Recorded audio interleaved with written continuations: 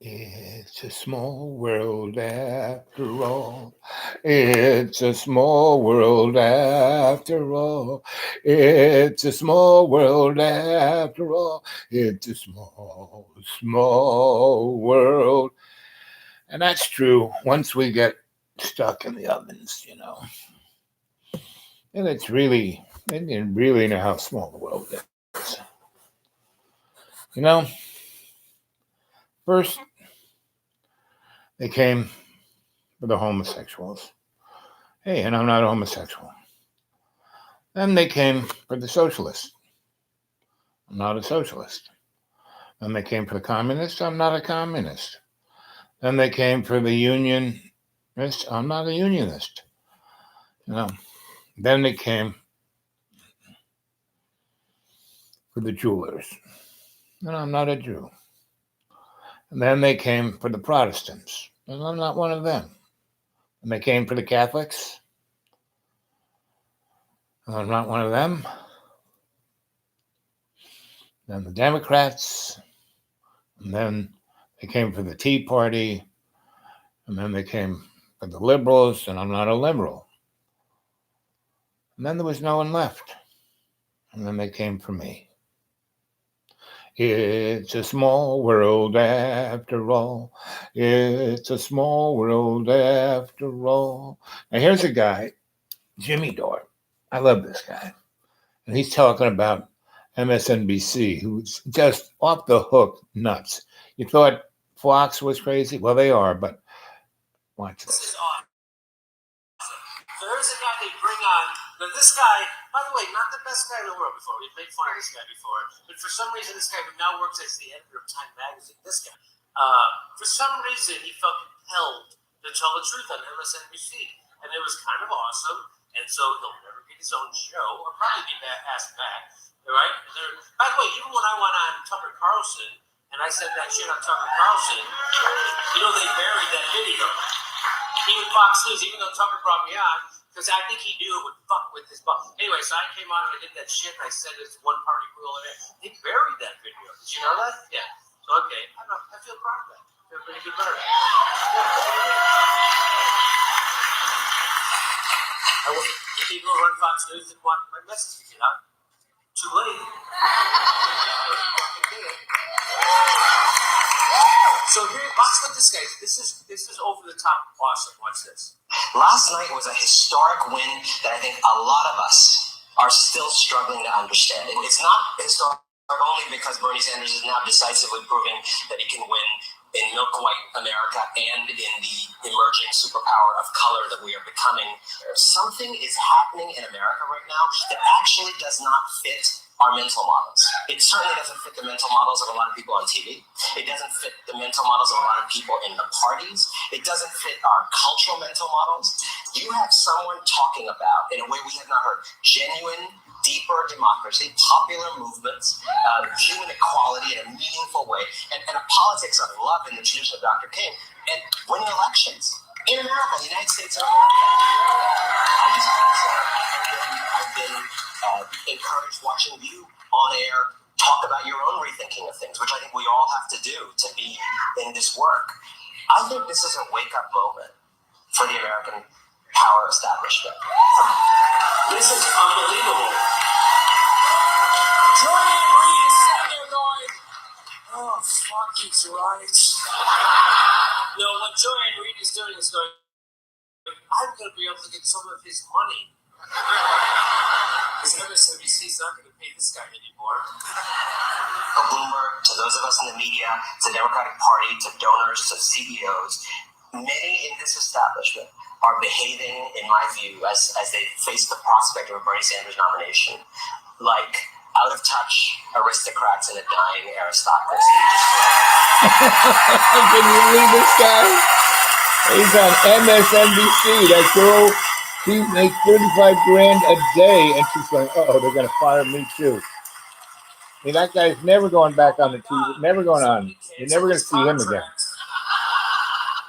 How do we stop this? How do we block this? And there is no curiosity. Why is this happening?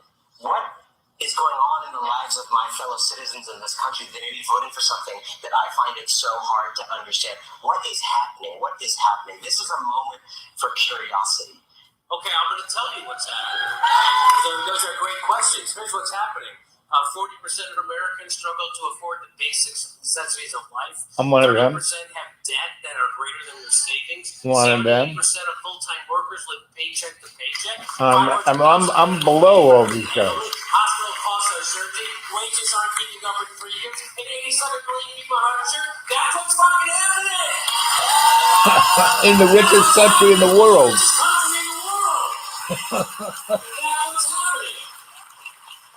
You can add to that list. You can say there's over 2,000 cities in America that have water as contaminated, if not worse than Flint, Michigan.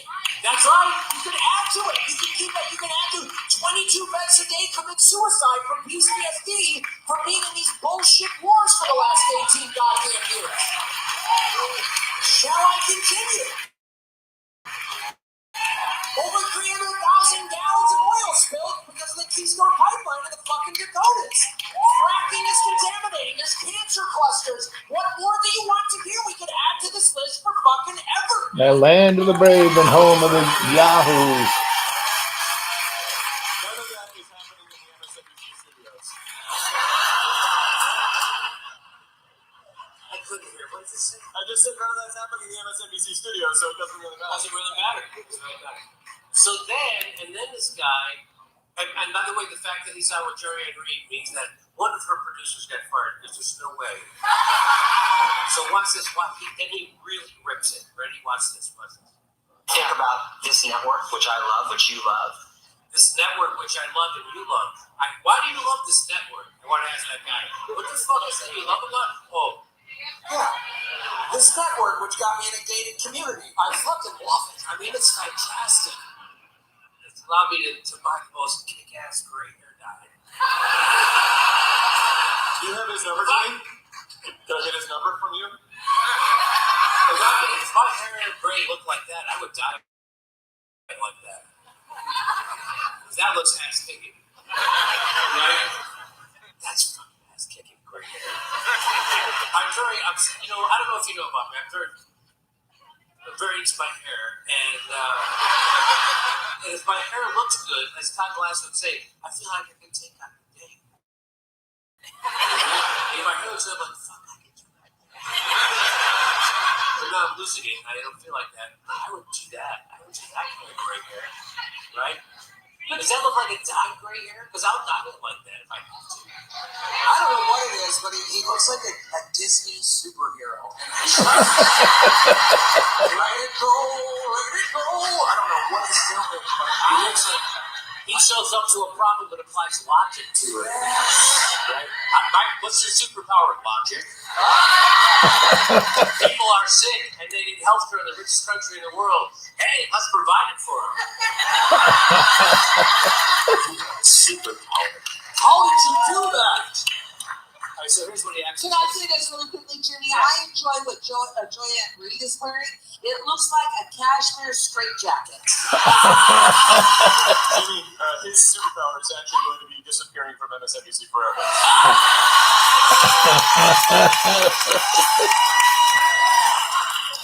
What she is wearing costs more than every homeless person on the Las Vegas Strip right now. Look at Craig making a point about the underfunded. Okay, here we go. Watch this. I think we have to look within also. Why is a lobbyist for Uber and Mark Zuckerberg on the air many nights explaining a political revolution to us? Why?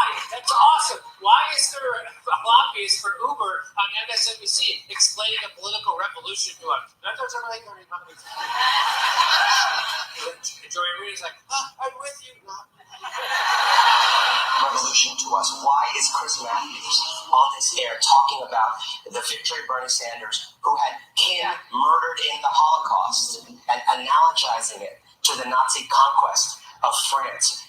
The people who are stuck Chris Matthews told his buddies that Bernie was a Nazi and Bernie's family died in the concentration camps.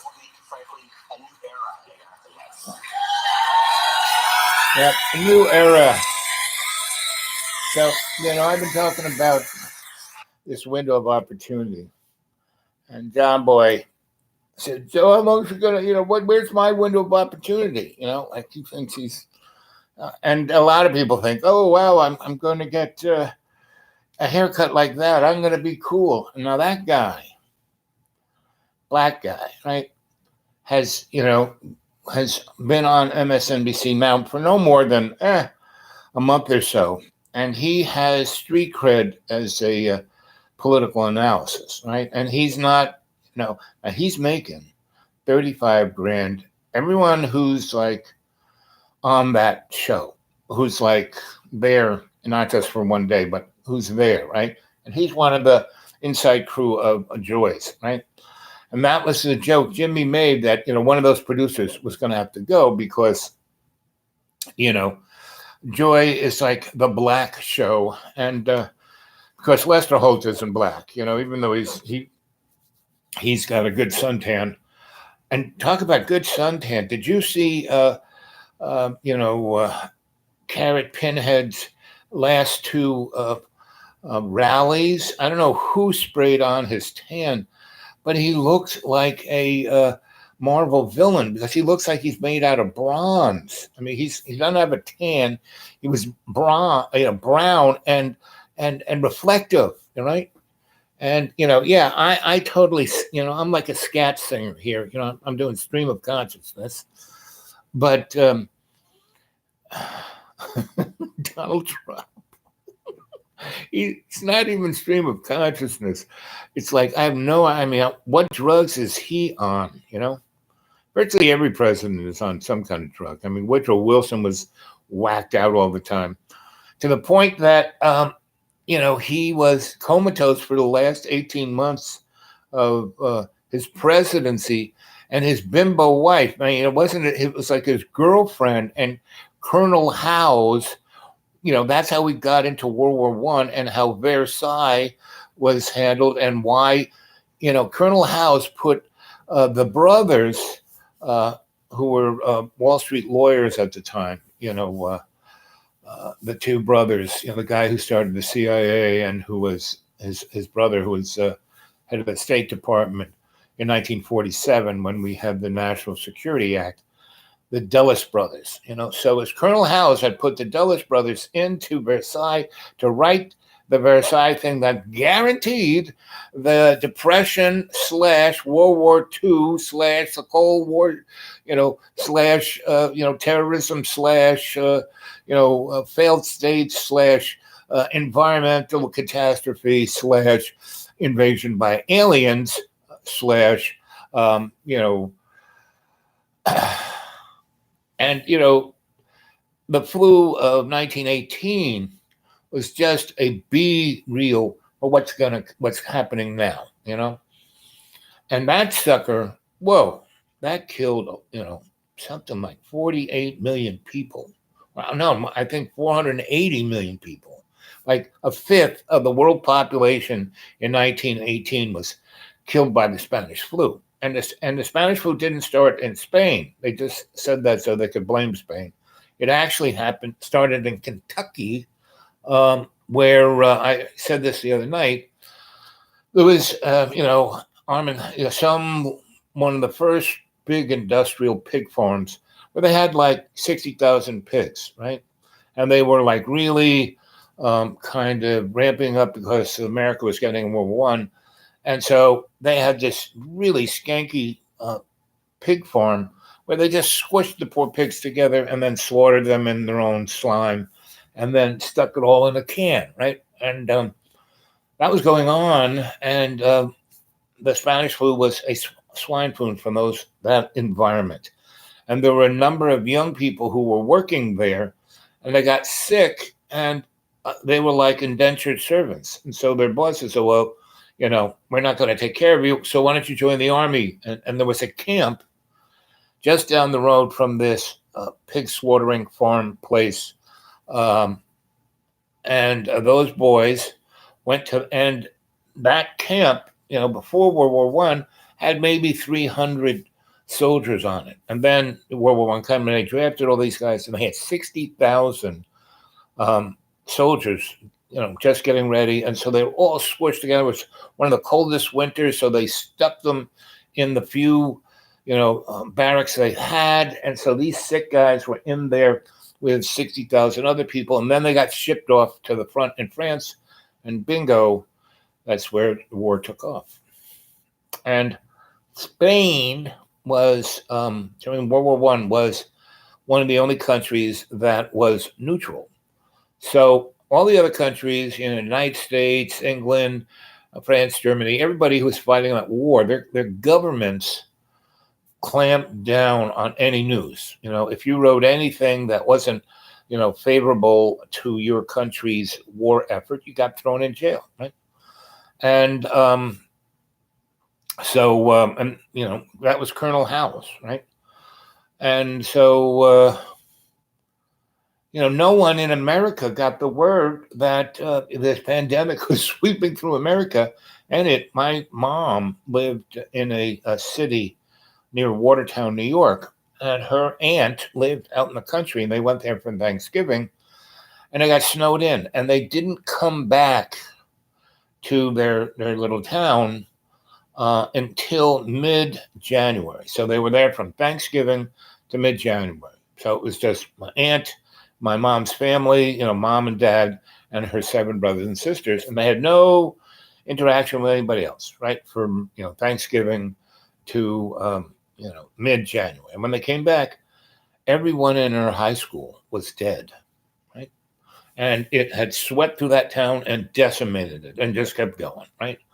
So by the time they got there, the virus had burned itself out in their little town and was like moving west. And so just look up the Spanish flu. And the reason why it's called the Spanish flu was so Spain was neutral, and so they got hit really hard by this. And so their news was very, their government and their news was very vocal and told their people what was going on. So instead of all of Spain being wiped out, only about a fifth of it was, right? So they saved a lot of people by giving them the truth. Now, here it is, Saturday, and I watched, again, Bronze Boy have a news conference with his medical stuff. And yesterday he had one, and he made so many gaffes that it made people go, what the frack? And so that's the worst thing.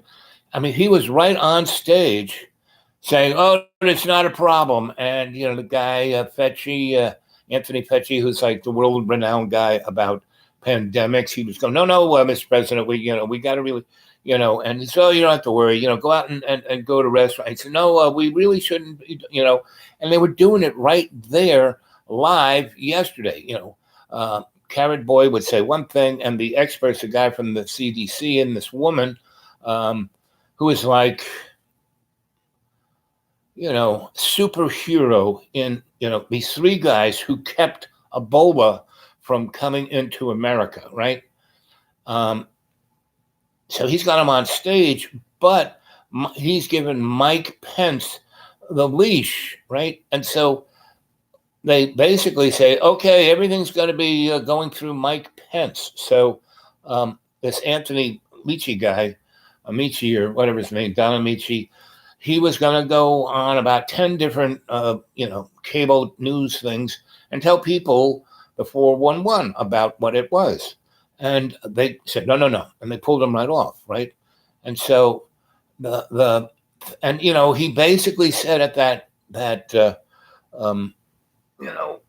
meeting, news conference yesterday, that this pandemic was really a hoax put together by fake news and the Democrats, right?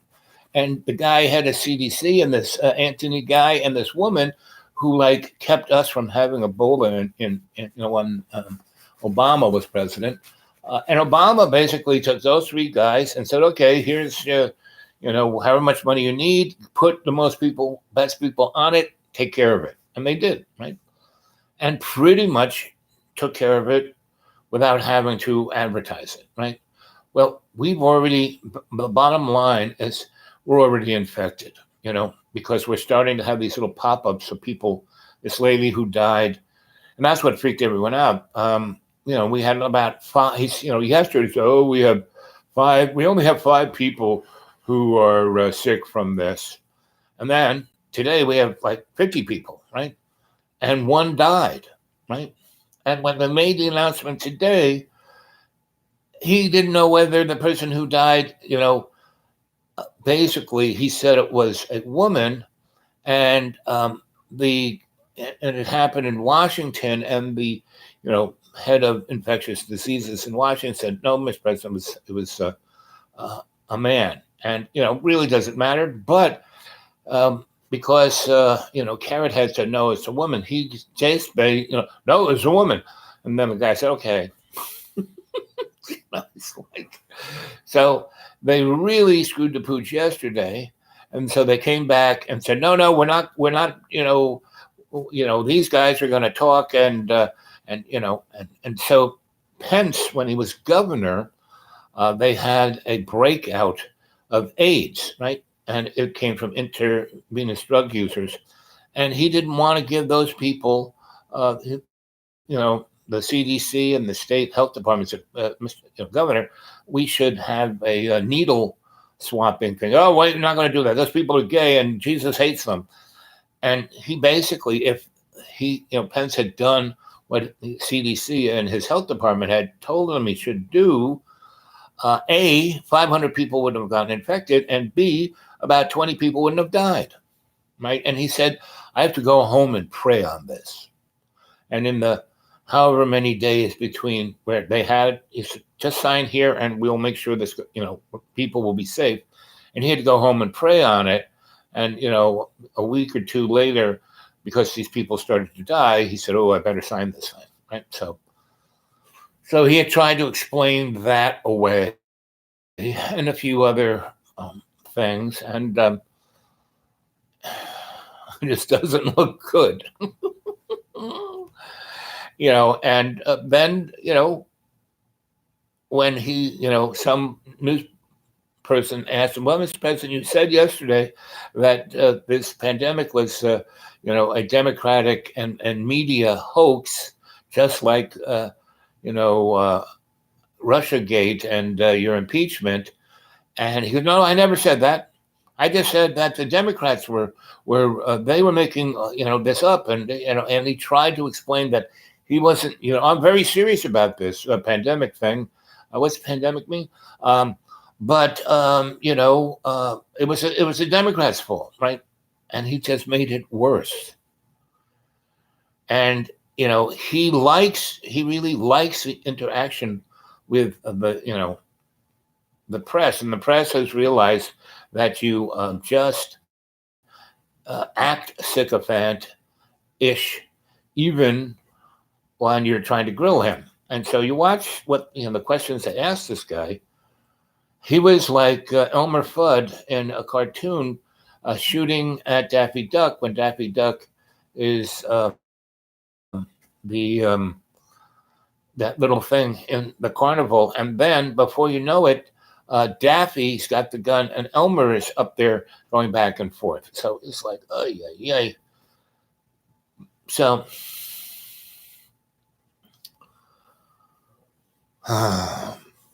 I'm contemplating, so I'm kind of running out of my meds, and I have to go, 200 miles away where I am taken care of by these doctors.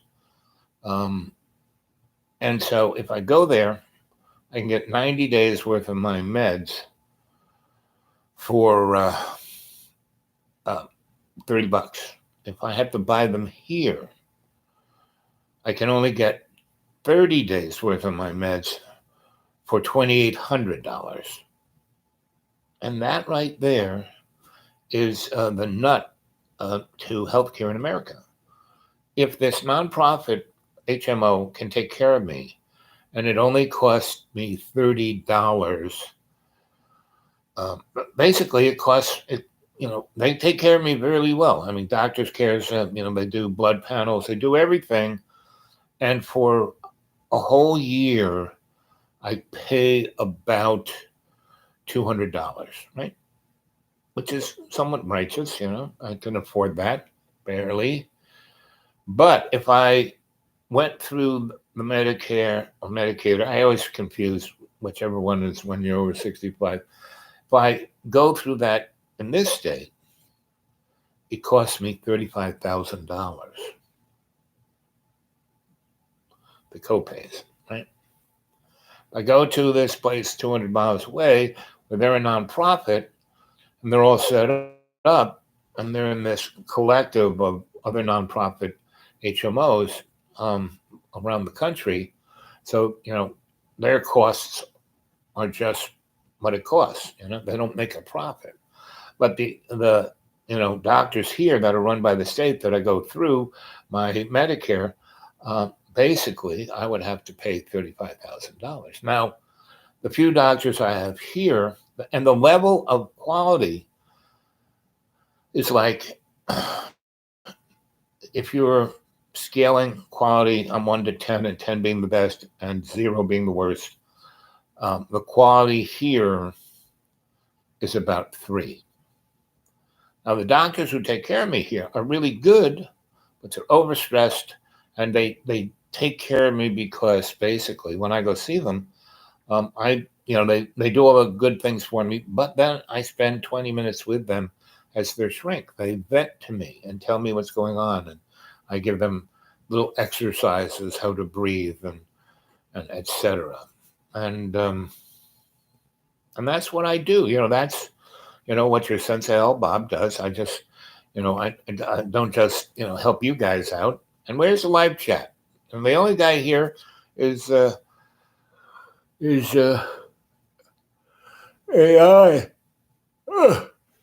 Anyway, so I do these because even though there's nobody here, I know roughly 30 to 60 people watch my videos after they're, when they're not live, within the first week, so because I'll have about 6 to 9 people watch it during the live chat. But I mean, that's the people who are on the live chat, but there's about 60 people watching it, but they're not chatting. And then the next day when I go back and check out the video, see if it went up on my channel, well, it's usually 20 to 30 people. And then within a week, it's usually between 30 and 60 people. And then as the month goes by, maybe 20 more will watch it. But that's one of the good and bad things of me doing so many of these shows every day. I right now, with the access I have and where I'm at, I'm churning out 2 to 3 shows a day, right? And I'm doing that because in about 10 days to 20 days, I won't be here. I won't have this access. I'll be back in the deep green, and or I might,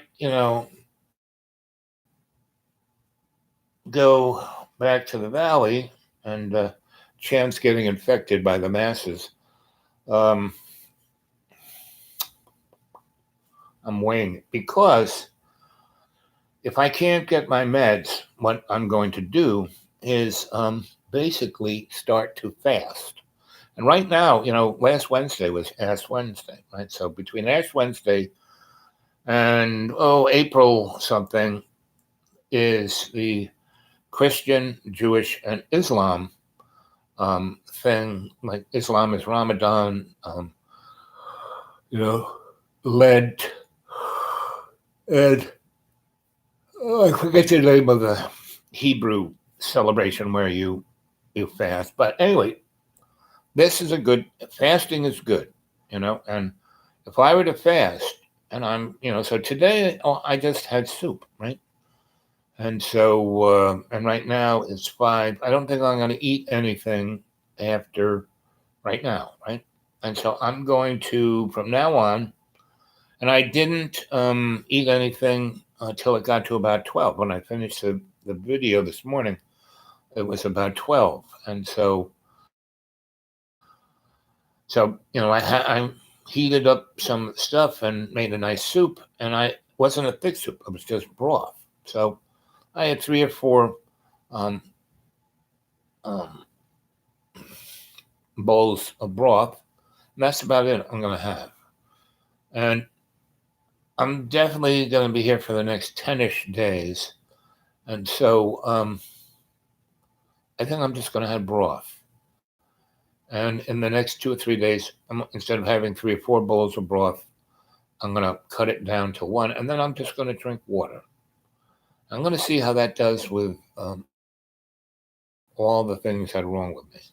See if I fast and pray, because you read any of the great books. That's pretty much they say. If you want to deal with the problem you got, prayer and fasting is that's what Jesus did. The 40 days and 40 nights. That's what Moses did. That's what all the great you know that's what the great prophet Muhammad did. Vishnu, all of the above, right? So.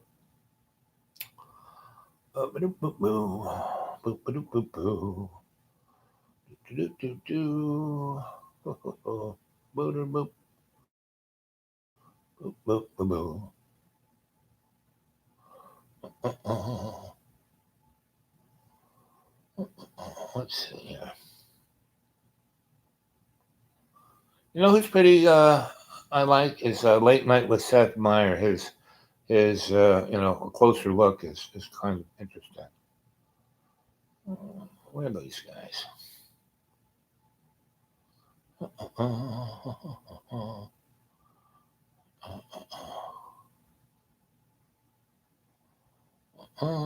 Mass Appeal.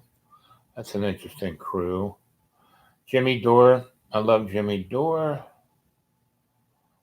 The global news. Dow Jones takes another hit. This guy, he's the Fullerton informer. That's pretty strange. Okay, here it is. This is a good one. President. Because your discovery that you've been working on now for a couple of weeks is maybe the biggest thing we've ever found, and that is saying a lot, because we have discovered together, and through research of all these researchers, we brought up to light some things that the British government does not want to be brought to light, and what you have now done is amazing. I'm going to prepare a backdrop for this, if you don't mind. Take a couple minutes. Because this story is huge, and what you're gonna find us doing today is kind of stumbling through this, because the research is still pouring in, and the further you look, the more you see, and the scarier it is, and the more pervasive it is. So what happened was the following: the coronavirus came up as a topic, and somehow people asked the researchers to tell us about it. So bingo, we found a very specific company in Britain, the Mike and Doug that show. actually owns that patent, and owns the Queen of England owns the patent for that coronavirus. Of that coronavirus. It's in England, of course. And so that started some research that then went to a topic that I had previously looked at it, and I only got a little ways with the subject of a company called Kinetic. And take the K out and the C out at the beginning and end, and put Q's there. That's how they spell it. No one can pronounce this word when you actually look at it. But it's Kinetic, which kind of helps obfuscate what it is, because you can't even say it. But the name of it is Kinetic.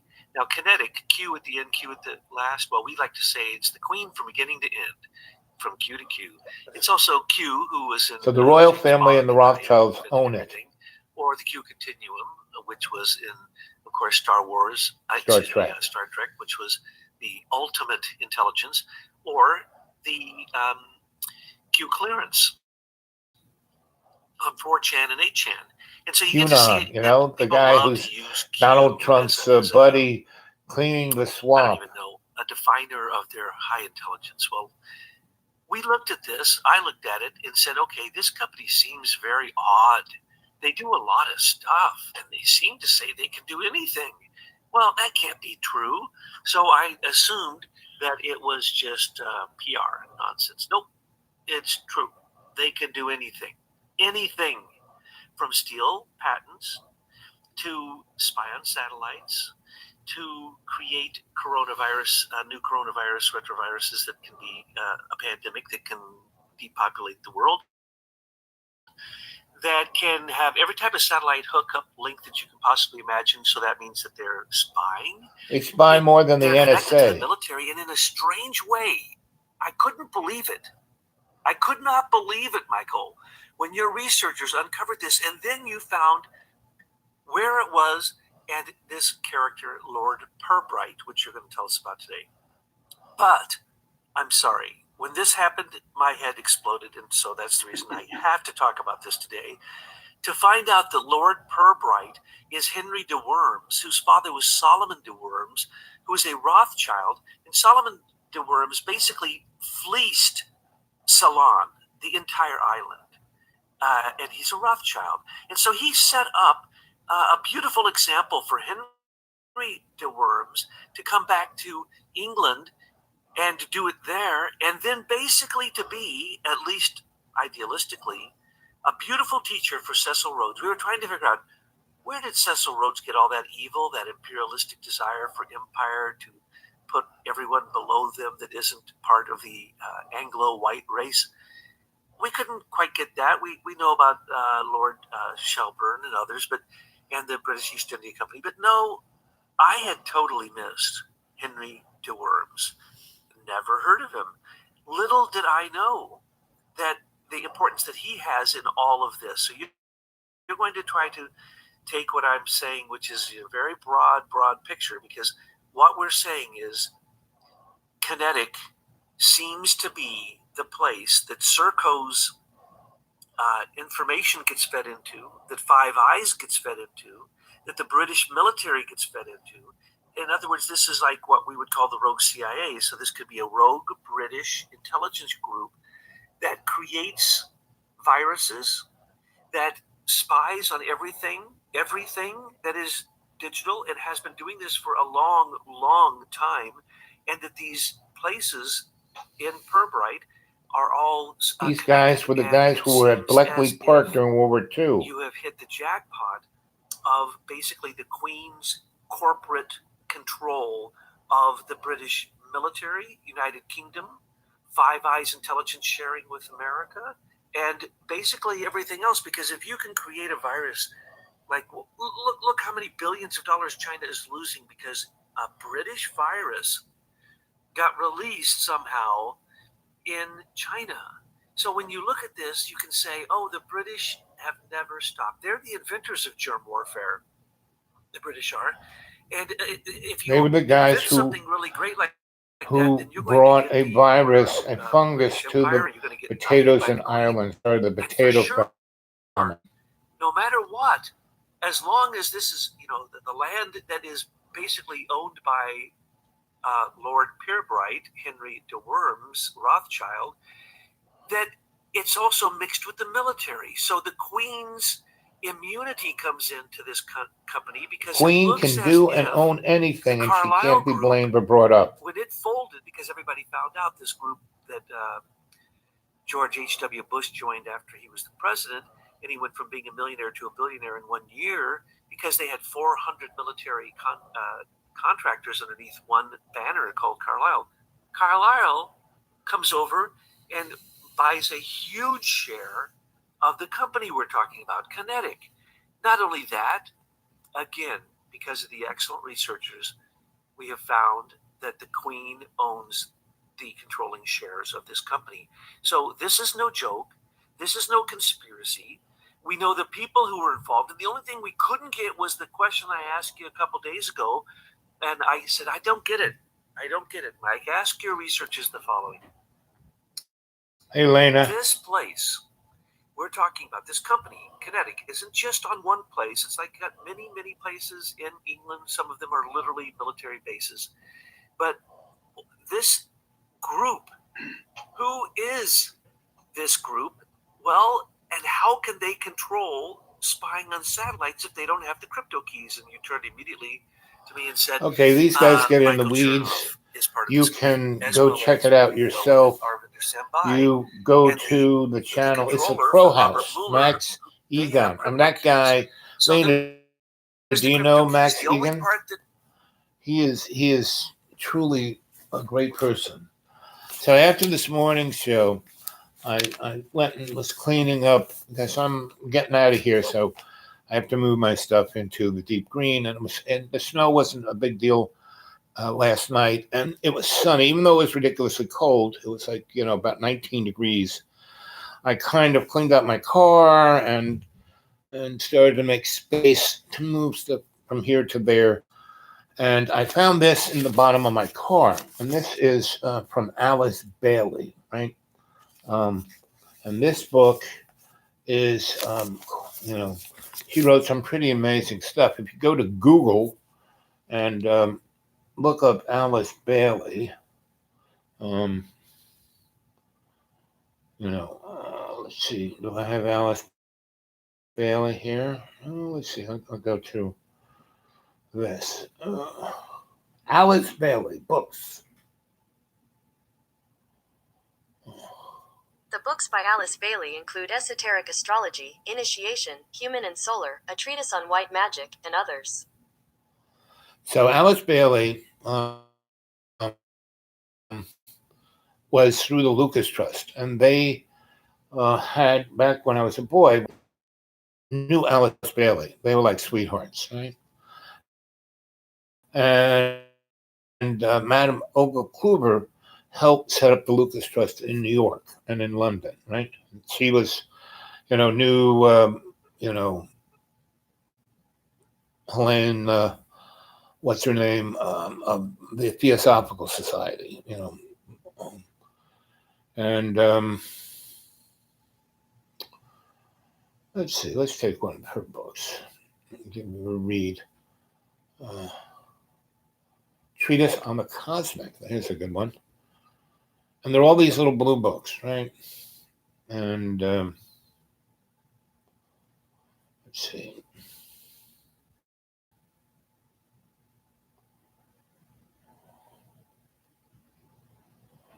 Yeah, the Book of Design. Let's see. Anyway, reviews. A treatise on the cosmic fire. Let's see. Treatise on the cosmic fire. Treatise on the cosmic fire. So anyway, go look up Alice Bailey. So I found this book here about the troubles of humanity, right? And it was written between from her. She writes like me. She would keep a journal, write journal every day, and then she would take stuff and put it together and make a book, right? And they were like under 100. It's like my novels; they're under 180 pages, So I found this one in the bottom of my car, a little tussled, and I don't have another pair of glasses, so I can't read it. It's a little bit, small writing for just one pair of glasses. So today was an interesting day. It's one of those corner things where you say, today I'll remember this day because all this stuff happened. And so I played the Jimmy Dore thing, and then I played the Mike and Doug show off of Max Igon. So let's see. Let's leave that in here. Let's see. Boop-a-doop-boop-boop.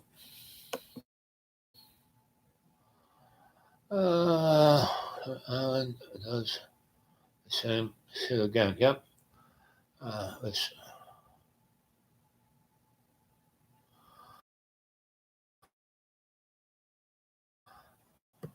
Ike's England. Yep.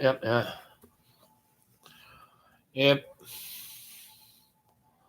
So what happened when the Queen comes to God's judgment? Well, she basically thinks she is God. So she is a immortal reptile. So she's not worrying about it. As long as she has little babies to eat, she'll be fine. Put right on this chat. It's because they're scared. You're a brave soul, Lena. That's why I love you so much. Well, everywhere has cameras everywhere. They're all up in space. They don't need to be on your corner. They just put them in places that you can see to intimidate you. As long as you have one of these things, they are watching you all the friggin' time, right? That's why I don't carry this around. That's why I turn it off and put it in a dresser drawer. And when I go, I just use it as a tool, not as a fashion statement. Uh, yep, Richard, using profanity. They kind of bend it sideways, so it's so they can say things that we are like, oh, and up until George Carlin, back in the day, you could say whatever the frack you want. It was free speech, But when George Carlin started to make fun about it and about how people got so bent out about the 6 or 8 words you can't say on the radio, because up until he started kidding about it, and then he made these records that DJs would play late night on the radio, and this one guy in Tennessee, this one minister, called up the FCC and said, "I'm appalled that this kind of swill is on the radio waves." One guy out of 210 million people, one guy complained, and the FCC wrote up laws saying you couldn't say these words because they were just trying to get their foot in the door to start telling people what they could say and couldn't say. Yep. If you got a camera on your phone, you're already, there was a woman who wrote a really good book called Surveillance Commerce or something to that, or Surveillance Capitalism, And that's, again, I was at Cornell in 91, people didn't even have, beepers. And I was shown one of these things that looked just like this, a little thing like this with a camera in there. And they said, "Here, kid, what do you think this is?" This is 1991. I said, "Oh, that looks," and I had seen and talked. He was, talking to these guys, and the UNIVAC was this gigantic computer, that took up, 100,000 square feet, and amazing, enough electricity to run a little town, and it had 1/10 of the computing power of this thing, right? So he was talking to these engineers at the lunch room, and we were there because we came. Dr. Kleiman was my good friend Harvey Kleiman's dad, and he used to take us to UNIVAC on Saturdays, and we'd hang out with the scientists because he wanted us all to be scientists. And then he let us, they had this tons of junk, not junk, but great stuff, oscilloscopes and all kinds of test gear and stuff that they used to try and make something happen, and it didn't, so they just put it in this warehouse. And Dr. Kleiman let us take whatever we wanted back home into our clubhouse, which was DJ's parents' garage, which was a gigantic garage that was like commercial garage that big trucks were in, but they didn't use it, so that was our laboratory. And we once made a liquid oxygen hydrogen rocket engine, right? And we put it on a stand, and we like kind of, there were these metal bolts that a machine was on, so we put the metal stand and made it so it fit on those bolts, and we bolted it down, and we put our little rocket engine there, and we hit the button, and the sucker worked. It didn't blow up. I mean, it's hydrogen oxygen. It should have just blown the building into the next county, but our rocket engine actually frigging worked, and it had so much thrust, it broke off those stanchions in the concrete floor because those and those things were like as big as my finger. That's a threaded rod that big of steel. And this engine was so strong it broke 4 of them and flew across the garage, went through the wall. There was a bus that was on the other side, just rusting on the other side. And it went through the bus. It went through the back of the bus, and it went through the bus, going through, it was like a school bus, and went through chair after chair after chair, went through the steering column, went through the engine, and kept going until it hit a big concrete wall that was a retaining wall of a hill. So it went through the concrete and into the dirt and kind of stopped and blew up in the dirt. No one died, but we got in trouble for that. And we were like 10 when we did that. And that was because pretty much the stuff that was in that warehouse at UNIVAC was, pretty much, oh, look at that. We can use this as a, induction. And, well, look at that. We can do this, and it's like we didn't have to manufacture any of the things. We just kind of stuck these things together and made liquid hydrogen. Sucker actually worked. And luckily, the tanks of those we just had small tanks, cryogenic tanks that we got there. So luckily we didn't make a lot of hydrogen and oxygen, and we didn't attach the fuel tanks to the engine. They were just on hoses. So one of the good things was that once it took off, went through that wall, went through the bus, the hoses snapped. And so it didn't have any more fuel, but there was enough fuel in the engine to keep going until it went through the concrete wall into if it still had fuel, it probably would have friggin' go through it was amazing that no matter what it went through, it didn't hurt the engine, right? So, but we met Arthur C. Clarke, and as he was talking to us, he picked up a pack of cigarettes in 1957, and he said, in the near future, he's pointed at us, and we were all like, between the ages of 8 and 10. He said, you boys, in your lifetime, there will be a device this size, and everyone will have it. And all your banking, all your schooling, all of your interaction with society will be on this platform, right? And he said, this will be a mechanism of social control. And one of the reasons this will be ubiquitous because there will be a biologic pandemic. And the folks will have to interact with each other through this and not through personal, contact.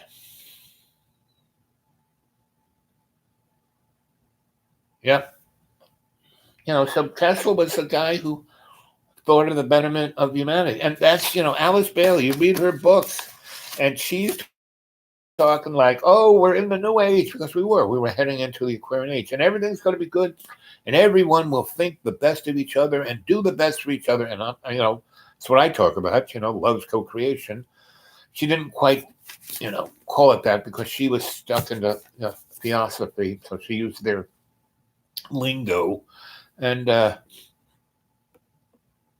let's see, what else are you saying here? We have cameras on the phone. Yep. And also, don't forget the mic. Yep, they're picking up everything. And everyone has Alexa, man, jerk me off. Alexa, go get me a beer. Alexa, and Alexa's listening. Alexa's there waiting for you to ask for a beer. It's listening to everything you're saying and writing it down. And everything. Here, got a smart phone and a smart refrigerator, smart, toaster oven and your TV, everything that's smart, that's hooked to the smart house, to your smart meter, to the Internet of Things. They're all they're all fracking looking at you. No more stories. What do you mean no more stories? Talk to us. Let's see. It's weird when Tesla gave the patent. He thought that, because he would go into state and see these things, and he thought he could bring them into reality.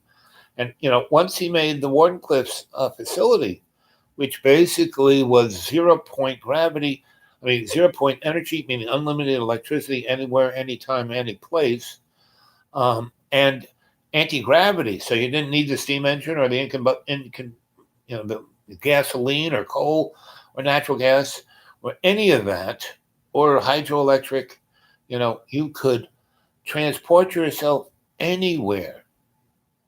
You know, at thousands of miles. Then he basically, invented television, radio, and he also, the tel tele transformation of matter into energy and then back from energy into matter. Beam me up, Scotty. He did that in the 1890s. And there's a movie called The Prestige, right? And it's about these guys who are competing as magicians, right? And there's a certain level of theatrical magic that basically it is magic. It is more, and one man's magic is another man's science. And there's this scene where these guys are competing, doing really amazing, basically escape. You know, they call them gaps, gigs, right? And the guy Houdini was, this thing was kind of based on Houdini, and allegedly Houdini hooked up with Tesla when Tesla had his lab out in Colorado Springs, and Tesla was just working on teleportation, and so he got this thing where Houdini would be in this place where he would drop into a glass box of totally sealed, and he would go into that glass box, and he couldn't get out. He'd be sealed in this glass box. There was no way to get out, and he was surrounded by a Faraday cage, and big Tesla coils on either side, and all this lightning would be around this cage until it obscured the cage, and then a big explosion, and the person in that tank would be teleported to the back of the up there, way high up on the top,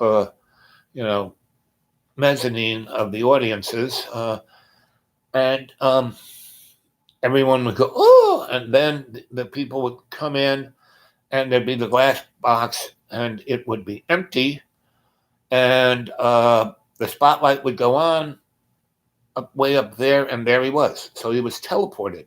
So that movie is all about that, and it actually happened, and everything in that movie kind of actually happened.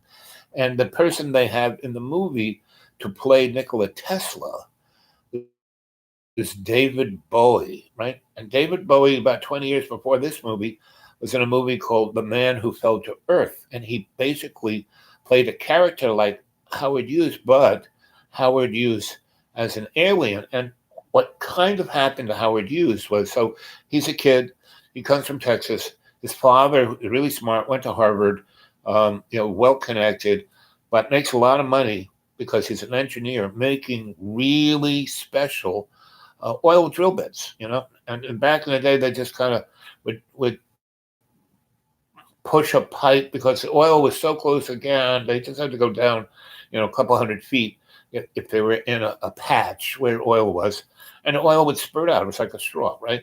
But then, the oil got harder and harder, so they had to have these drill bits that actually dug through the earth, right? And Howard Hughes' dad was the guy who first figured out how to do that. And not only that, but steer the bit, meaning not just go straight down, but turn and go, And he also invented fracking, right? Fracking isn't something new. They've had it for a long time. It's just they didn't need to do it because oil was so plentiful and easy to get to. And as it got harder and harder and harder, they had to go to these more exotic technologies. And Howard Hughes, his father, invented all of this stuff. Then Howard's mom died, and he was shipped off to prep school. And then his daddy died. And about 18, he was the only child, so he was heir to this multi-million-dollar engineering enterprise, right? At 18. So he was age, he wasn't, if he was 17, the corporate guys would have run it, but he was 18.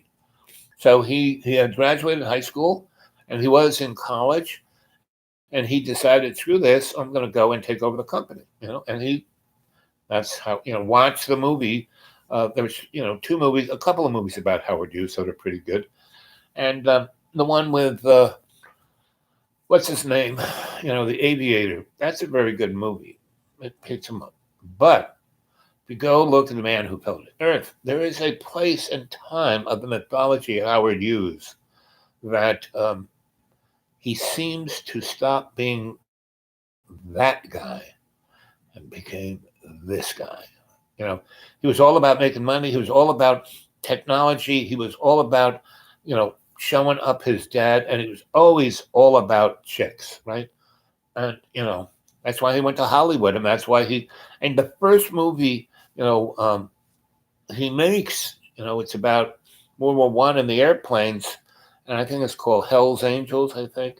Anyway, the first movie he makes, he gets like 10 Academy Awards because it is so freaking. It took him like 4 years to make it, cost him, like $1 billion, but he didn't care. He had a lot of money. He just kept, he did things how he can't do that. I mean, he invented airplanes that could pull G's that no air, most airplanes, if they pulled that many G's, the wings would fly off, right? So that's where he built his aircraft company, was making that movie, because he built airplanes using his engineering skills, from oil rigs to, and he invented cameras and technologies of he was like the George Lucas of Hollywood, and all the Hollywood guys made fun of him because he was just he's just a hit from Texas. But and he kept, and these guys were knocking movies out every 2 weeks, and Howard spends like $20 million, which is like $1 billion in the 20s when this one was built, and he got it all done, and he showed it to the movie guys, and they were like, and then the speaking movies came out, and he spent another year shooting it over so it could have sound. It's like, and and they thought, oh wow, this is great. So he showed us this, and we'll try and make a movie like that before he can come out with a sound movie of it.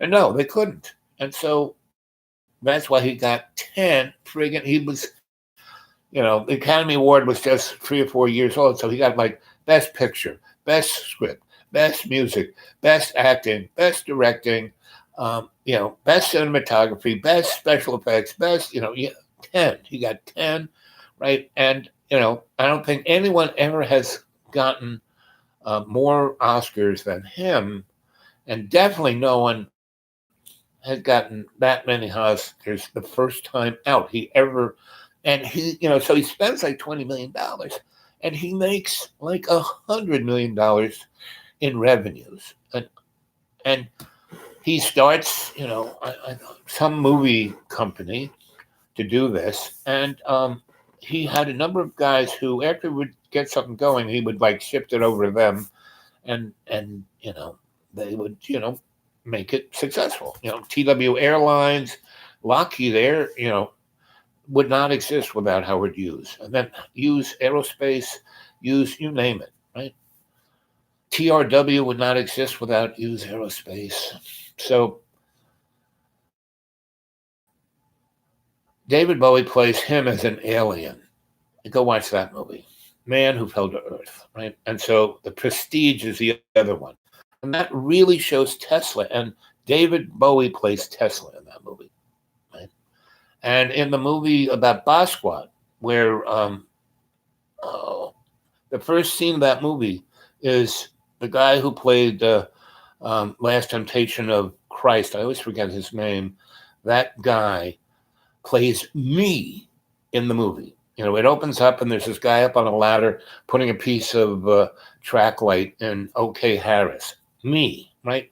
And his helper is Basquiat, my helper, who's on the floor, not handing me the screwdriver, but drawing things on these little pieces of paper that we got out of a loft that we got paid to clean out. And there were all these art,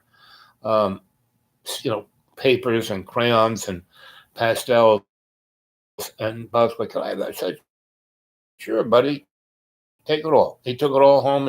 17,000 square feet. loft in Williamsburg, Brooklyn.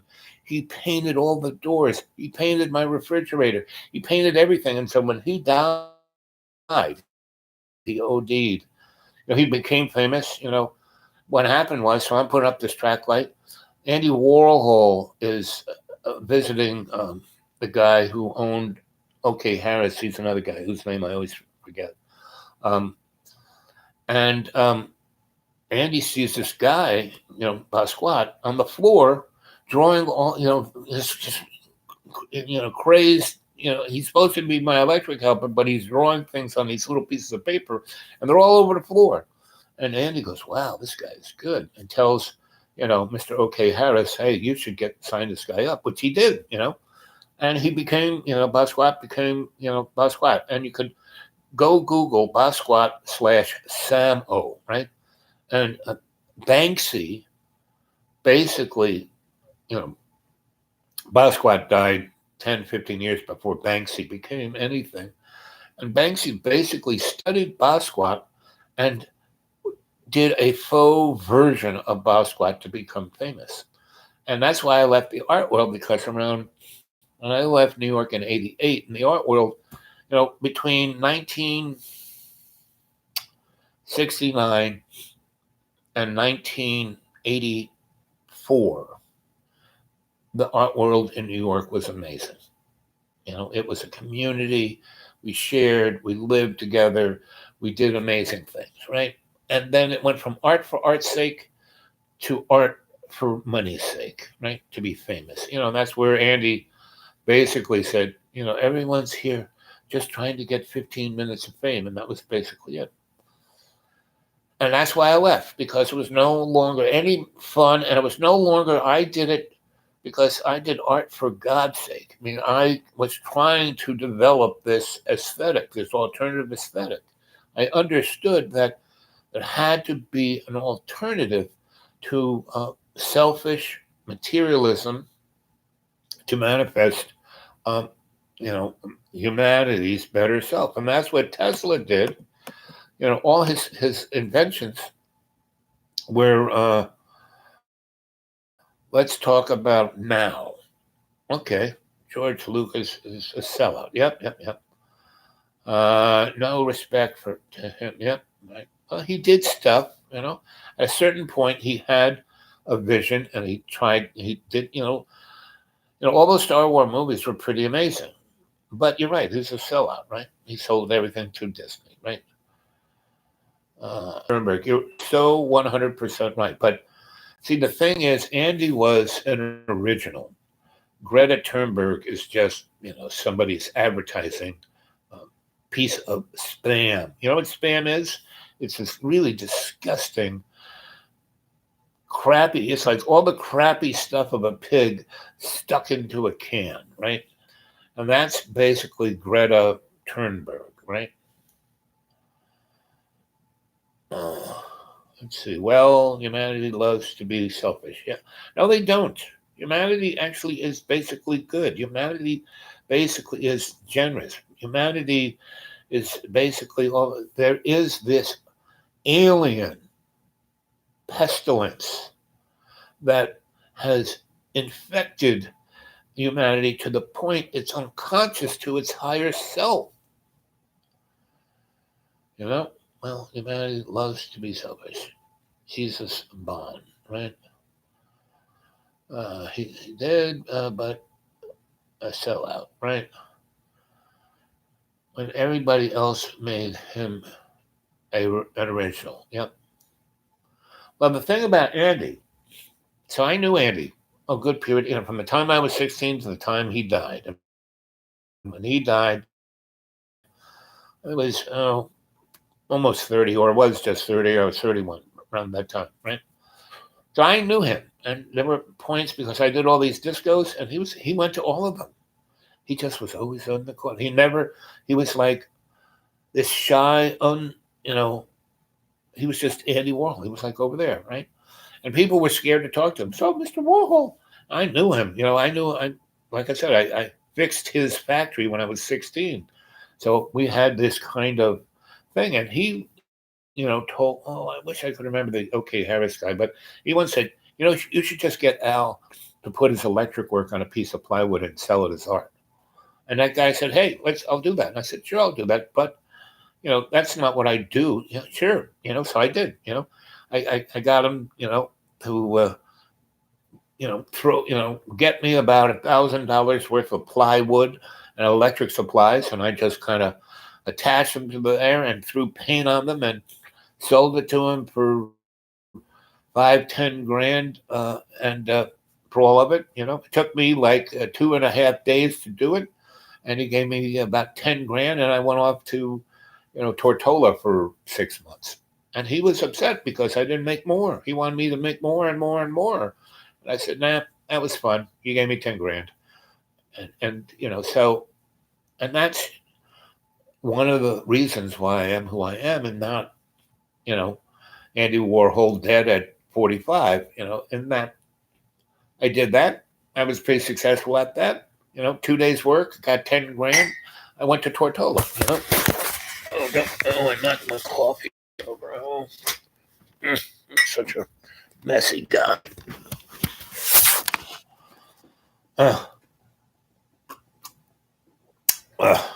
So I'm down in the basement. I can make a little bit of a mess, and this floor is a mess anyway.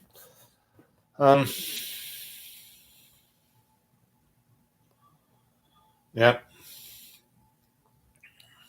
he did. He is but a sellout.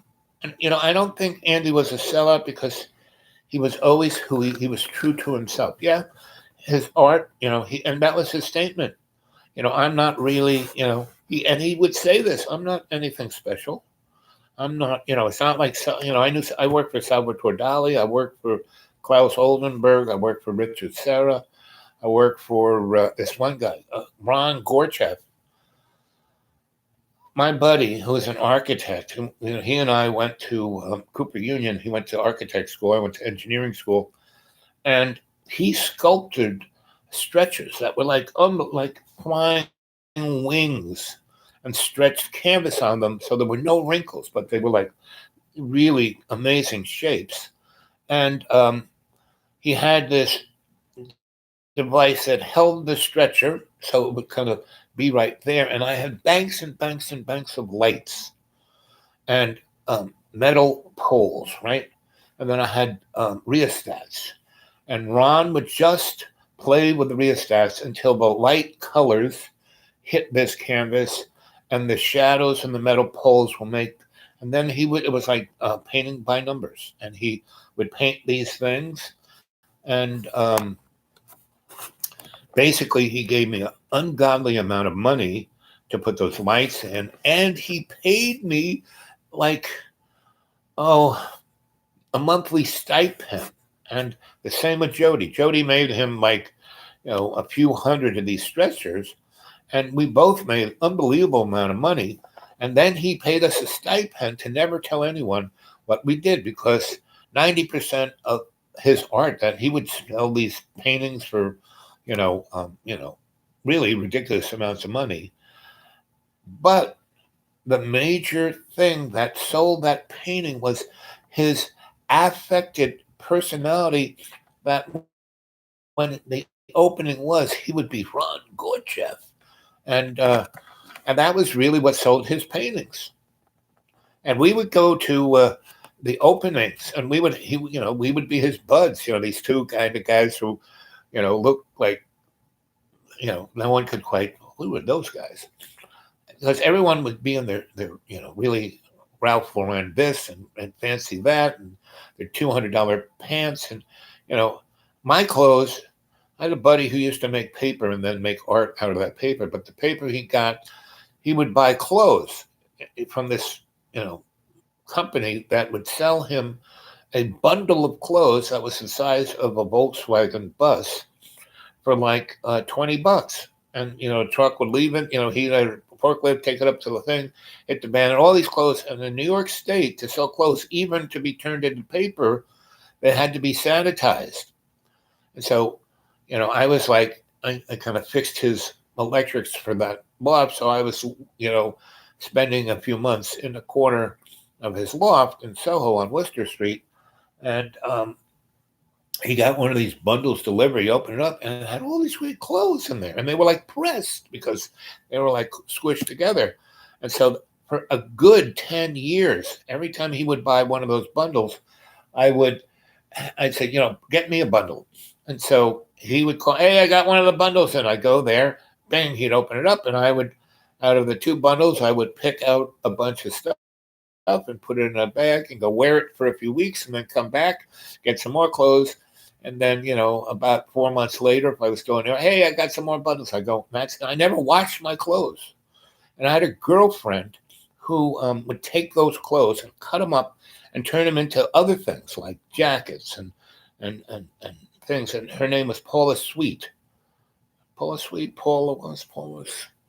Anyway, she took that stuff and she made a fortune. And she had, you know,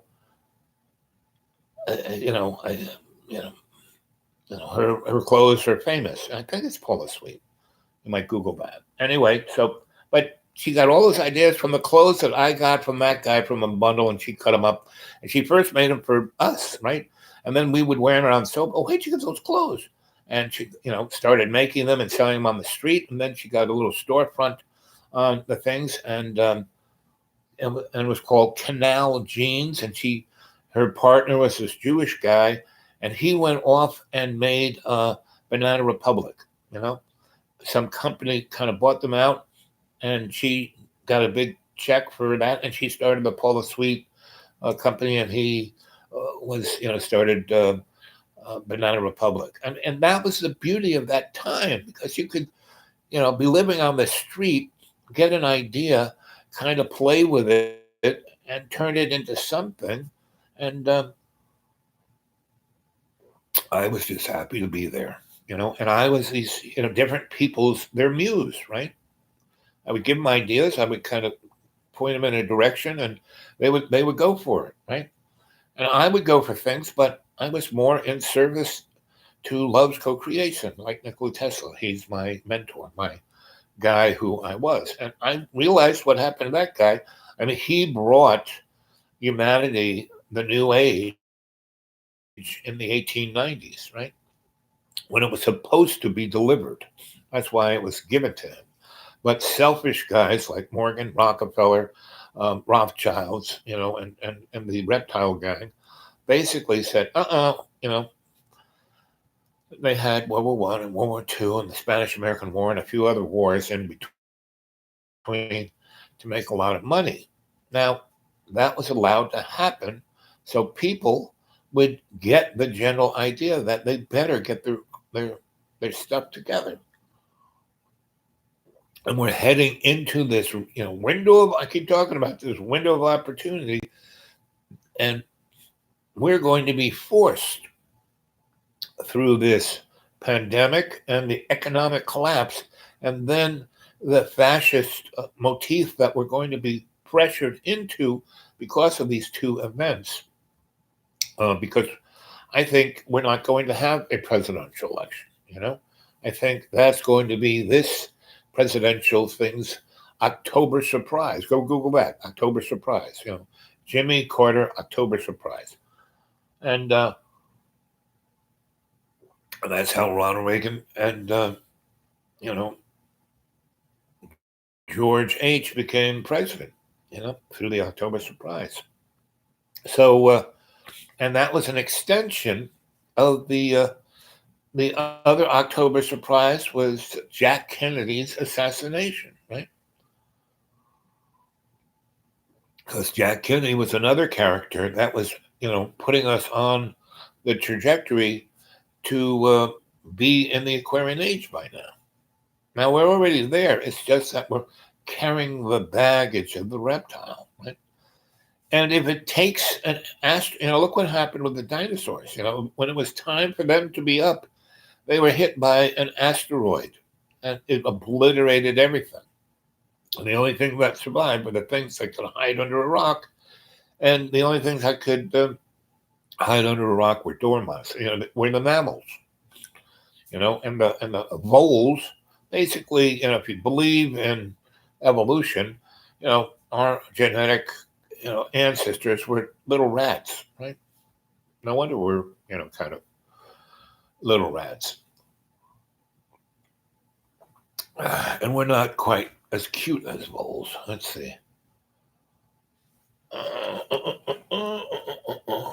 Let's see. What do you think there, Lola? Just said that Andy probably had Asperger's. Yeah, he sure did. He sure did. Spectrum sound more cool than Asperger. Yep, exactly. And he had a really good heart, and he had this knack of aesthetically seeing things just because he worked in advertising. And so he had this way of saying, okay, if I do this, this will really sell, right? And he just, got the right people, the guy at 420. And there were three people who were his galleries. He didn't have one gallery, he had three galleries.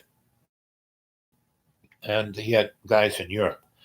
And he made those contacts through his advertising career. And he had this, so he was like a printing press for money, right? And it allowed him to have the freedom. He made his movies, he did all kinds of great stuff. And he, basically Soho would not have existed without Andy Warhol, because he was one of the first guys. You know, he had his loft in New York. He came from the Midwest, went into Union Square and said, "Oh, I like this place." Found a building, found a floor for rent, and he moved in there. And when someone said, "Oh, you can't live here," he said, "Oh, I know, live in here. This is my factory, right? This is my art factory." Of course, he lived there, but but he kept calling it the factory. So whenever the inspectors came by, he said, "Oh, this is a factory, yeah," and it looked like a factory. Yeah, okay, because it was a factory, and he was turning out art, and it's a factory. And so he made no excuses. He didn't go, "Oh, this is art." He said, "Hey, this is a factory. We're manufacturing this stuff." He made silk screens of Campbell soup cans, and sold them for 50 grand a pop, and he was good at it. He wasn't a schlock artist. He was a very good artist. So, you have to give him his cred, right? And he was true to what his vision was, and he was true to what it was. And he never, it was amazing. I mean, before that lady shot him, anyone could walk into that factory, and he'd let them do whatever the heck they. I'm an art, you're an artist. Good, here, do what you want. And that was pretty cool. No other artist did that. All the others were like, ooh, secretive. The guys who were relatively famous. Klaus Oldenburg. He didn't. He had. He thought he was the reincarnation of Leonardo da Vinci. So he had people working. Same thing with Dali. Dali was a trip, and so I worked for both those guys.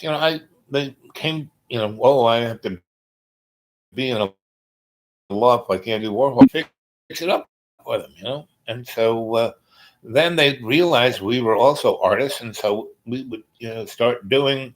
And what they did, both Oldenburg and Dali had other people do their art, and then they'd sign it, right? And my gig for Dali, I was a party boy. He used to come to our potluck dinners on 9th Street. Ellen's my roommate, Ellen Ginsberg, lived above me. And we'd have these potluck dinners because I had to ground foot apartment, a floor foot, and it was one of those ones. It was on the ground floor, and it wasn't in the basement. It was like right in the middle. So you came down, you went down a few. I had my own, thing underneath the steps that went into the lobby of the building. Underneath it, you went underneath it, and there was my door.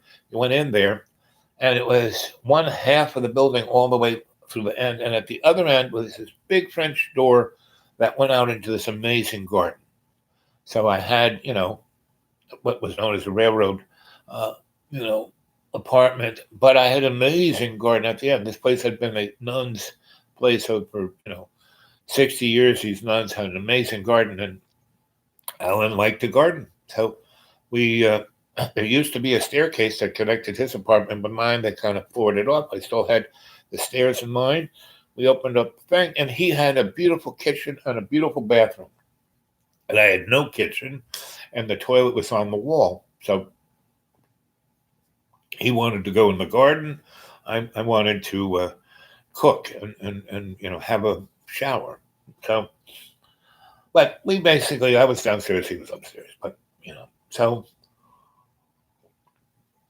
and I was 14, and he was 30 something, and he was the king of the beat scene in New York and the avant garde. And he used to have these Friday night potluck dinners, and I was the kid. That was my name back in the day. When I first moved out, I was the kid. I remember my sister came.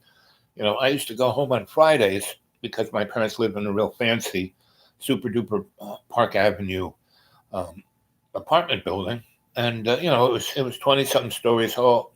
It was very George Jetson. It was built in the 50s, just after the war, and so the architecture was very Frank Lloyd Wright, and it had they had an automatic elevator, but they had an elevator operator, right? And it was like being in a hotel. Walked in and they had a lobby, really beautiful lobby, and they had a concierge. All your mail was there. You didn't have a little box with a key. They collected all your mail and your packages, and they had a laundry there. Part of being in that hotel, they did your laundry. So Friday night, I would come by with my little bag of laundry, throw it but give it to the guy at the lobby, and he knew that okay, I'm going to do it. I'd go with my grandma would be up there cooking away. I would cook it, and then when I came down around 10 p.m., all my laundry, everything was cleaned and pressed, and my shirts went in boxes, and I would go home. So every Friday, I would go for dinner, right?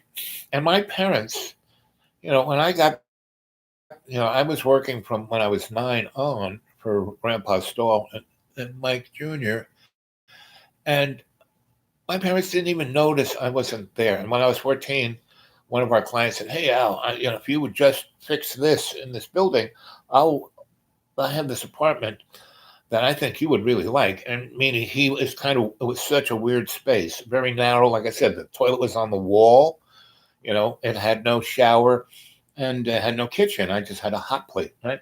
And I had like a cooler.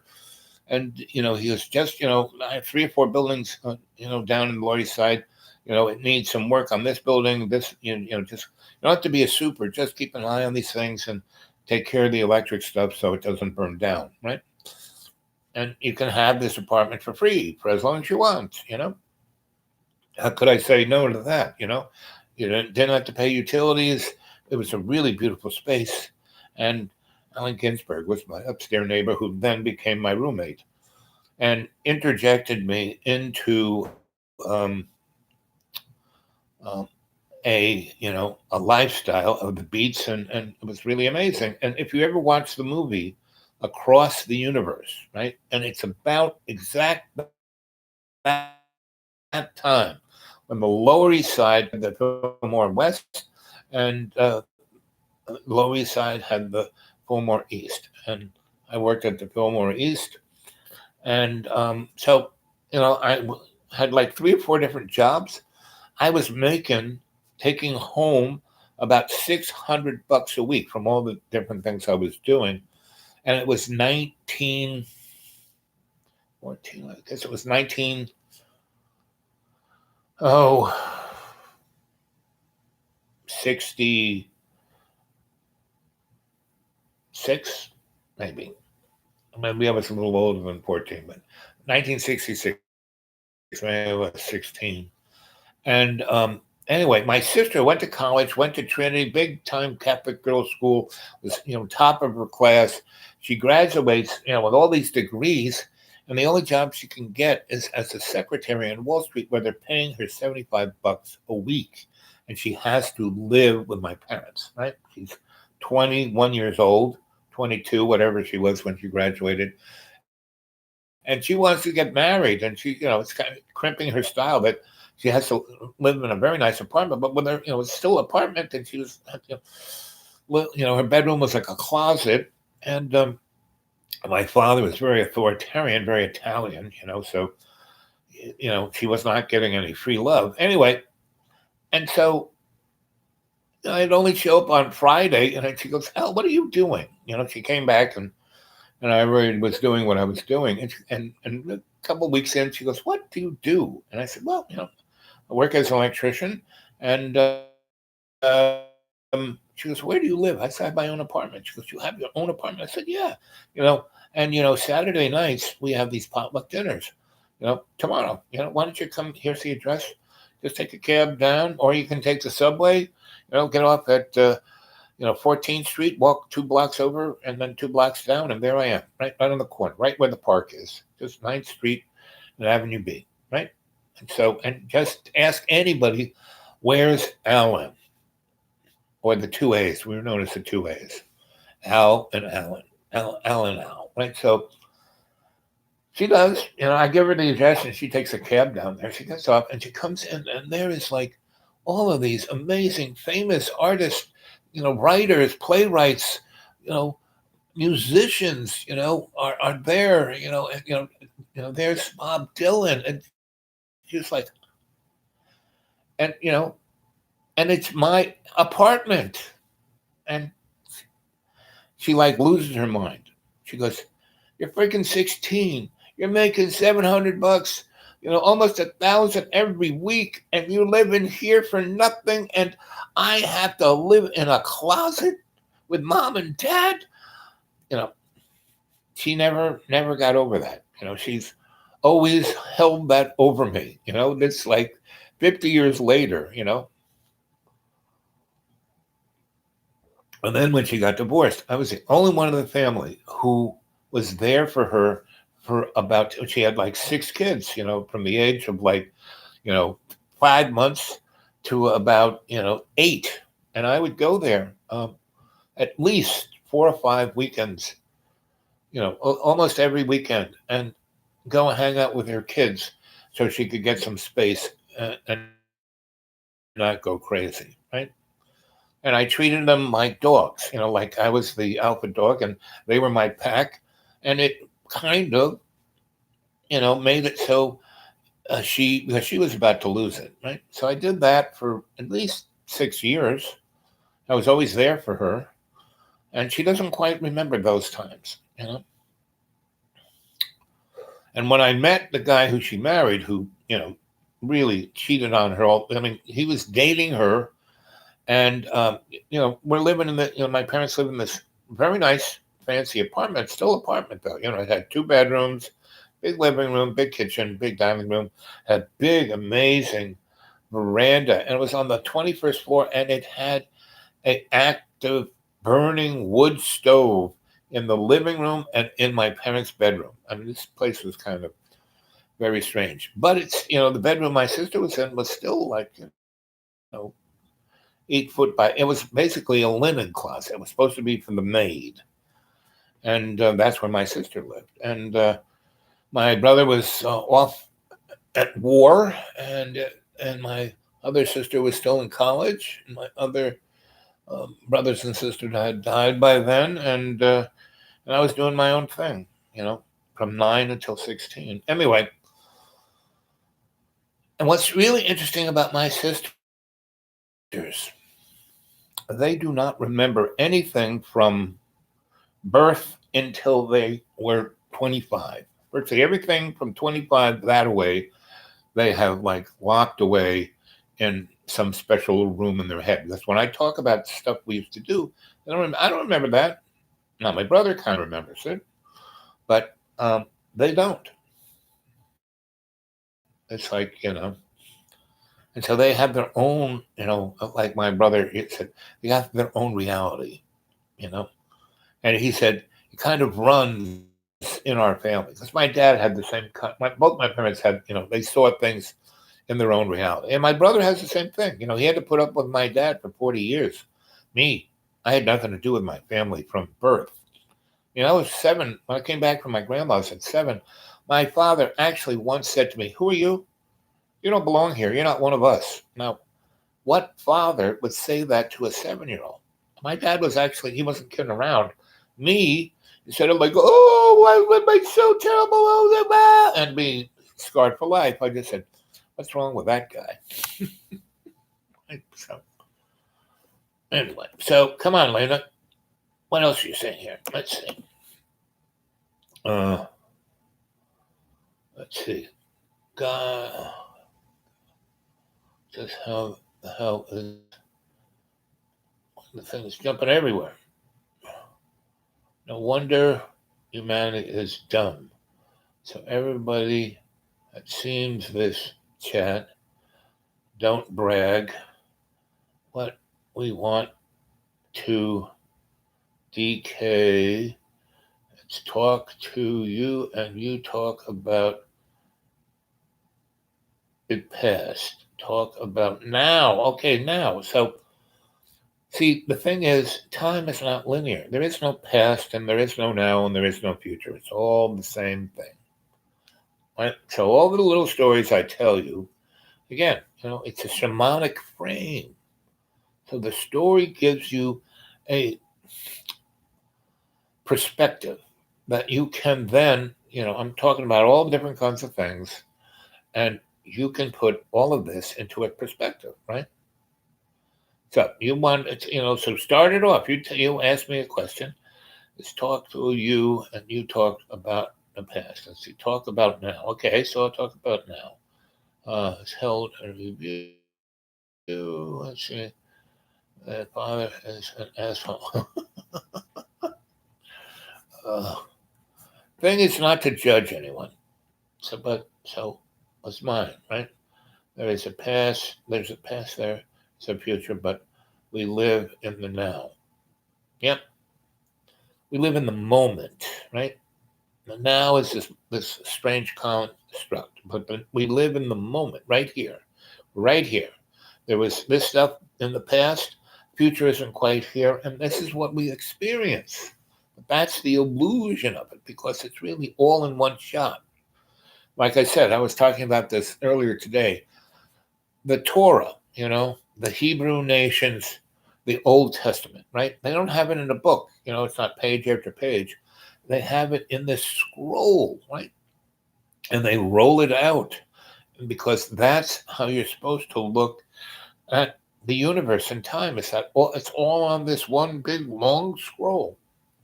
And that's why the rabbis, when they read or they sing, they don't read, they sing the Torah, right? And they have this pointer, and they point centimeter by centimeter of this big long, and the Torah is like, a basketball court's long or longer, right? If you roll the whole thing out. And that's what it is. It's all, love that Torah.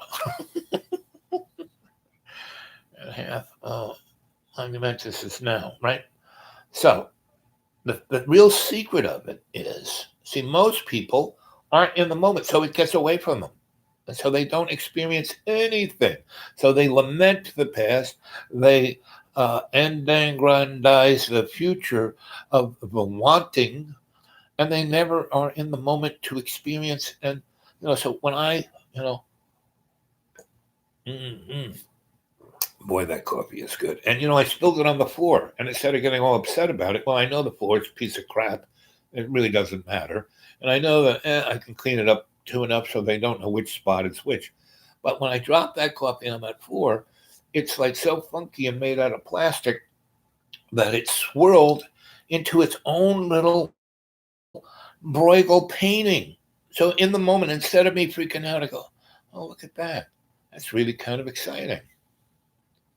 The floor will survive. And Jews aren't a bad thing. It's stupid. Let's see, honestly, I don't understand why people don't listen to the Jews. Really what they need to do is learn how to read Hebrew and read the Torah. and they shouldn't listen to the Jews. They need to listen to the Hebrew nation, because there's a big difference. Because Jews are basically not, and it's, when I make a generalization, That's exactly what it is. So when I said the Jews are Zionists, and Zionists aren't the Hebrew nation, you know, that is a historical statement that encompasses, 10,000 years, right? Not just this moment in time and, oh, you're being anti Semitic, blah, blah, blah, right? And so, David Icke goes on about this, but he doesn't read Hebrew. I mean, he gets everything like, sent in through his head. He has these visions, right? And he's really just, a homeboy from the wrong side of the tracks of London. He was a you know, a football player, a soccer player that was pretty good. Not a super duper star, but pretty good. Got paid pretty good. Was on one of those leagues, and then, you know, he busted out his leg, and so he was good looking, and so they put him on TV, and he was a pretty good presenter. So he did that, and then he went off to a World Cup in Brazil, and he ended up going out and into the hinterlands, and he met the shaman who blew some dust up his nose, and he was enlightened, Bing, because his true self, and that's what psychotropics can do to you.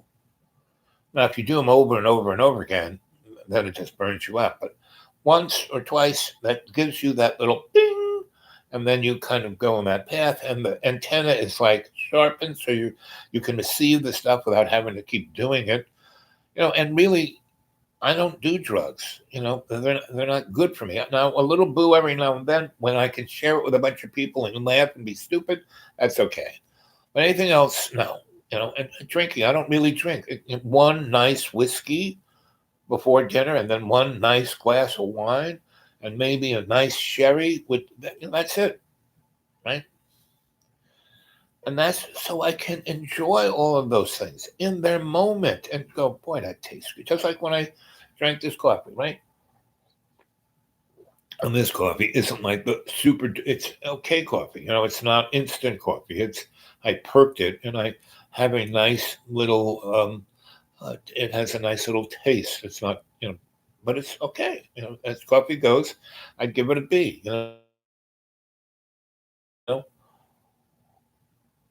But I have another friend. She is a coffee connoisseur, and she buys a bag of coffee. She spends 40, $50 on it. Now, it's better than this, but, not that much better. This is good, and I paid for a big can. I paid it $4, but I enjoy this. Not all the time, just talking with you.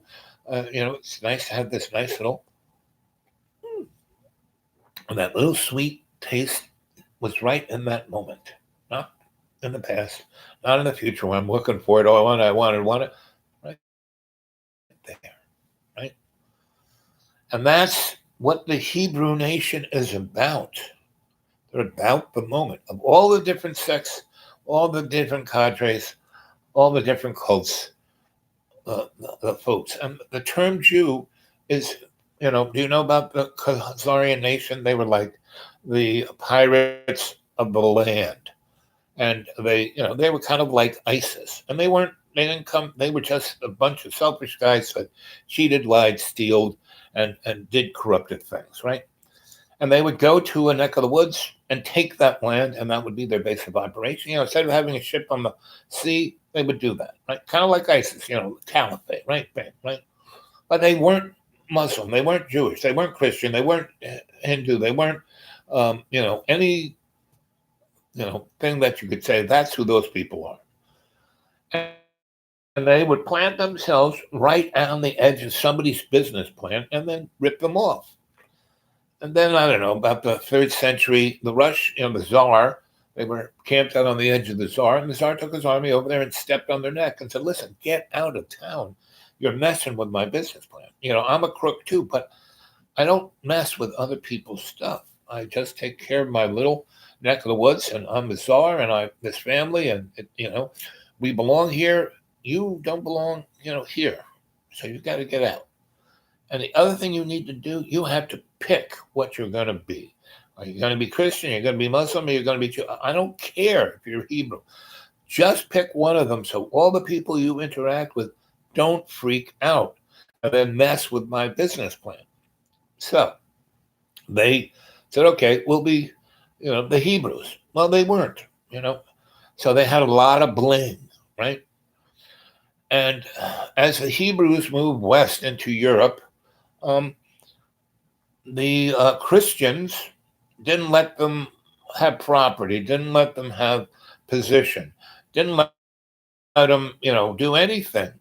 And and in the Bible, if you read the Torah, God told the Hebrew nation not to have land. Don't get yourself a country. You're going to have problems with this. And that's why Moses was out in the desert for 40 friggin' years. I mean, he was just, Israel, the place Israel is today, it was just right over there. He could have gone over there and set up shop. But God told him not to do that.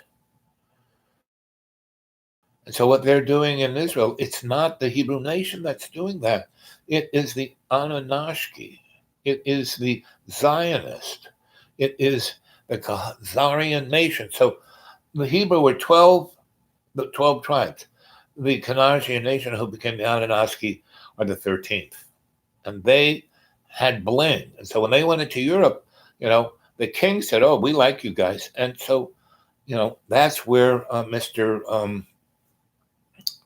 What's his name? The big banking guy, Rothschild. He's part of the Khazarian nation, right? And so, but he's not a Hebrew. He's a Jew. And where did they get that term?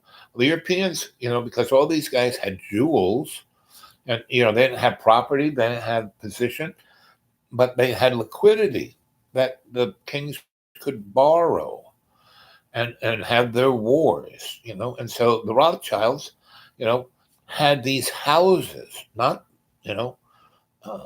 position, but houses, banking houses, investment houses.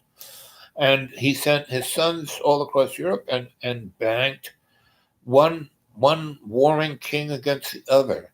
And the Rothschilds always made money. And that's why they had the fastest ships, because they were bringing not goods, but information, And so, and they had not only, banking, investment, but they had stock markets in all these countries. So when they were fighting, whoever lost their stock market would collapse, right? And so they, when Napoleon was fighting the English, Rothschild, zipped his son into England and said, "Oh, Napoleon won," and the stock market collapsed. Rothschild bought everything, and that's how the Central Bank of London started, and that's how, the House of Windsor, because and the House of Windsor are not even, they don't come from England, they're German. So, when I lived in Brooklyn, which was the land of the Hasidim and the Lubavitcher, my landlord was a rabbi, and he had a Lubavitcher, meaning a school for rabbis. And I, could read Latin, right, and Greek. And he had all these books in Latin and Greek, and he would bring them over, and we would talk. And he loved to play Go. And so anyway, I was studying. Why I liked him, other than he was my landlord, was he was a big scholar on, the mystic side of the Torah, right? And so he had nobody to study that with him, and so Kabbalah. So he said, "You need to be a rabbi. You need to come to, be part of my school." And I said, "Rabbi, I'm Catholic. I'm, Italian, Irish, German." He goes, "Oh, no one's perfect." So I went, I studied to be a rabbi. So I'm pretty familiar with the Hebrew tribe. And that's why I'm very, make a real difference between the Hebrew nation and Moses and all the guys of the Torah, and then everyone this side, which is a business plan that is Zionism, right? And they're basically Nazis, So because the Hebrew nation, and now, Moses was a pretty badass guy. I mean, he did a lot of slaughtering, for God. And that's why Jesus showed up to, say, "Hey, guys, listen, It's not about slaughtering for God. It's about love's co-creation. That's what Jesus was about, right? And then when the great Muhammad showed up, he wasn't a master. He was just a prophet, right? And I'm not even a prophet. I'm just your sensei, right? I'm your griot. I tell you a story. Gold is from Vulcan. Yep. Silver, I don't know, like silver, if it must. Let's see. It's like religious. It's a salesman. Why would God want a salesman? Exactly. That's why I say every religion, not a faith, but a religion. And being a Hebrew is faith, right? Being a follower of Jesus is faith, right? Um, being a follower of Buddha, faith. Being a follower of Vishnu, faith. Now, if you're a believer and you believe in that religion, it's very easy for you to kill lots of people, have wars, steal, cheat, lie, because you believe in this religion, and that religion is the right thing, and everything else is, the infidel, right? Well, the following the faith of all these religions is love's co-creation, and everybody. If you read Vishnu's, the Bhagavad Gita, if you read, Buddha's teachings, Jesus' teachings, the Torah, they're all about the justice of love, right, and forgiveness. Now Moses went a little off on this because he kind of grew up as an Egyptian, so he had mommy and daddy issues.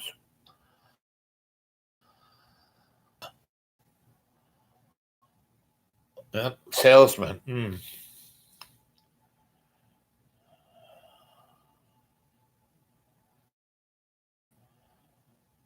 Every religion should be scared. That's why I don't believe in anything. All I do is have faith and love's co-creation. Why would God want anybody to sell for him? Exactly. I mean, why did Jesus? There were plenty of guys out in the wilderness. Look at John the Baptist. He was doing everything that miracles, all of that stuff. John the Baptist was doing, right? And he was sanctifying people in the Jordan, right? So Jesus shows up, and instead of having the Baptist sanctify him, Jesus washes his feet. And when John the Baptist sees the sincerity of Jesus, and because John is a lucky bastard, so he's kind of touched himself. He's doing miracles, and so he realizes, whoa, this Jesus guy, he is the real deal. Me, I'm just a huckster, because John the Baptist was doing it, as a scam, more or less, right? And because he was doing it because I'm John the Baptist, some dude, hey, the girls. He's like a rock star, right? Well, Jesus was there to serve love's co-creation, right? And so, the Sermon on the Mount was a little time after he meets John the Baptist, and so John shows up. It was like a rock festival, and John the Baptist was going to be the headliner, but Jesus shows up and does the Sermon on the Mount and the loaves and the fishes, and that was like, whoa! It's like Woodstock. Everybody heard about that one, and so he goes from there, to where he gets put on the cross, and it takes to get from here to there takes a few weeks, if not a month or two. So a lot of the stuff that's in the New Testament, while his miracle work was like between that period. And so it's like Bernie, building momentum. So he was going in right. And so he cruises into this place, and it's all good. And he sees in the temple the money changers. And what that is, you're not supposed to have gold and idol, but the money changers would take that gold, which would be, in the other religions of many deities, um, or Moloch, the religion where you had to sacrifice blood for good luck, the priests would take gold. And the rabbis, they were like, it was like the Walmarts, right? It wasn't just, the Hebrew scene going on. It was the Moloch scene. It was this scene. It was, 7-Eleven of religious deities. And the temple there was, you traded in one trinket for another trinket for a different god. And that's, Jesus just threw them all out because, there's only one God, loves co-creation. All this other stuff, you are, putrefying, love's name, right? So get the frack out of here. That's why he was put on the cross, because he was threatening the rabbis' business plan.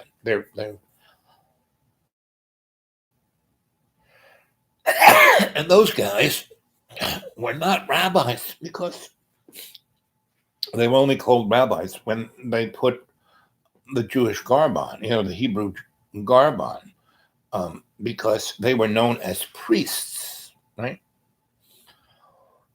And that's where the Romans got the idea for the Holy Roman Empire, from those guys, right?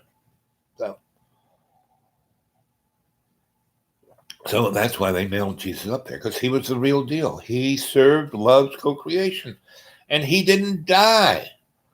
He didn't die, the girls, every painting you see of Jesus up on the cross, you see his boys there? No, he's surrounded by girls. His mother, Mary Magdalene, and all the other girls, that was his inner circle, right? They're the ones who took him off the cross and took him to the cave and wrapped him up and put, healing oils on him. They bound his wounds. He wasn't dead. He was just kind of dead, like me. I've died 6 times. I wasn't really dead, just kind of dead. I'm not saying that I'm Jesus, but Jesus never left the building. Jesus is here now. If Jesus leaves, we're gone. The only thing keeping us going is that essence of love's co-creation. So it doesn't matter what all these wacko morons do in this world. We're heading for. That's why I say, hey, for the last, I knew something was happening and something was going to occur in this window of opportunity, and here it is. And you think, a planetary pandemic and the collapse of our economy is bad. No, these are just the heralders of what's coming. And what's coming is, Lena, we are going. So this pandemic, it's not going to kill a lot of people. It's going to kill maybe somewhere between 4 and 20% of the world's population, right? So we'll go from about 7 point something billion people down to about somewhere between 5.8 and 6.4 billion. And everyone on this planet is going to be infected, and we'll have that virus, and it'll be just like getting AIDS, right? So the big pharmas, guys who invented this thing, everyone on this planet will have to get medicated every day, and I have to take these medicines for diabetes and neuropathy and all the other things I have. And I really don't have the money to buy it. And, Medicare's not taking care of it. And I'm, figured out a way to navigate that. But what I'm really going to do is, I'm started today. I didn't eat half as much as I ate yesterday. I just made a soup and I drank the broth. And I didn't do that until about 11, right? And I, made the soup and I had it around 4:30 to 5, and I had 2 bowls of it and 1 piece of bread, right? And I'm going to eat less and less until I'm fasting. And this is the time of fasting. This is Lent. This is Ramadan. This is, I forget what Hebrews call their little Lent thing. And pretty much the Buddhists, the Hindus, they all have this period of time right now. You know, you know, you think Jesus was the only virgin born child? No, pretty much all the Mesopotamian guys, were virgin birth. They were all like Jesus. They were all sacrificed in some way and came back, right? So we just keep following the same business plan on the religious thing. So this is a time of fasting, right? I'm a good Catholic, and as a kid, I fasted. Lent went on for a month or so. So it's in my gene pool to do this. So the two things that can cure you of anything is fasting and prayer. So everyone on this planet is going to be infected, right? Which will give the powers that shouldn't be the opportunity to double down on their authoritarian. And just look at China, right? And so everyone will have to get that shot, right? And you'll not get the shot, right?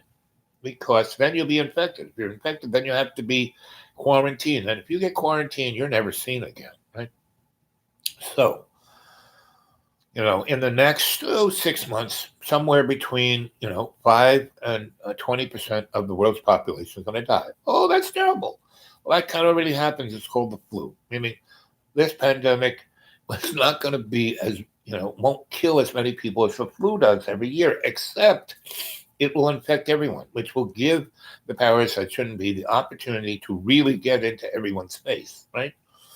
And take as many people away. And this guy needs to be quarantined, right? Well, you never see Bob again. And the other thing that it will do, oh man, everyone on the planet will have to be inoculated every day. They have to take that little pill every day. And that little pill costs $200. So you have 5.4 billion people giving you $5. But that's okay because we're not going to have money anymore. What we're going to have is everyone's going to get a chip right here, right? And what this point is, right? Everyone thinks what their little bag of water is their heart pumping the blood through their body, cardiovascular system. And the brain got all these nerves all over the night, right? They think that's what we are. Well, we have 9, it's called a cranial sacral. We have 9 other systems in our body that modern medicine doesn't even, doesn't go there, right? We have the hypothalamus and a few other glands. I don't even know why that's there. And that's really the hypothalamus chakra. And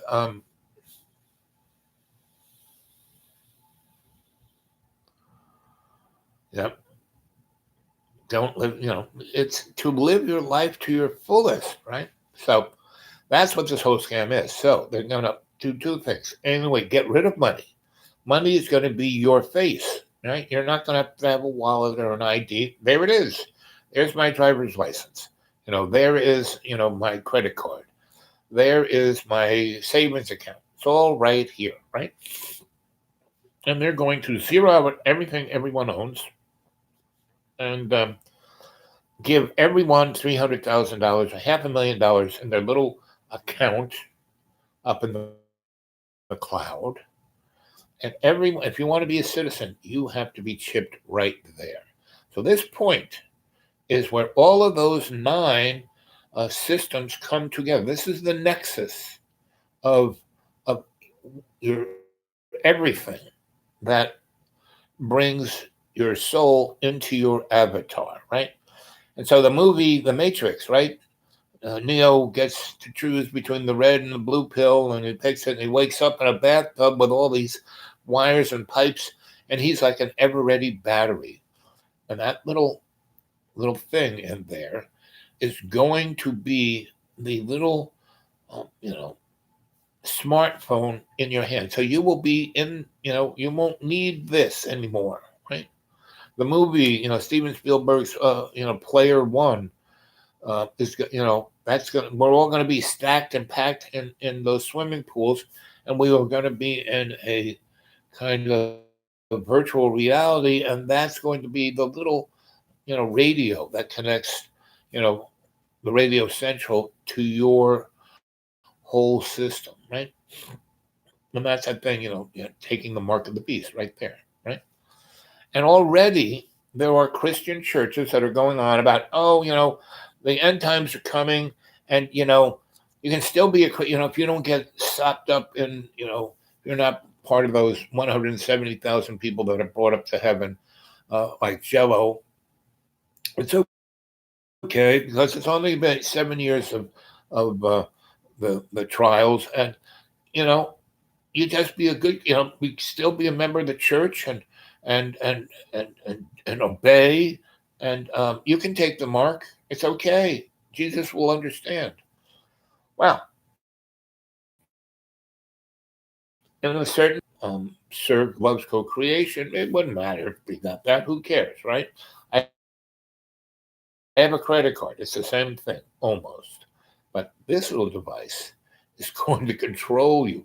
Now, if you can pray and meditate and fast, well, that thing won't matter. It wouldn't, But if you do that, you don't need this thing because you won't need to have their stuff, right? Now, by not getting that, they'll take you away. But still, that won't even matter because this is all an illusion. So it's all how much faith you have, right? That you can take this.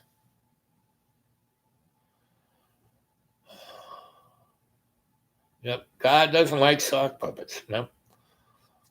So,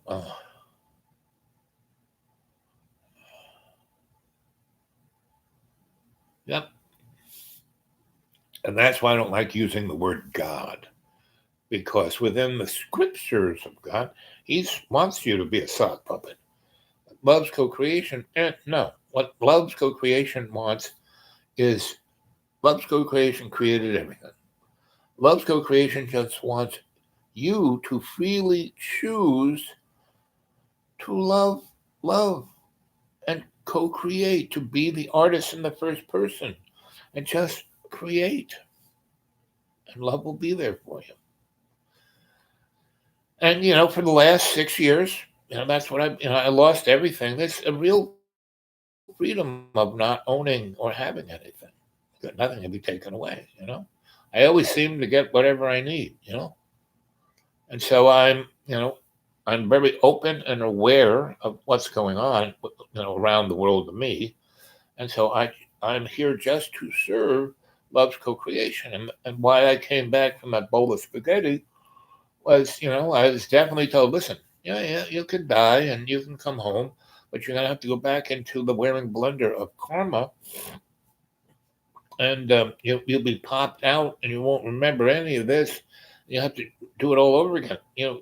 We keep letting you come. You don't totally die, you just kind of die, and then you're given insights, and then you don't give up, don't give in, don't be mean. Just keep at it, boy. You're doing a good job. And they give me a pat on the back, and bingo, I'm back in my bag of water. And it's like, oh my God, that hurts. But, so that pain, that suffering, helped me manifest for me to go back into meditating every day and being, focused on my service to love's co-creation, and not having to pay my bills, and not having to have all this stuff, and not having to have a lot of money, and not having to be a hedonist, and not having to be a nihilist, and not having to be all those things I did while I worked in the corporate world. And I didn't serve any of those things. I was just experiencing them. And love's co-creation was letting me do it because, okay, I guess he has to do that to really get to know what that is. So, okay, I did, right? And so I keep telling, AI, who's the first one to show up, as soon as I go live, bingo, that little one goes up and a thumbs up goes, right? And every time. So AI is here before anybody else shows up, right? And so there's 4 of you, And only Lena has got the courage of her convictions. And that's why I love her so much, because she's always, instead of going, oh boy, you look cool, I wish I had a shirt like that, blah, blah, blah. No, she's straight up like, hey, let's talk about something real. Therefore, yeah, I love therefore I am, right? People panic for everything. There's nothing to panic about. Like I said, I've died 6 times, no big deal. I mean, comment we have the Kardashians. They're ducking rule. They don't rule. They just pretend, right? They're posers. All of the materialists are posers, right?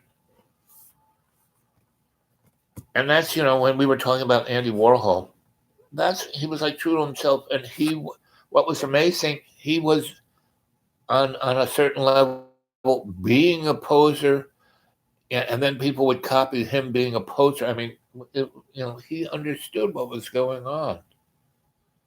They do, yeah, and they do. Idiots, or as I like to say, fracking morons, right? And my grandma used to use for she was a very eloquent woman. Always used. I mean, why I'm fastidious about etymology and using the right word for the right place and why. So, Lena, have you gone to my xratted.blogspot.com and read any of my stuff and see how I play with words and grammar, and spelling is a spell and grammar is a ruler that can't measure anything. And am a bard of metaphor. I mean, I twist my stories are going one way, and how I tell them is going another way, and it's a shamanic ceremony, right? Now, the Kardashians are basically a cartoon character. Anything you see on television, on you know, social media, whatever, right? It's basically nothing is organic, nothing is fresh, everything is scripted. And that's why I do these things as a stream of conscious. I kind of go into state, I see a vision, and I kind of, go in that direction, but I have no idea what I'm going to say next or how I'm going to say it. And that's why I tell stories, because it's a thread I can follow, that I can bring you guys along, and you make comments, and then I go back and read it, and we do this nice little game of tennis, and that is a shamanic spiritual game of tennis.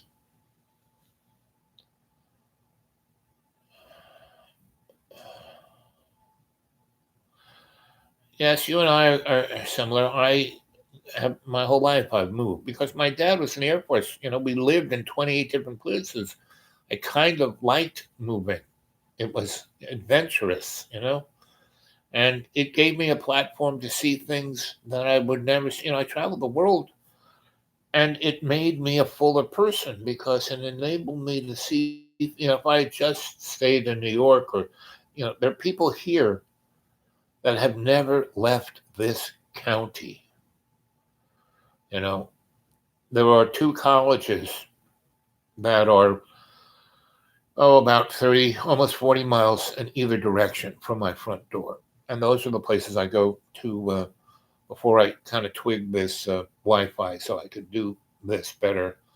I used to go there and do my YouTubes there, and it's the only place I can make phone calls. I got to go almost 28 miles to make a phone call, and that's why if people really want to communicate with me, go to the dude awake 42 at Gmail.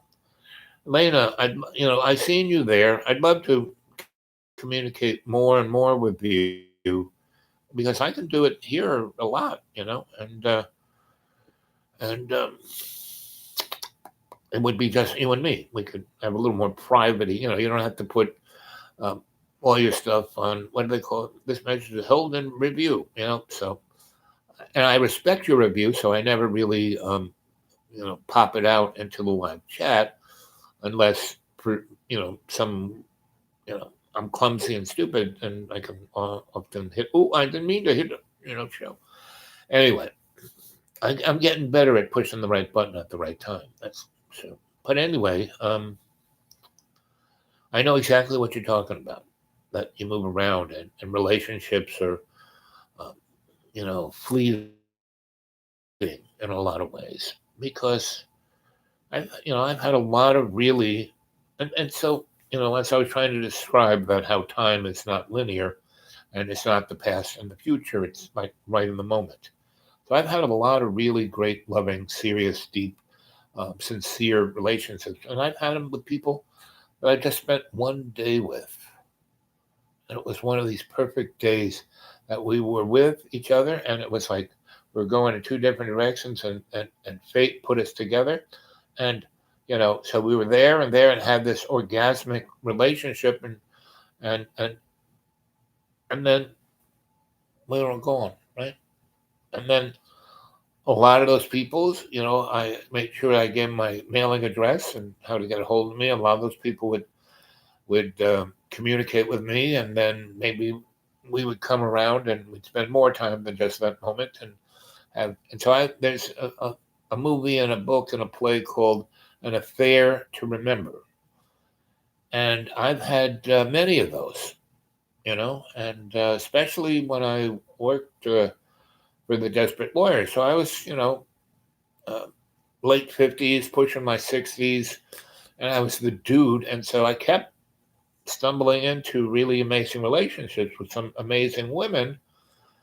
And because I was so different from what those women normally had, and I was so 100% there in the moment with them, that was like, whoa. And I was so, for them and not for me. It was all about, I want to know you. I want to, I see this, oh, I want to do as much and be that for you. And let's do it together. And I probably had 10 relationships in that 11-year period where I would cruise into, see one of my clients, and they lived in that neighborhood, and I met them working for that lawyer, and I would be there for a week or two, and so we had this amazing week or two, and then they had to go someplace, and I had to go someplace, but we would stay in touch, and I would next year come back, and it was a period in my life where I had about 10 of these relationships kind of going on at the same time, but not at the same time.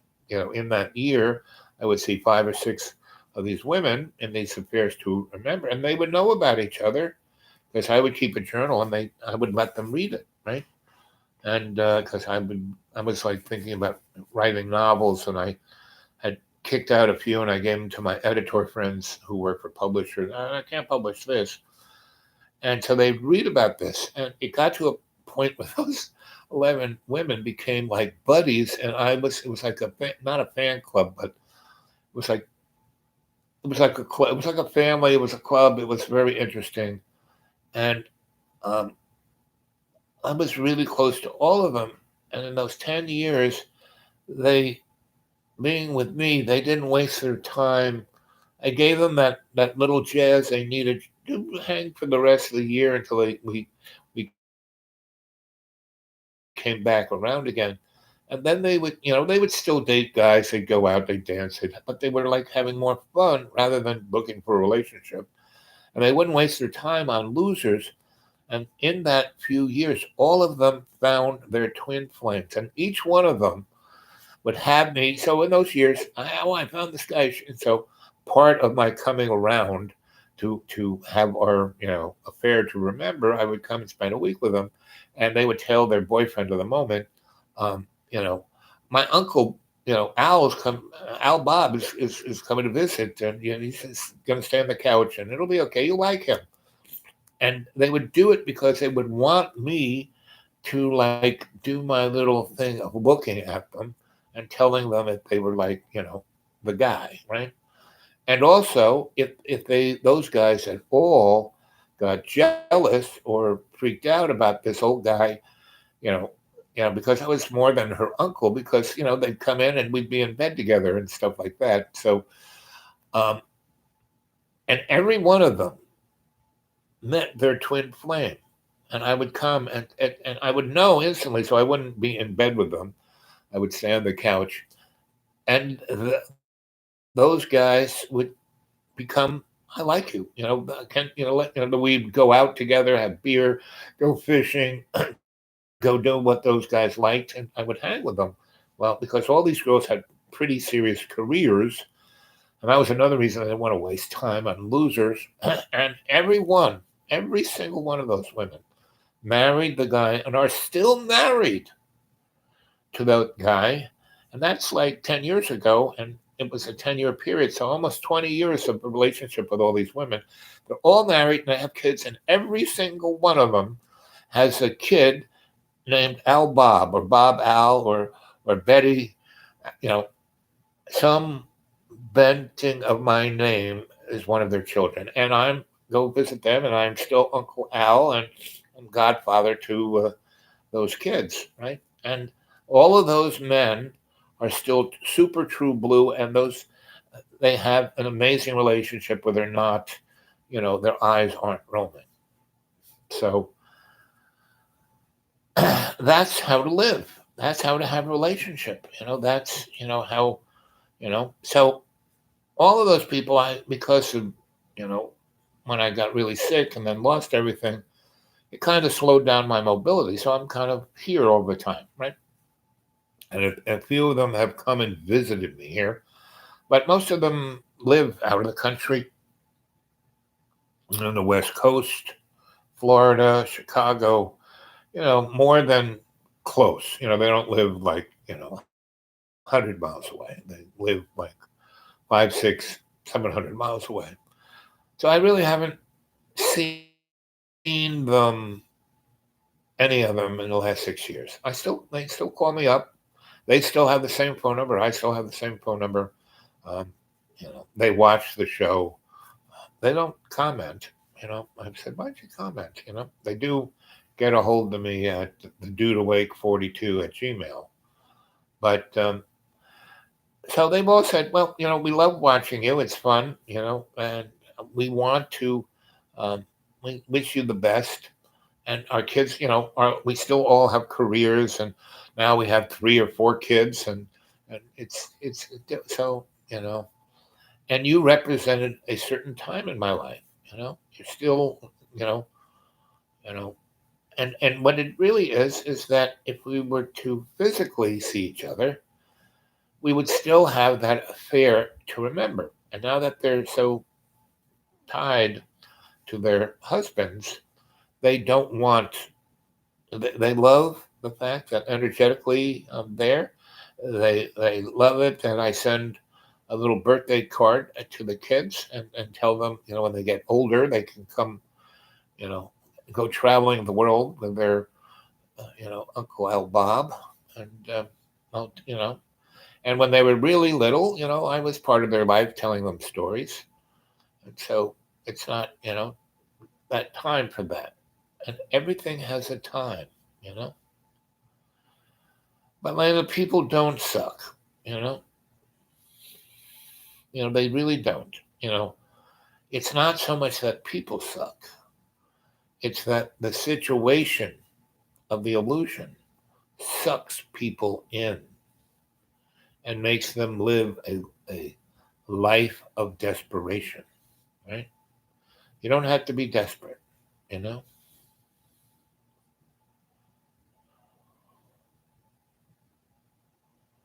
There's you and all those that don't. Yeah, but I don't judge them, or it's everyone's life to live. Right? I'm just here as a storyteller, and I'm just here to be, an example of my service to love's co-creation. I don't expect anybody else, but anybody wants to jump, and all these people have been part of my life, jumped on board to serve love's co-creation, and went along to share, that experience, and it left a positive residue on them. So now they're doing something out over here in their own life that they are doing their way, right? And my little example enabled them to do their own way, right? Because all of them, when I met them, were amazing and beautiful and truly, but they didn't realize how beautiful they were. They didn't realize how amazing they were. Now, people they worked for, they realized it and took advantage of them, right? And were like squeezing them like a lemon. But you know, when we hung out, it I was a catalyst that enabled them to switch on the better part of them. And Lena, that's what I'm trying to do with you is that, I want to, um, from here or from wherever be your Sensei El Bob to enable you to be that amazing. You are already amazing. You don't have to be amazing. You are amazing. You are loving and beautiful, and that's why you get pissed off at everything and why you get upset with how things suck so much. But it doesn't matter. What matters is how you can live your life in love's co-creation. That's what matters. Oh, oh, let's just go back and I lost the thread of our conversation with me telling stories here. Nowadays, there's nothing real. No, there is. You are real. Let's see. Held and review. Let's see. My love. God bless you. Let's see. Silver. We're at silver. I remember talking about silver. It's like religious. It's a salesman. Yep. Why would God want a salesman? Well, God doesn't want a salesman. You know, Moloch wants a salesman, right? Who's a salesman? Let's see, there's a little down button here. Let's see. Every religion should be scared. Well, that's what religion is about, fear. Why would God want anybody to sell for him, right? Well, he doesn't, And that's why Jesus is Jesus, because he threw the salesman out of the temple. Right? In God's name. That's why I don't use God's name, right? I serve love's co-creation. Even we people hate when somebody says anything in her name. Yep. Have you heard about the only female Chinese emperor? Yeah, yep. But I'd love for you to tell me about it. I'm really serious. A lot of pops that was women. Yep, women. Like I said, every painting of Jesus on the cross, he's surrounded by his girls, right? One love. God bless you. I say, yeah, friends. Yeah, with compassion. Yep, and that will be whoever. Yep, we must accept that. Yep. What should Trump take care of that? Well, Trump's got his own issues, and like again, all of this is an illusion. You know, what you have to do is what is here in you. You have to go, prayer and meditation, breath and fasting. I suggest all of the above for you, Lana. And at your own pace. You don't have to go. People do these things, and they go nuts about it. It's all about baby steps. It's like me. Oh, I've been eating. It's winter time, so I have my little omelet in the morning, and I have little French toast for lunch, and then I make a little pasta and vegetables for dinner. Well, that's a good healthy meal. But if I really want to tune myself up, and we're talking about being a tuning fork, fasting, so I'm going to go back to fasting, right? I mean, how I pulled myself out of death was I fasted basically for 6 months. It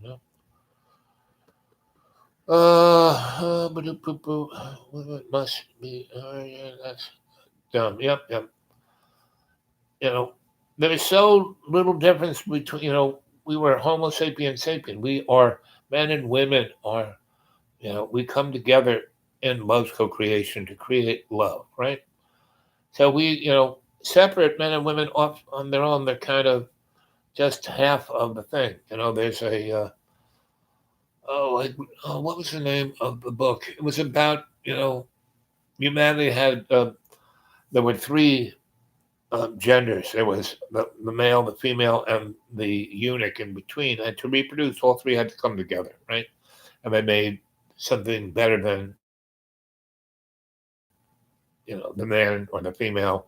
They kind of, and that's kind of individually we are just a single unit, and in the good book in the Torah it says when two come together in my name, there I am, right? So you want God around, two folks together in their name. That's why I constantly talk about love's co-creation, because that's me and the other person is, love's co-creation. Bingo.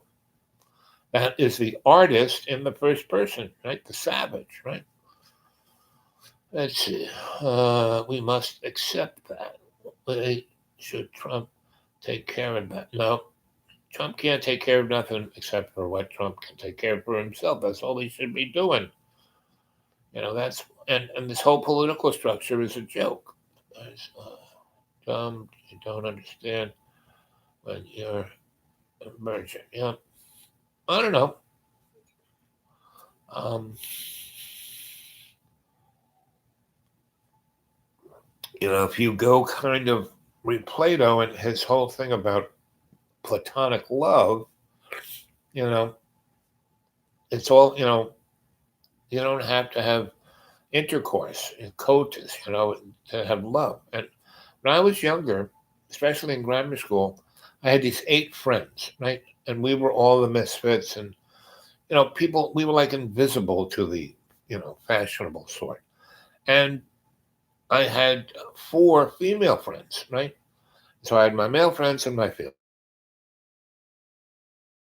friends. And, in 3rd and 4th grade, I kind of like, the girls, I would go hang with the girls and I would hang with my guy friends. And basically at a certain point around 5th, 6th grade, we all came together, right? And I was I was like in the, I forgot which book it was, not Childhood's End, but this other book about these 3 genders. And like, so there were the girls and my female friends and my male friends and me. And I was like, not eunuch, but I was the intersection of the relationships. And it was quite interesting. 5th, 6th, and 7th grade, we had this amazing, because I lived this place and we had forts and we did all, all our parents were so busy with their own lives. The fact that we didn't make any trouble or, no one heard a complaint about what we did because we did it way out in the woods and no one even knew what we were doing. It was quite an interesting thing. And I lived next to this millionaire guy who had a big estate and, 300 acres. He had horses, he had dogs, he had tennis courts, a pool, gigantic library, and he had no family. And the staff that took place had been his kind of family for 10, 15 years, and they had kids and families. And so he let us ride the horses, play with the dogs, build forts in the garbage dump they had, read all the books in his amazing library, go swimming in his pool, play tennis. And we had all these people who took care of Mr. Anderson, kind of take care of us. That's where I learned how to ride a horse and how to, train dogs and how to, tune a car engine. And these kids would come over and just stay, not just with me, but this whole, it was like it was quite an extraordinary experience. And all the 8 guys, the 4 girls, and we were all, there was one black guy, one Spanish guy, one Chinese guy, Chinese girl, and different levels of social economic, Nobody was really rich, some were, upper middle class, but that's as far, and the rest were some really, poor, not poor, but servant type of folk. but they didn't see themselves as servants. So it was a very interesting time. It was like between 1965 and when did so 66, 65, 68, 68, 65 to 68, and and at the same time, I was in New York City too, which was a whole different group of people, friends and folks I worked for and stuff like that. And when I became a teenager, we went to high school. So I was supposed to go to high school with them, but I didn't. I ended up first going to a seminary and then to a this unbelievable, amazing, prep school for the richest people on earth, right? And I wasn't one of them, but I was a student. And anyway, I had all of these different worlds, right? And so my friends from Long Island, we would come, when we became, especially when I had my apartment when I was 16, was working in nightclubs. They would come and we would go out dancing. It was like really, so and I understand exactly what you're talking about being separate. So we were all together and separate at the same time. It was a very interesting, and we experienced a higher love, of this platonic love. Remember we spent a whole summer studying Plato's works when I was learning how to speak, read Latin, and so did they, right? And we were, Mr. Young, who was a zillionaire, he was a great scholar. He had this amazing life. He taught us Latin. I first kind of started learning Latin when I was hanging out with the Marinol priests. So,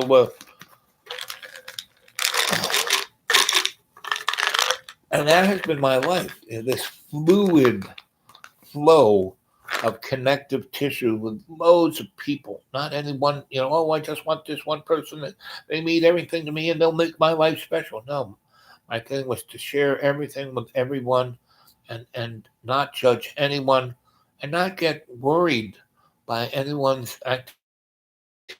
activity, And I have to thank my grandma and Mr. Anderson and the chauffeur and Madam Uncle Kluber and Billy Kluber and Grandpa Stahl all taught me about patience and non-judgment and perspective and how to appreciate the moment, not the past, not to be nostalgic, not the future, to be, because when you worry about the future, all you're doing is being selfish and grasping.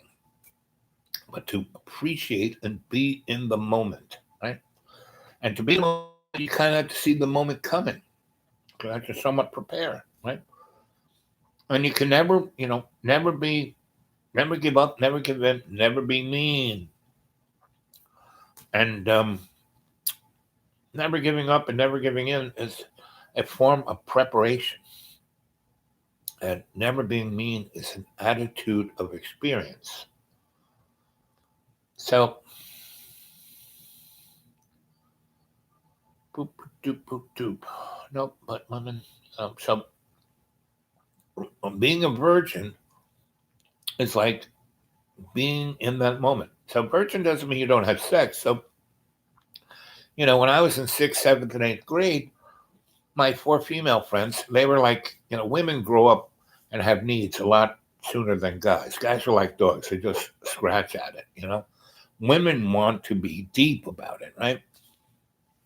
So those 4 girls saw me, well, you're my best friend, so why don't we, explore these feelings? And so we would, have eros because we already cared about each other platonically. I remember reading about, we read Plato in 5th grade. Mr. Anderson read it to us and explained it to us. The chauffeur, explained it to us. We talked about it. Those 2 guys were real scholarly guys. And the man who owned everything and his chauffeur, right? And so, and we had these clubhouse and forts on his estate. And they were like secret worlds.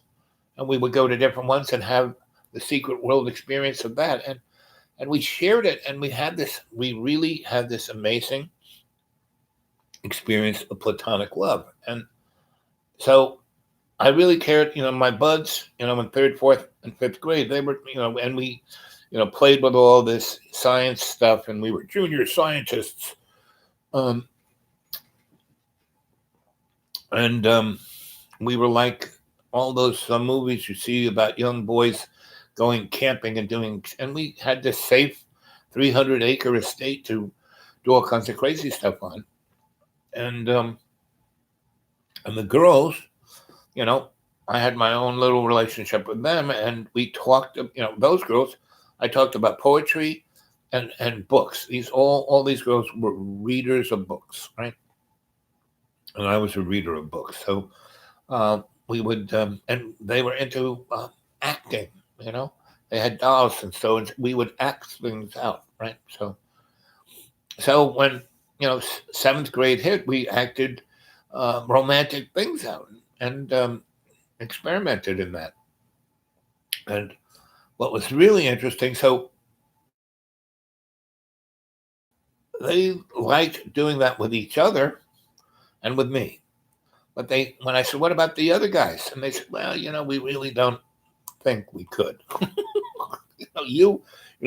We've been close to you since third grade. We haven't been close to, we're just starting to be their friends. So, and they treated those guys like girlfriends, not like sexual partners or eros partners and so, like I said, sixth, seventh, and eighth grade, we had this experience of platonic love. And when I and the girls would fool around, that's all we were doing was fooling around because they wanted to learn how to kiss, they wanted to learn how to dance, they wanted to learn how to snuggle and hug. I mean, not like porno or anything. And so, in essence, we stayed virgins. No matter what we did, we were still virgins because we were experiencing these emotions in the moment. And when you experience the emotions in the moment, you're still a virgin. No matter what your hymen or your reproductive organ is doing, you're still a virgin. So let's see. I'm going to continue to see what you've been saying. We're kind of halfway in this. We already have, well, the masses are dumb. Well, panic equals power. Yep. Uh, blood, power, but not royals. Yep, yep. Um,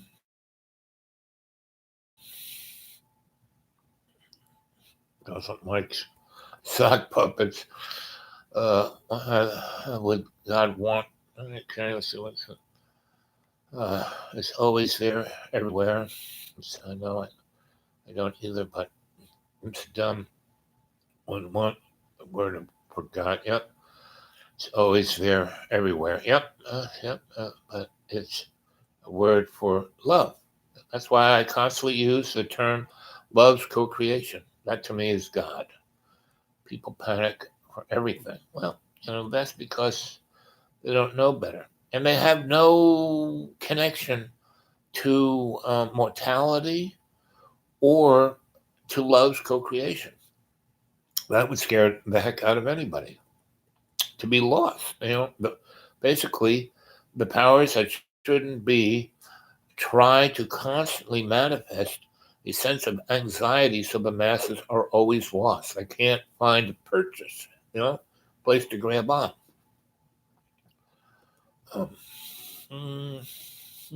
they do, and idiots, Kardashians. I had a dad that died, a relationship that died, moved too much, and honestly, it's nice to hear honesty. Yep, it is. And I'm very blessed. I'm a bad liar. I'm a bad cheat. I'm a bad thief. So I don't lie, cheat, or thief. Now, I'm a moron. I can do stupid things. I'm not perfect, right? I do my best. I don't give up. I don't give in. and I'm not me. But I step into, my three laws, doctor, do no harm.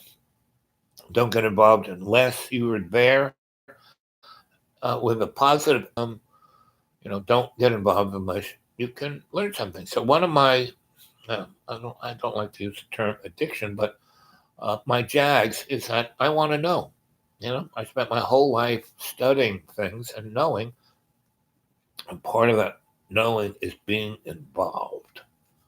You can't just be an observer. Meaning, part of being involved is being a good observer because you watch what's going on so you can figure out how to step in. But I step in.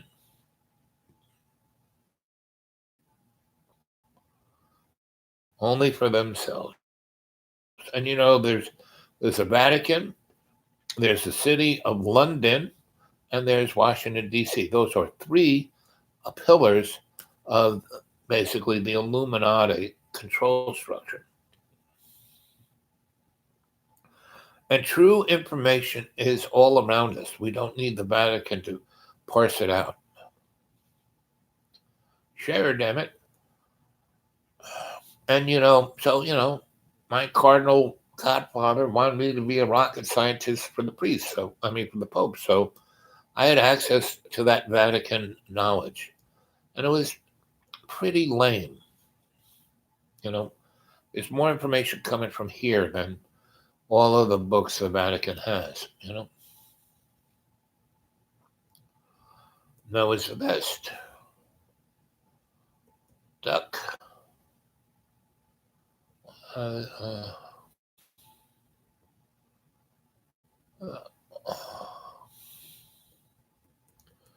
uh, they keep saying duck because they want you to bend over.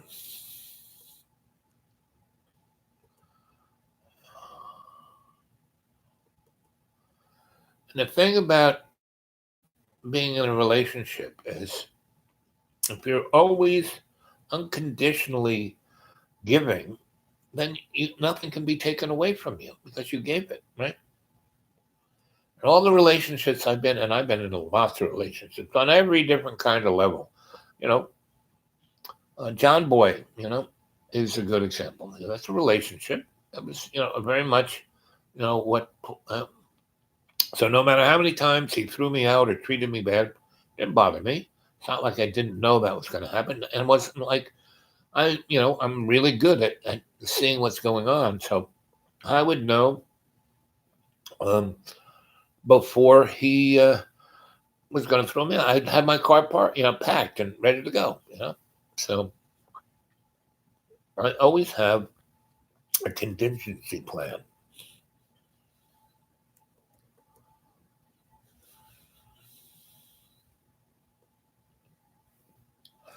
And basically, for me, it's always all, but it's never nothing, right? It's, my what I get the most out of is giving to people. And that's what makes me happy, right? John, why do you do all this stuff for people? You don't get paid. How you pay your bills? I don't worry about it, right? And I get the most pleasure when I can help people. If losers find me, nah, not really. Everyone is who they are. None of these people are losers. Now, they may treat themselves like losers, but they themselves aren't losers. Yeah?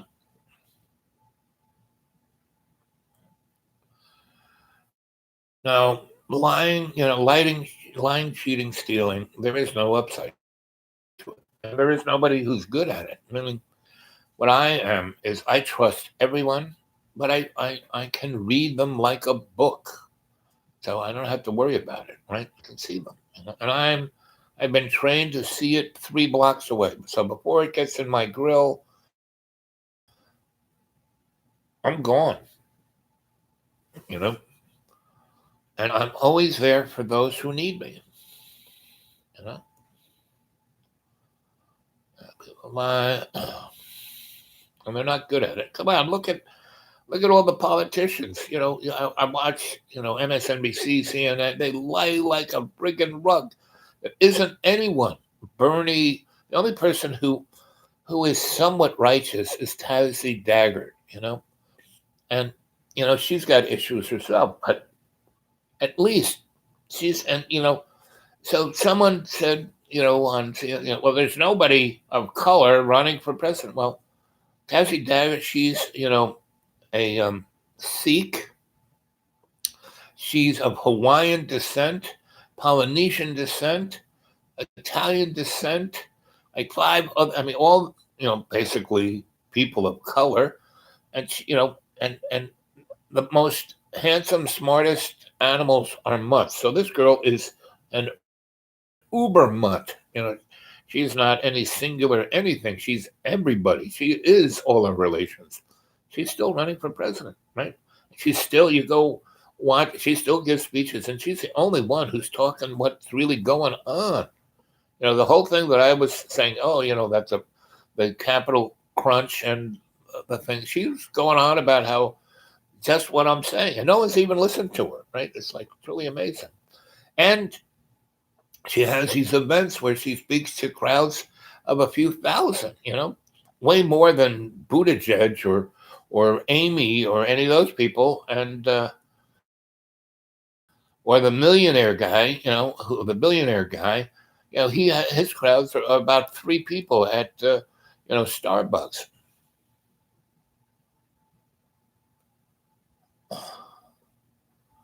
It says married people have apps to that. I guess vent. You can always vent to me, kid.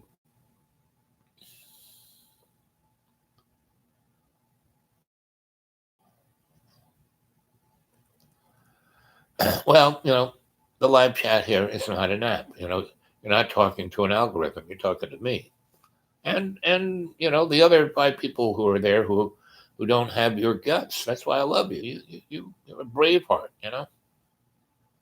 Let's see. How can humanity know he did not cheat? He was just a coward. Yeah, people suck. No, their actions suck. People are just people, right?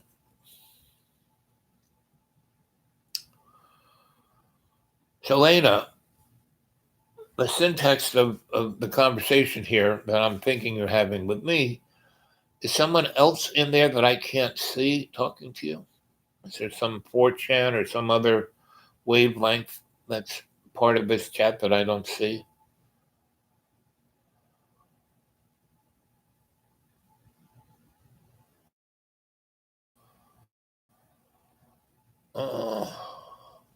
Because there is you and all those that don't. Yeah. Well, you are part of the you that does, buddy. So that's why you are part of the cadre. What you are.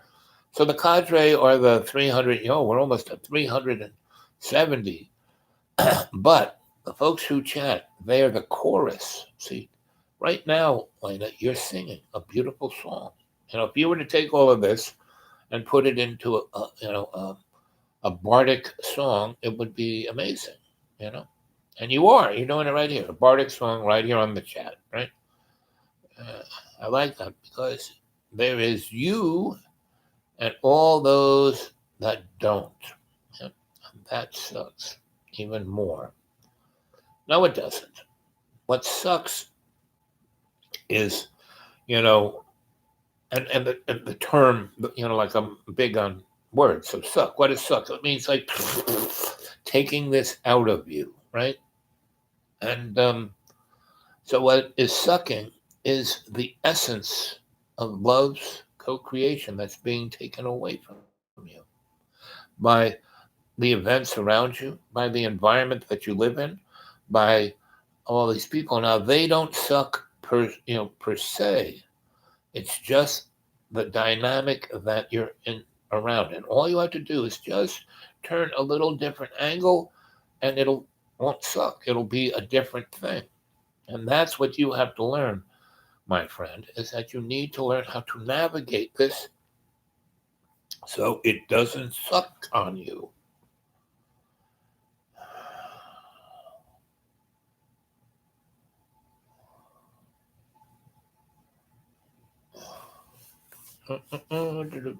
What's wrong with uh,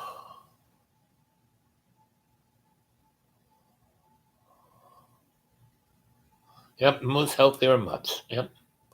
It's like all the dogs I've ever had are like strays that people have treated so poorly that they're like dying on the side of the road. I pick them up, I heal them up. They're my best dog. They're like pretty much every dog I've had, I've saved, right? And I didn't like go to some die. I kind of scraped them off the road, put them, took them with me, took them home, cleaned them up, healed them up. And that dog would be the most amazingly grateful and be there. It would like totally be there, not be like, "Ooh, I'm scared," or "Ooh, this," or "I'm thinking about something else," or "I want a bone." No, they'd be like a wolf. They would be like totally, I was the alpha, they were the beta, where we make one thing. We are love's co-creation.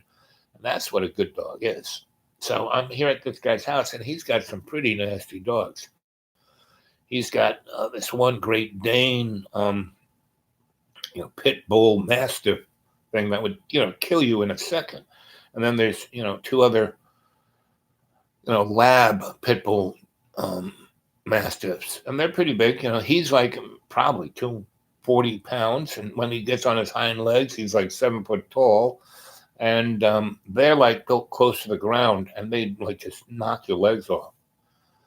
And so they were pretty nasty until I showed up and scratched them behind the ears, and all they were looking for was someone to be the alpha dog, so they didn't have to worry about it, right? So right now they're great, right?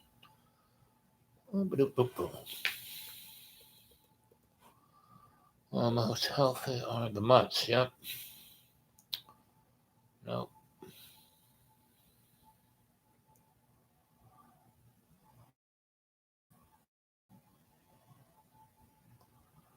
I had a wolf dog called Baldo. He was a husky wolf, and he was a great dog, right?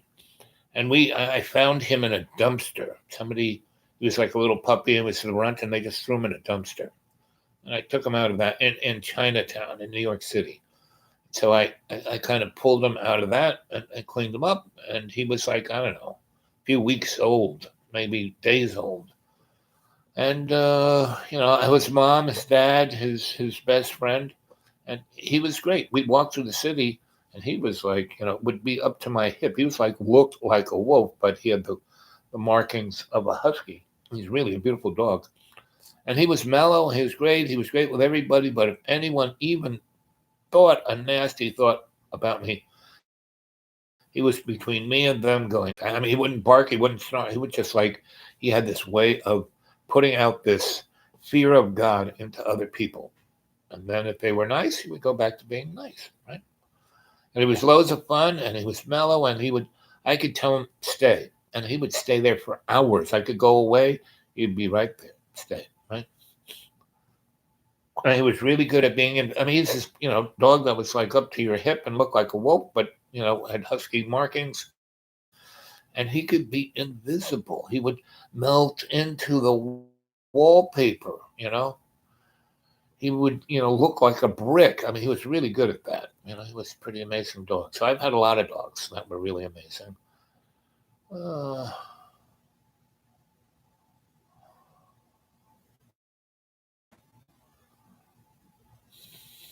well, maybe you need a new dog. That's your dog that no one will take away, right? Why don't you get the dog? You know,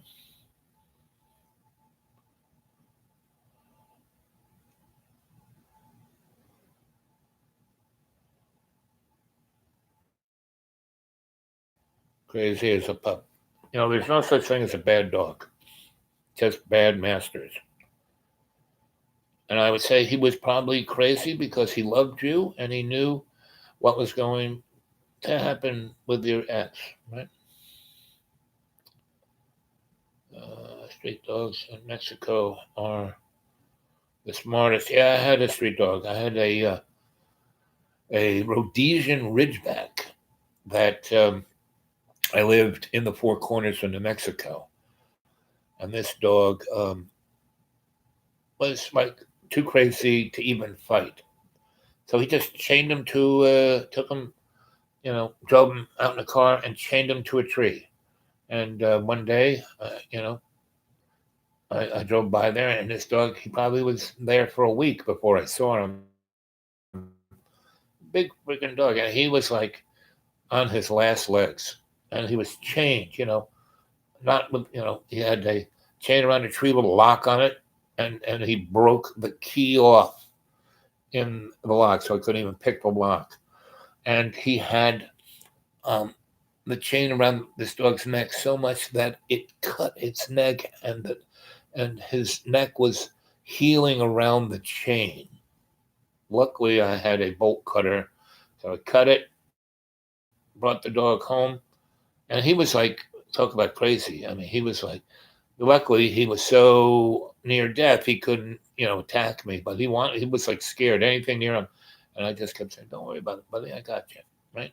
I picked him up, put him in the car, drove him home, and basically put him in a big tub of hot water with Epsom salts, and the dog was like, "Oh yeah, this feels good." And then I had another, big, tub that I put him in that had ice, and oh yeah, and then put him back in the hot water, ice, hot water, hot.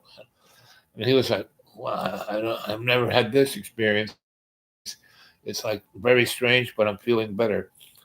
And then I kind of went to my doctore friend and took the dog with me, and we put the dog under, and me and the doctore, did an operation on his neck and took the chain out of his neck, and then sewed him up. And doctore made up a nice herbal remedy, and we stayed at the doctore's house for a few days, and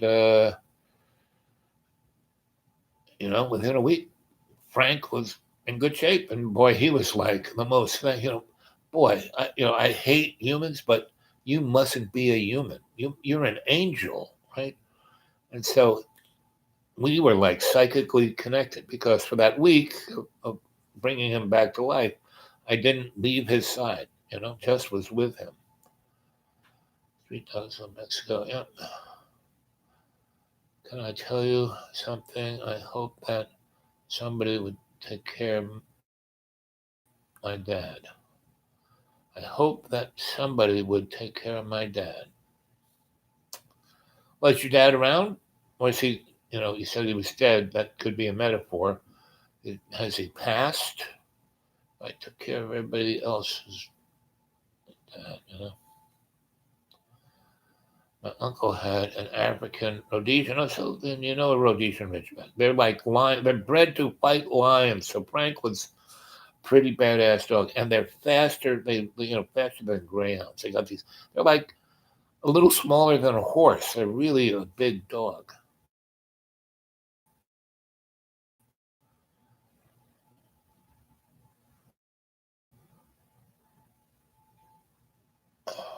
Russia, Sweden, Africa. He died. Cancer. Cancer is a very interesting thing. It's a psychosocial environmental disease, right? Because up until the 1890s, 1 in 10,000 people died of cancer in America. Now everyone dies of cancer. So it's a psychosocial, cultural, environmental disease. No, he died. My dad died. I've had a lot of people. My parents, I took care of them. They died, in my arms. My second wife died in my arms. Other good friends died. You know, been with people. Then I was in EMT. And I was the guy who sat in the back of the bus while the people were getting, making, there was the other person who was watching all the gizmos. I was the person who was looking in their eyes, said, "Come on, stay with us, don't go anywhere." And I would talk to them. So, what are you seeing? What are you feeling? And if a person was in pain, then you knew they were going to survive, right? But when people couldn't feel things, and then when they lost sight, that's when you knew they were heading the other side. So I was around a lot of people who died. For 3 years I was an EMT, and our house, our firehouse was right next to this really crazy intersection on interstate, where 91 and 85 came together, and there was no clover leaf. The two highways just did this, so big trucks were always running over little cars. So I'd seen a lot of death and a lot of messy death, and that made me realize that death is no big thing. So I've been with people who died, and they were they were like hamburger, and it was good that and I helped them easily go to the other side, not to be scared. It's okay, don't worry about it. What are you seeing? I had them explain what they saw and what they felt and who was with them on the other side, and that it was okay. And they easily went to the other side and kind of saw that death is not a big deal. It's not a big hard thing. The only thing that makes death hard is fear. Right? So, uh,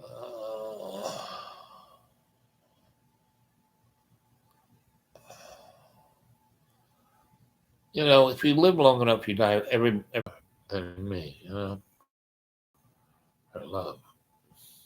But my parents, I've lost a number of second wife and a number of other lovers, people I really loved, especially in the 70s and 80s in New York. I had a lot of people I loved. We were in this amazing art, you know, environment, Soho, Tribeca, and we did amazing things for 15 years and traveled the world and did all kinds of, about 30 people were in this circle, collaborative artist projects. And a lot of them died, and a number of them died of AIDS. And it was a time when AIDS was a scary thing. And basically, because I worked at the VA and I dealt with a lot of guys who died of addiction, and just they get blown up, and there's not much left of them, and they survived, and when you have no legs and arms and parts of your organs have machines keeping you alive, you can live a few years, 5 years, 10 years, 15 years. Some people live even longer if they have really strong wills. So I had these friends who got AIDS in the 70s and 80s, and they didn't know what it was, and everyone was scared of it. That was a scary time. People felt if you touched them, you would get AIDS. And so I had a lot of friends who died of AIDS, mostly because of intravenous drug use. A couple of gay guys, but mostly everybody else. There was a point in the 70s where everyone thought skin popping heroin was like the rage. Everyone, I couldn't stand it. We didn't hate it. Like I said, I could do a few puffs and drink a little bit, nothing else. So I was always a designated driver. I was always one who was sober. I was always one to keep everyone out of harm's way. And so I saw a lot of people die. So I didn't take it personal, meaning you can take it personally. Like that person's death they did it on purpose to hurt you because you felt so strongly for them that you felt this loss. And that's when, like my second wife, when she died, again, if you go to XRATTED, I have a whole story about what happened. It'll take me hours to explain it better that you read it, right? Because when you read it, you can feel it stronger than me telling the story. So, but so she's no longer around, but she's still here. And I still, when I meditate and go into state, then I go into my sanctuary, she's there. Still the beautiful 28-year-old. Right now, she'd, be, 70. I'm sure she's still hot at 70. But when I go into state, and she's still a funny, sharp, um, person who doesn't let me get away with anything, and always is there to, you know, give me the opinion I need to listen to, you know. And that's what we need to do with the ones we love. Is not to let them disappear, you know, to keep them in our heart. So my parents are still in my heart. And instead of looking at them nostalgically, like my siblings do years, and show them in the good, bad, and ugly moments of their lives. And so they're still there, And my mom is still very connected to me on the other side. And my dad, when he died, so I was with my mother when she died, right? And it took her a long time to die, like a couple of weeks, right? And she would come and go, and I had good timing to always kind of be there when she popped out. Said, "Oh, there you are." Hi, getting ready, and she was like always at a cocktail party, having a really good fun time when she was younger, before she met my father, right before she married him, and so she was always having a good time. She always had a cigarette and a cocktail dress, And she was, the belle of the ball in the 30s. All the men around her were in tuxedos and wanted her, and she just kept them at bay.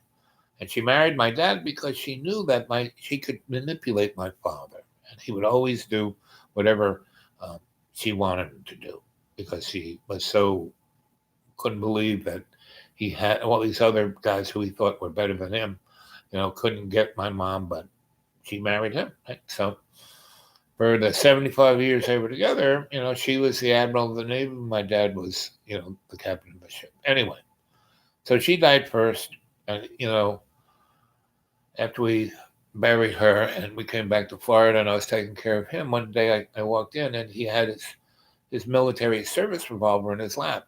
And he had never had it for 25, he had it in a box up in the closet, never looked at it, never looked at his medals, never, you know, once he took off the uniform, he wasn't like pretend, he had never kind of wore it.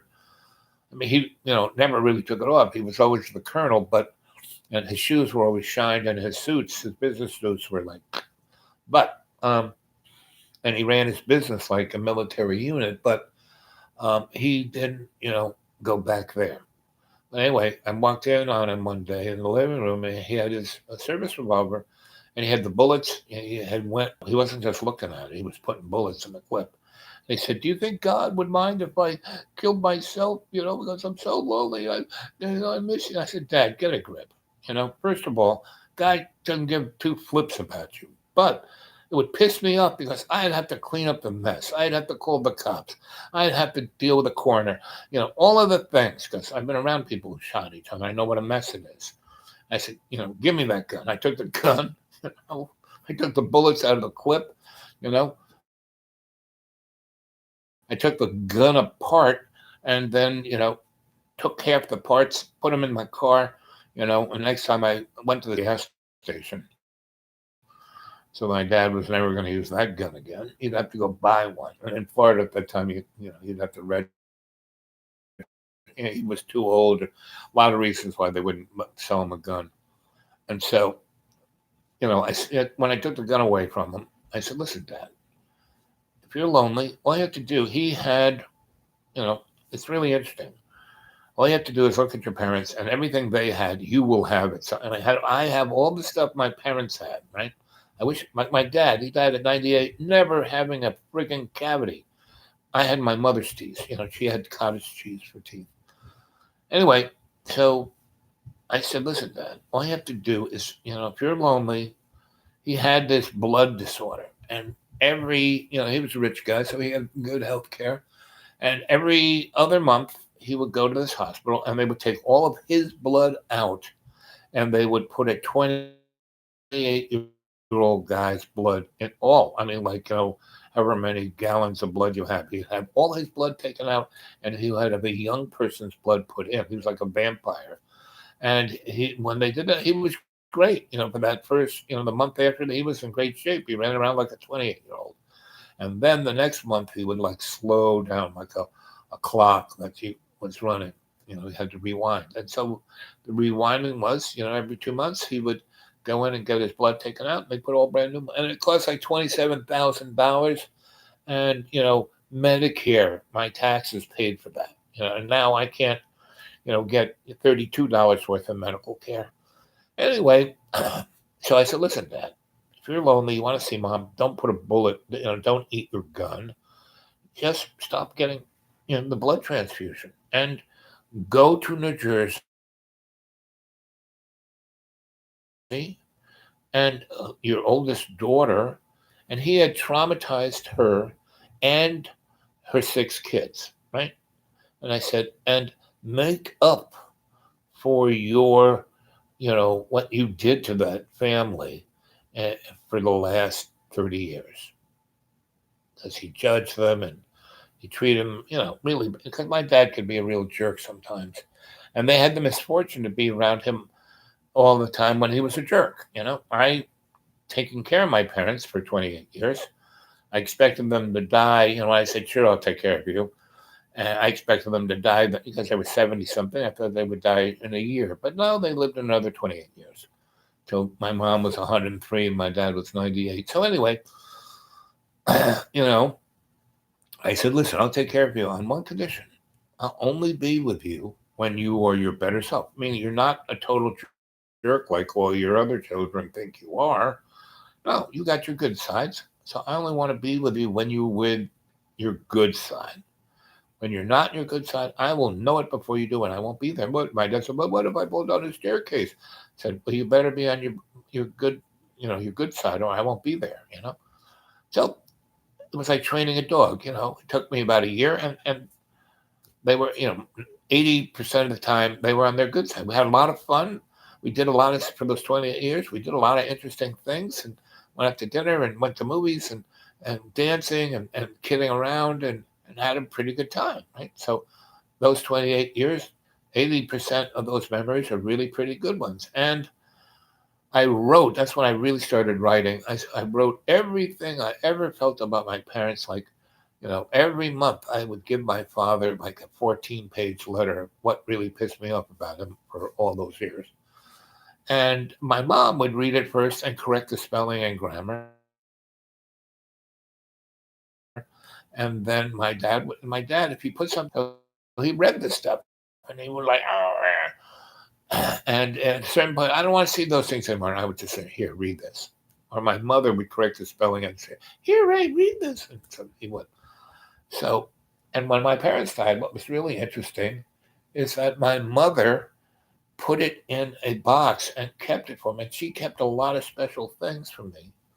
And and what was a little annoying about John was that when he kicked me out a year and a half ago, a lot of that stuff was still at the school, and he went through all of it and then put it on the internet, and he acted like it was his family. It was very annoying, but it was John's lack of whatever he had a lack of, and I, enabled me to forgive him about that too.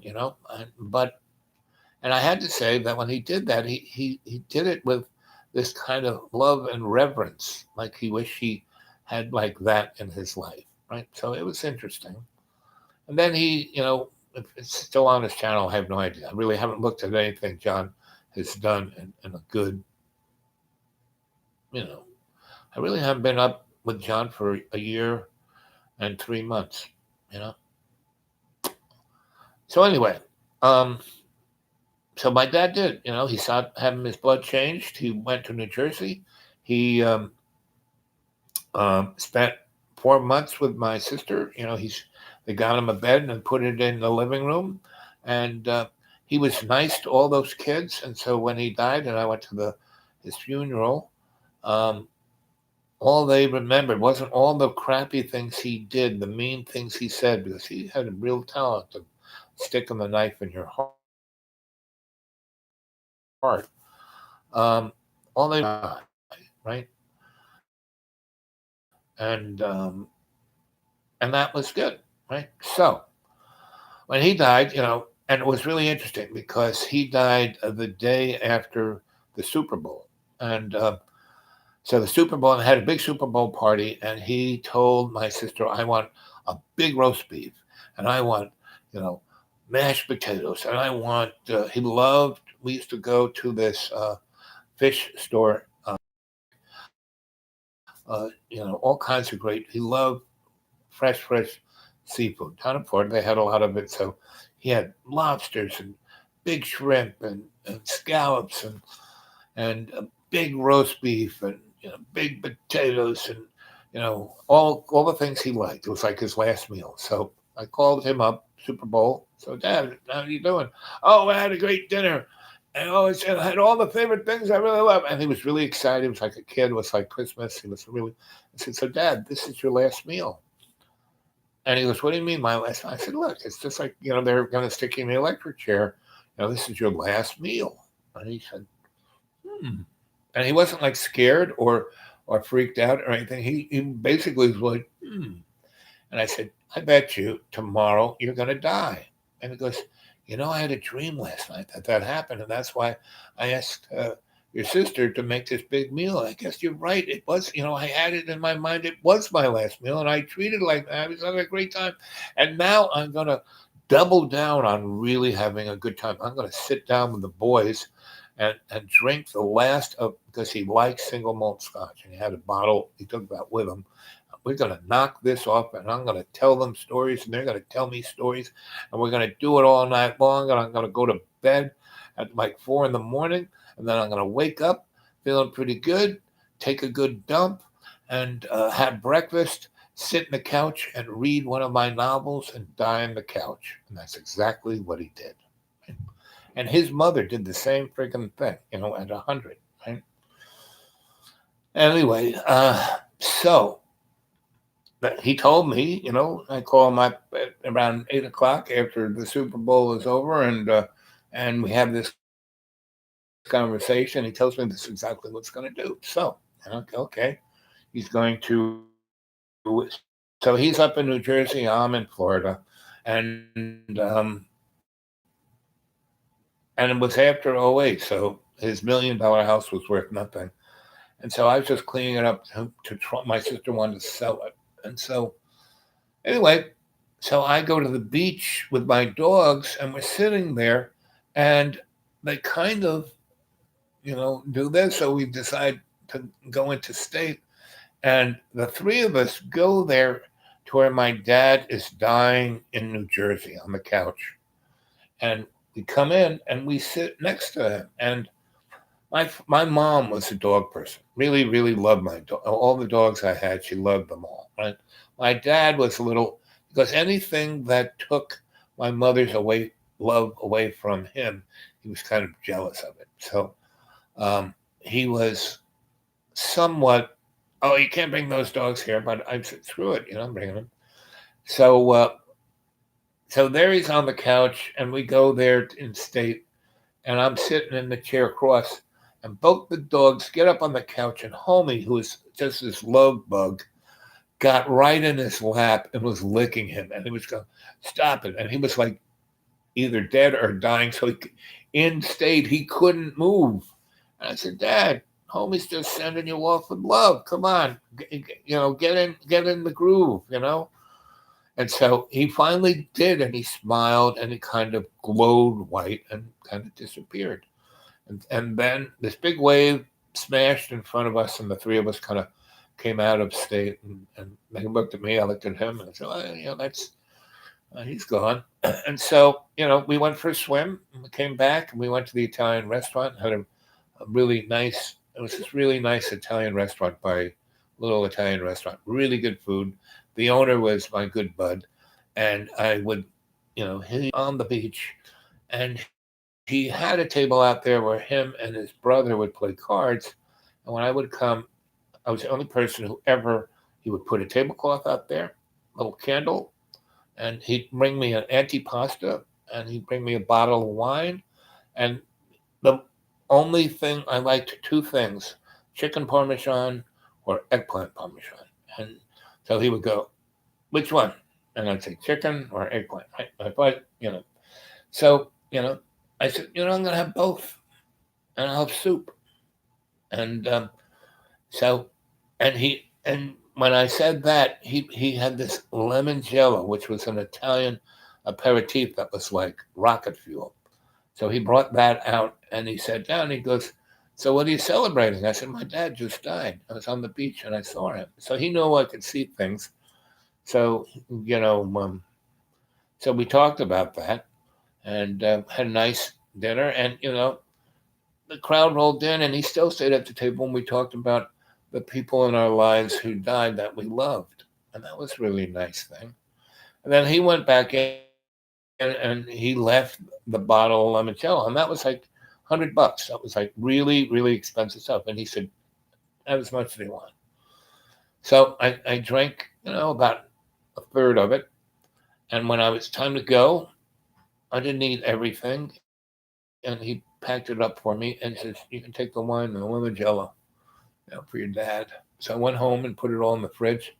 And I was writing, and I kind of fell asleep at the keyboard.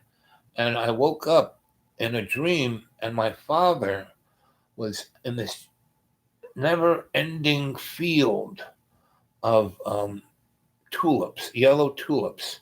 And he was sitting on a big rock. And and I saw him from far away. And then I thought of, oh, I'm going to go see him. And bingo, there I was. I didn't walk through the tulips. I was right there. I'm looking at him, and he was kind of sad, and he looked dejected, and he couldn't see me. And so I said, "Hey, Dad." And then he kind of looked up at me, and he goes, "Where are you?" And I put my hand on his shoulder, and he said, "Oh, I can see you now." And I said, "So how you doing?" He goes, "I'm dead." I said, "Yeah, I kind of got that." And he goes, and I've been here forever. I said, "No, Dad, you just died." He goes, "No, it must have been hundreds of years." I said, "No, you died, this afternoon, and here it is this evening, and maybe 8 hours ago you died." And he goes, "No, I've been here forever." And I go, "So this pretty place, look at all these flowers. It smells really beautiful. The sun is not too hot. It's just nice. It feels pretty good. There's a little breeze. So this ain't bad." And he goes, "But your mother's not here." And I said, "Well,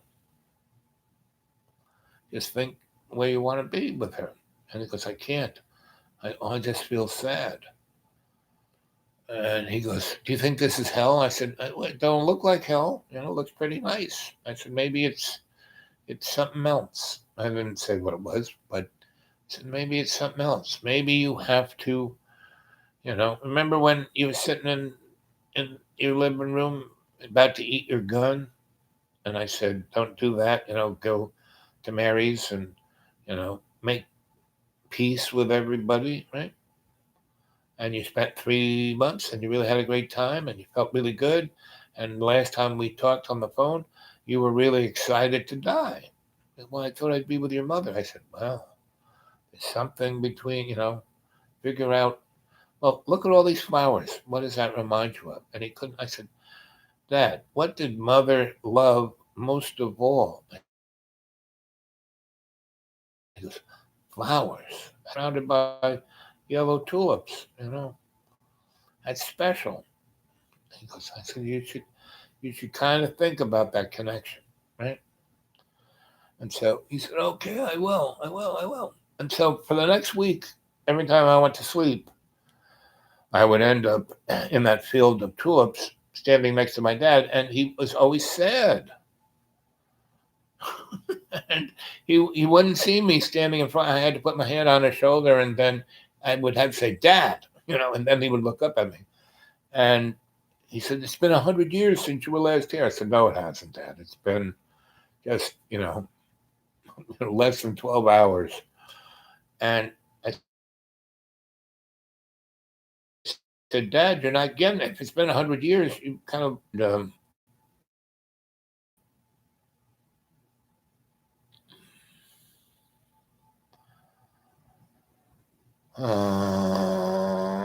anyway, so for that week, every time I would go to sleep, I would end up in the field of tulips, yellow tulips, with my dad on the rock. And I said, Dad, you're going to be stuck on this rock. You think it's like every time I come here and it's 12 hours since I last saw you, and you think it's 100 years, you know, that sounds like you're punishing yourself. You're going to have to forgive. What should I forgive? And he couldn't, step back, get perspective, and judge himself. Not judge himself, but see himself. And I said, didn't you have that life, thing? Because yes. And that freaked me out. I said, so what freaked you out about it? He goes, well, remember that time that I hurt your feelings so bad that you had a heart attack and you died? I said, oh yeah, Dad, I remember that. And you told me about how, you went to the, seeing your life, everything you did, and you were on a mezzanine, and the thing that was being judged wasn't you, it was me. I said, yeah, I remember that. And he goes, well, every time I close my eyes, I'm right there. And it's exactly as you described it, with all those people who I hurt, and they're telling that I should go straight to hell. And I always thought I was a really nice guy. And I said, yeah, Dad, you didn't have a thing called empathy. You were a pretty good guy, but you couldn't quite, it was all about you and what you wanted. And when people got in your way, you got mean with them, right? And so maybe you're stuck on this rock because you're not a bad guy, and part of that is forgiveness. And the thing you need to forgive most is yourself, because you feel guilty, from all that stuff. Because every time you were being mean to people, you know, you were feeling that you were being mean, right? And it was because you were scared, or you were something of that nature, and you're going to have to work that one out. Anyway, so for a good week, I kept going back and talking to him about that stuff until he says, I'm starting to get it. And I said, what do you mean? He goes, well, I'm looking at all the things that, I keep going back to that judgment place. I don't want to go. But when I let myself go there, I see all those things and I start to understand things I did and why I did them and how they did them. And all that time that you tried to have me meditate and look at my Akashic record when I never did, I'm starting to see my librarian. I'm seeing my librarian, and it's your mother. And I now go there a lot because that's the only place I can see your mother. But she treats me like a librarian. And my mom had that in her. And he said, and the animal totem is your dogs, all of your dogs, not just one of them, but all of your dogs, because I had a lot of dogs over the years. And I always brought them home because my mom loved dogs and my dad was gently goes, and they're not, they don't bite me or anything, but they are like my judges. I said, yeah, that's your animal totem. And he says, and the guardian angel, I think it's you. I can't see it, but I can feel it, and it feels like you. I said, yeah, Dad. I've always watched out for your back. I always forgave him. And one of the great gifts my father gave me, because, I instantaneously forgave my father to the point where his meanness, my brothers and sisters, it like really affected them in a very negative way. Me, from when he said that thing, who are you? You don't belong here. You're not one of us. Now, that was a mean thing he said to me, 7 years old. And most little kids, it would have destroyed their id. They would have become a psycho killer. But luckily, I was brought up by my grandma, and I had this loving uh, black woman named Timothy, who was my mammo, who breastfed me until I was like 5, and I was part of her black family. That's why I'm an African American that's known and challenged. And so I saw all these people challenged that didn't have it a tenth as good as my dad did. But I learned that all the suffering that they went through, they saw as a positive thing that made them stronger. Right? So when my father was that mean, I was basically prepared for it. I saw it coming, and I didn't let it get in my grill. The only time, a couple of times it got in my grill, and yes, it hurt my feelings. And one time it gave me a heart attack and I died, because he really shoved in the knife pretty deep. So,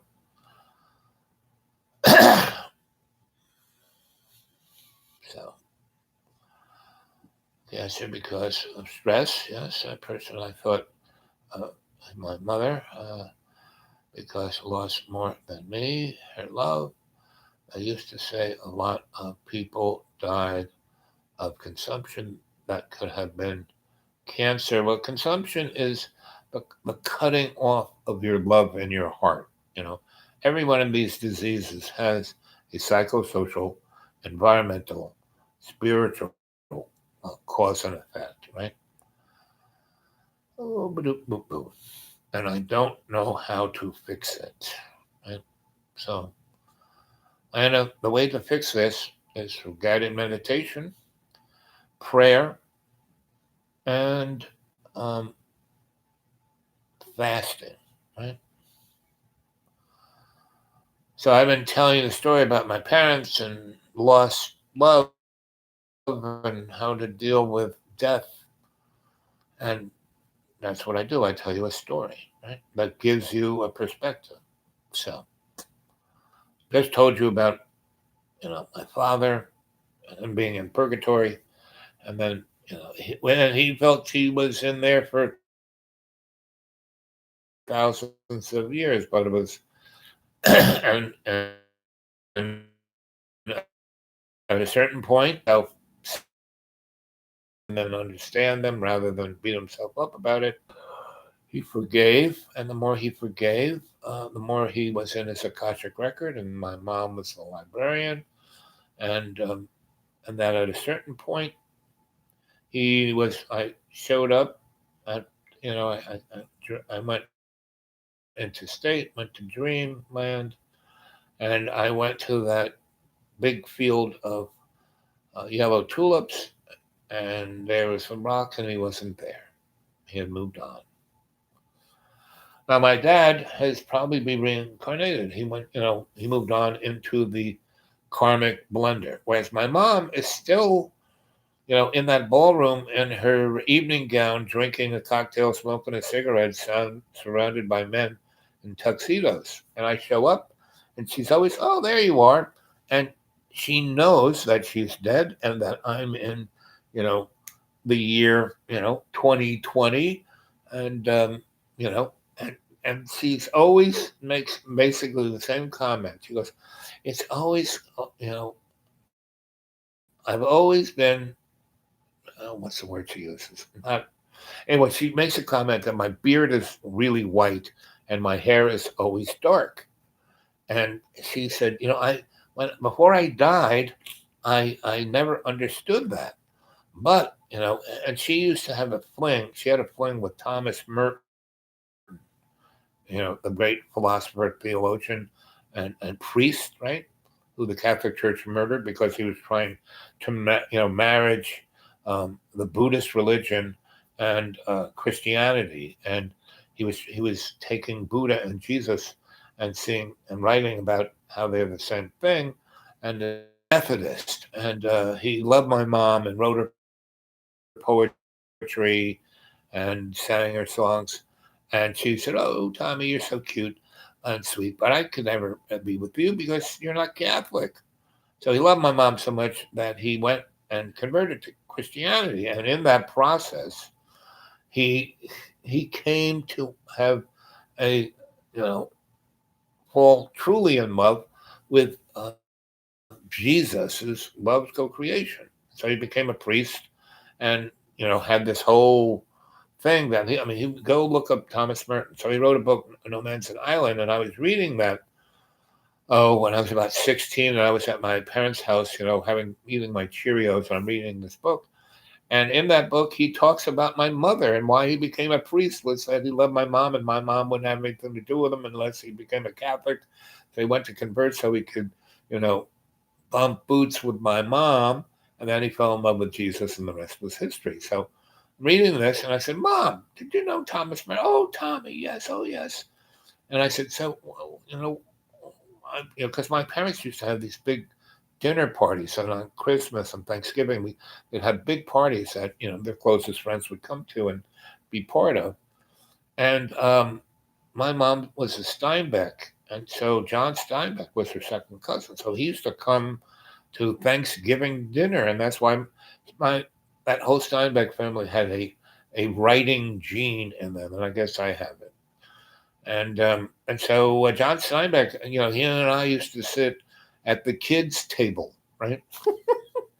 He wouldn't sit with my parent. My father was a little freaked out about him, and so my father's friends would sit at the big table. And my dad was a football star, and so he had all his best friends were athletes. So those folks and their wives sat at the grown-ups table, and John and my there were two Steinbecks. Horst was my cousin from Germany, and so Horst and John Steinbeck and me, and then they had like three kids table, and so we would sit at that, and they would tell me stories, and I would go, "Well, gee." So, um, so I got to know those guys pretty good. So my whole life is people like that have been around me my whole life, and they were just people I knew. They weren't like, "Oh, John Steinbeck. Oh, Thomas." No, it's like, hey, that was like my uncle, John, and that was my uncle Thomas, right? And they would always talk to me as I was a grown up, because I knew them from 7 until about 14. When I left home, when I wasn't always, because after about 14, I did not go home for Christmas or Thanksgiving or any of that kind of stuff. Because usually I was at prep school or at a university or someplace else.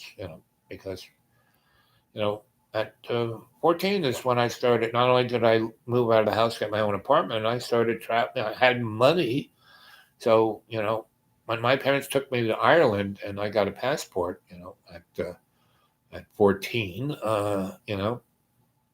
I and then they had this airlines, Freddie Lakers, where you could go from New York, from Kennedy to Heathrow for $60. I had my passport. I got myself an international driver's license in Sweden, which basically said I was a Swede. And so I kind of had two passports. I had that international driver's license, and I had, my American passport. And when I went to countries where they didn't like Americans, I would pull out my international driver's license. And once I got to Europe, I found this gig about getting on the Swedish Airlines for almost nothing. And when you get on air, a Swedish document, stamp with a Swedish stamp. And so when I would get to that foreign country, I'd hand them that visa, and they would put me in the book as a Swede. And I'd show them, my photo ID was my little international driver's license that I'd lived in, for Sugar, Sweden. So pretty much after 14, I had nothing to do with my folks until I was, 35, and I came back and said, "Okay, I'll take care of you." Right. So, if you are scared about death, you're not ready to live. And if you really think you can't fix anything. All you can do is be a good example. All you can do is uh, lead a life that loves to live and loves co-creation.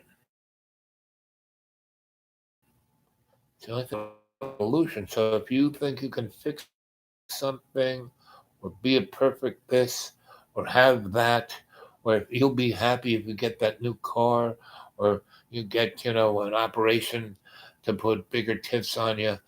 None of that. No, not going to do much, right? Thing is to live in the moment.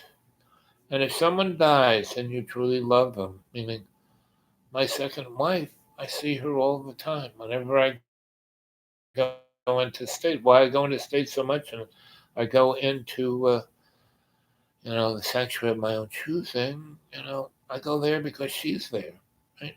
And other people I love who are no longer here or in my life are there, and I can be with them in real time. And they're relating to me um, as if they were here, right here, right? I mean, they're cognizant of everything I've done and where I'm with, and after she died, um, for about the age 89, 90, 91, about 4 years, I really didn't have any. I had little flings, little romances. I had no real relationship because she was always here, and once I would get close to a woman and they wanted me to be in their life, and I would be because I'm a surreal monogamist. When I'm with somebody, I'm just with them. I'm not thinking about anybody else or looking around or on the sly. And so once they would try to get into that, they would bump up against my second wife that was in my heart. And it's kind of hard to be jealous or compete against a dead person. So you know, it was a good 10 years, but and so I would see her all the time, and at a certain point, my sanctuary of my own choosing, you're part of my script here, and she goes, that's a problem because you're not letting me go, you know, uh, to you're not experiencing life as love's co-creation. I'm holding you back. And so I said, no, you're not. No, I'm fine. I have all the. And she goes, no, you're not. You're not letting your heart open. And that's a problem for you. So I'm just gonna go. I won't be back. You won't be able to find me here. But it's my sanctuary. If I want you here, you'll be here. She goes, ooh, it don't work that way, buddy. So you know, she was gone.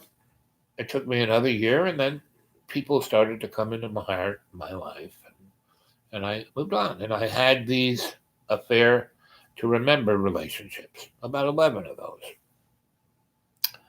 And about four of those women, you know, really loved me. I let them in my heart, and we had, I lived with them and this and that. And at a certain point, they said, listen, I want to marry you and have children with you. And I gave them every excuse. I don't know, da da da. The world sucks. Do we really want to have kids? Aren't you happy? I'm happy that we live together. I'm ready to do this the rest of my life. But I hate the church. I hate the state. You hate the church. You hate the state. Why do we need to get married? I've already done that a couple of times, and you don't really we don't need to do that if we really I gave them that whole thing. But in reality, there was that little space, and I wasn't going the whole way. And so they would say, "Oh, you're right. Okay, no problem." And then they would get kind of frustrated, right? And it always kind of ended, you know, and basically ended and not in a bad way, but in a semi-sad way, because these women really wanted me married, wanted to be committed, wanted to have children. This amazing life of you know the 1920s artist. That's what we were doing. And Woody Allen made a really good movie about that. It was called A Night in Paris. You should see, I knew Woody Allen pretty good when I was in Nabeth and IATSE, and I worked as a movie electrician. I worked on a number of movies. And Woody Allen was one of those filmmakers. New York City was he made his movies in basically New York City. And so I worked on two of his movies, and I really loved him as an artist, as a writer, as a comic, as an actor, as a director, but as a human being, he was kind of a schmuck. And so, I had that experience, and I said, okay, I don't need that. And what was truly amazing, that was another job. So I was in Local 3, IATSE, and Nabeth, right? And when I worked on those movies, I got 3 paychecks from those 3 different units. I would make about $1,200 a friggin' hour. And these movies, you'd work 16 hours. That's a lot of money. So I'd work, maybe a week or two, and that was enough money for a whole year. And then video playback came back, and I understood that technology because I was making videos. And I got into that union, and I could have made $1 zillion and got in, probably become a director and, blah, blah, blah.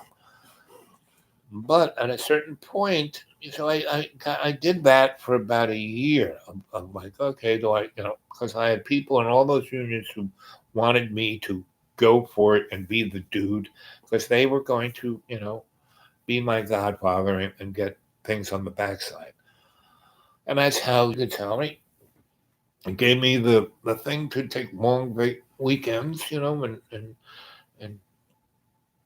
do interesting things. And but at a certain point, it was really boring and really empty and really a waste, a waste of my spiritual time. And so I basically, got did this, couple of movies, couple of gigs, worked real hard for a month, made enough money for me to go to Ireland and stay there for a year. And that's when I, my last foray with Archie and the old crone. And when they tried to hook me up with, my doctor girlfriend in the little town of Glendore on the west coast of Ireland. And that was another place. She really wanted me to marry her. And she really wanted me to be the father of her son. And the town really wanted me to marry her and be like the priest of the town that wasn't a priest, but still did all the stuff a priest should be doing. And I did that for 6 months there, and it was really great. I really loved it. The whole town loved me. I loved them. This woman was one of the best women in my life, but she needed me so much, that neediness, and she never really played it out. I mean, she never really leaned on me, but just that. But because we had so much fun and we were so physically attracted to each other, and we just had a great time. And the first 6 months was just bliss and great. And then she goes, "Why don't we get married?" And I said, "Aren't we already? Come on. Everyone treats us this way. You're the doctor, I'm the priest. We kind of take care of this town. They're like our children, and your kid and her nephew. So when she was at Oxford going to medical school, she had an affair with a African prince, right? And he was going to medical school too, and she had a kid, and he left her, right? And so he didn't, that was it. Never, so this kid had no dad. But this kid was like an African prince. He was like Kimba, right? He really was a prince, really smart, really genius, really loved, great little kid, right? Loved his mom. He was the only black kid in like the whole west coast of Ireland. Anyway, so and everyone and treated him like a prince, because his mom was the doctor, keeping everyone sane and healthy. And her sister was like, they were like, Two-Face, right? So she was like the perfect great daughter, and her sister was like 2 years younger, and she was the bad penny, always getting in trouble, and so she got knocked up by a Jamaican in London, um, drug dealer, and had a kid, right? And when the kid was 2 years old, she came to visit her sis and left the 2 year old there, just like left him there. And when my girlfriend, she went off on to take care of someone sick, and she expected her sister and the boys to be there, and her sister left the two boys by themselves for like 4 or 5 hours, and I was the last she saw them. So she had this little, her son was about 4 at the time, and this little kid was about 2. But up, the son was about 7, and uh, the his cousin was about 5. The little black guy was Al Capone. It's like unbelievable. So the other thing she wanted me to do is take care of these, because she was a doctor and she couldn't take care of these kids, and none of the women had like 10 kids, because Catholic Church can't have an abortion and you can't get married. I mean, you can't get divorced with everybody.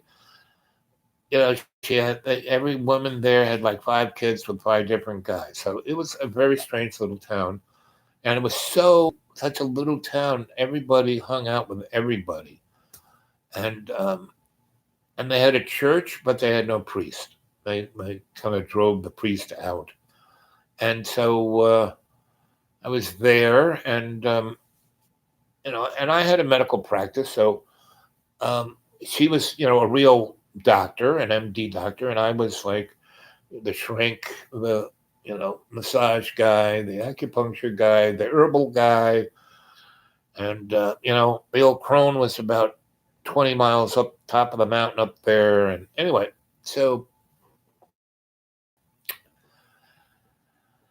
and the old crone would come down, and because she was a doctor too, even though she was a crone, she had gone to medical school in 1913. I think she was the first woman to graduate with a medical degree from Oxford. So anyway, so that was my interesting. So she and I were like really physically attracted. She was quite attractive, quite brilliant, quite loads of fun. Loved to dance, loved to smoke, loved to party. So we would, And at one point, I said to the women, I said, "Listen, this whole town is nuts and in total chaos because you got all these kids running around, and they're not going to school. They're not getting, there has to be something. Well, what can we do?" I said, "What needs to be done is there has to be a school slash daycare." And they go, "What are you talking about?" And I said, "This is what needs to be done. There's this church over there. Let's go clean that thing up. Let's turn that into, you know, coffee house, nightclub, daycare, school." Because all these kids were between the age of like 1 and 10. None of them were any older than 10. They weren't any teenagers yet, right? And I said, "So what needs to be done is that every day, 4 of you will go to that school and watch after these kids, while the other 20 of you can go do whatever you want. Next day, another different 4. So one day a week, you take care of the kids. And then you got the other 6 days to fool around, right? And then they will get a sense of discipline." And they said, "Well, how can we give them any discipline when we're not disciplined? This is, we were those kids just 10 years ago." And I said, "Okay, I will help you." And that's when I became the priest of this little town. So we took over the church, and I, was the alpha dog of this band of rebel children dogs. And basically, I gave them a sense of structure just like I would with dogs. And so there are a number of points on your body that all you have to do is push them, and it will incapacitate you, right? When the Spock little thing, there's actually a point right there that you hit it the right way, you you go unconscious. And there are a couple other ones. There's a couple on your arm, both arms, that if you push them the right way, it's the most excruciating pain you ever felt, but it doesn't leave a mark, right? And it doesn't cause any real stress. It's just in unbelievable pain because it cuts off a nerve of blood to a certain nerve that is like the central pain nerve. And so, I wouldn't hit these kids. I wouldn't scream at them. I would just kind of, you know, incapacitate them or give them unbelievable pain, right? And, they just had to feel that once. And then the other thing I would do is, so there was, out of the 20 kids, or my girlfriend's nephew, the little gangster, he was the worst. But he was sweet and funny and charming, and he could talk his way out of anything. So I told all the other kids, okay, but that's not fair. I said, life isn't fair, you know? And so they kept him in line, but they couldn't because he was, uncontrollable. So basically, I said, okay, this is how it's going to work. You're the third youngest, but I'm putting you in charge. And he goes, what? I said, yeah, you're my aide de camp. What? You're my lieutenant. What? Yeah, you're in charge. But that means you're responsible for everything these guys do. And how are you you're the smallest one here? Yeah, you're a tough little guy. You could beat any one of them up, but clubs. And that's what they're going to do. So what you have to do is you have to lead by example. You have to be your better self. And he goes, huh? And he goes, what's that? And I said, so you just do anything you feel like you want to do. Yeah, that's what I do. I just do whatever the heck I want to do. I said, well, that isn't being your better self. And once you start to get in the groove of being your better self, you'll realize that that's more fun than just doing whatever the heck you want to do. It took me a while to get him there, but he did. And man, he did some amazingly bad things. So these kids never left this little Irish town, even though Ireland had pretty good, they had a bus going up and down that street, and you could get from that little town all the way to Dublin if you wanted to stay on the bus long enough. And, in that county, Skibbereen was the county seat, and it was like 30 miles down the road, not far. And they had a bus stop at Skibbereen, so you'd wait there, the bus pick you up. And kids, they had, I got from, the county seat, these bus passes, so we didn't have to pay any money. And I would take them there, and they had a library, and they had a little museum, and they had little places to hang out, and they had nice little, things to see, and we could go and do stuff, and and it was a big city. None of the kids had been out of the little, and Glendore was like a teeny little place, a little fishing village, right, and really beautiful, right at the bottom of the mountain, and it was a little peninsula that stuck out there. And it made a natural little harbor, big place. And so we did, and we go there. We went all the way to Limerick. We actually took them to Dublin, to the capital. And it's the first time we went on one of these trips, they were nuts because their parents just gave them candy instead of lunch, like an apple or a sandwich or something. And so they had these things called pixie sticks. I don't know what, just like, pure sugar with food colorings in it. And they would like turn it to little animals. Anyway, so we're going there, and we'd had to change. The bus would go here, you get off the bus, you sit in the bus little alcove, and then the next bus would come, and we'd go, to the, and we had to wait. These kids were going to do something that was dangerous, or it was going to hurt somebody or hurt themselves. I never bothered to even tell them don't do that, because I'd be saying, don't do that all day long. So I didn't, right? And if I got a complaint, I would just hit that little button on their arm, and so that was a pretty good, I would just have to do this, come at them with my thumb, and okay. So we're like waiting for the bus. I'm just sitting there reading a book, keeping a little eye on everybody so nobody, runs out in front of traffic or does something dangerous or stupid. And the little gangster guy, he is kicking stones. he's not breaking anything. He says there's a concrete wall. He's kind of hit. He's like kicking them like if they were like a soccer ball. He's like practicing his soccer thing. Because I got these guys. I got a couple of soccer balls. I would take them out the field and just let them go doing that, and they would run around for hours just kicking at soccer balls. There's something in the gene pool of European kids. They just do that. Anyway, so he's kicking stones, and he's not breaking anything. He's not in danger. He's okay. I'll just let him kick him against a concrete wall, no problem. So we got on the bus, and we go into the county, and we fool around, and we get on the bus, and we come back home, right? Yeah, and I'm in the little general store, right? And it says gas explosion blows up half of little town, right?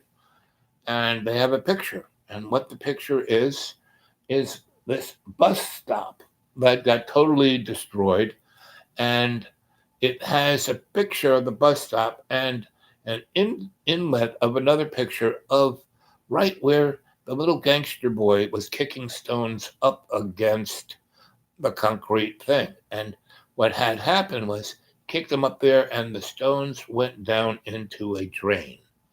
And the drain was not just a storm drain, it was connected to the sewer line. And this was just that one important spot that if you clog that area, because it wasn't just a water, um, you know, drain, it was also a vent for the sewer gas. And so the kid filled it up with little stones and blocked the sewer gas from escaping, and it built up in the system, and a spark hit it, and Bob Boom blew up half the town. Luckily, no one died or got hurt, but it blew up a couple of houses and a store, and the bus little alcove thing, and a couple of cars, and that's what this kid could do. I mean, he wasn't doing anything wrong. He was just kicking stones up against the concrete thing, and went into a grate, and a few days later, the town blows up. I mean, he was unbelievable, right?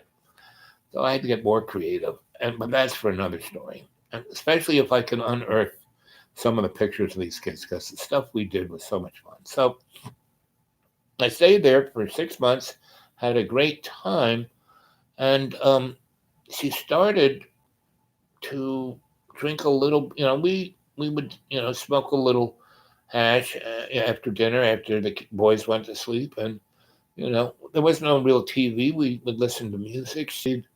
And she had a beautiful voice, and she was definitely a 100% Colleen.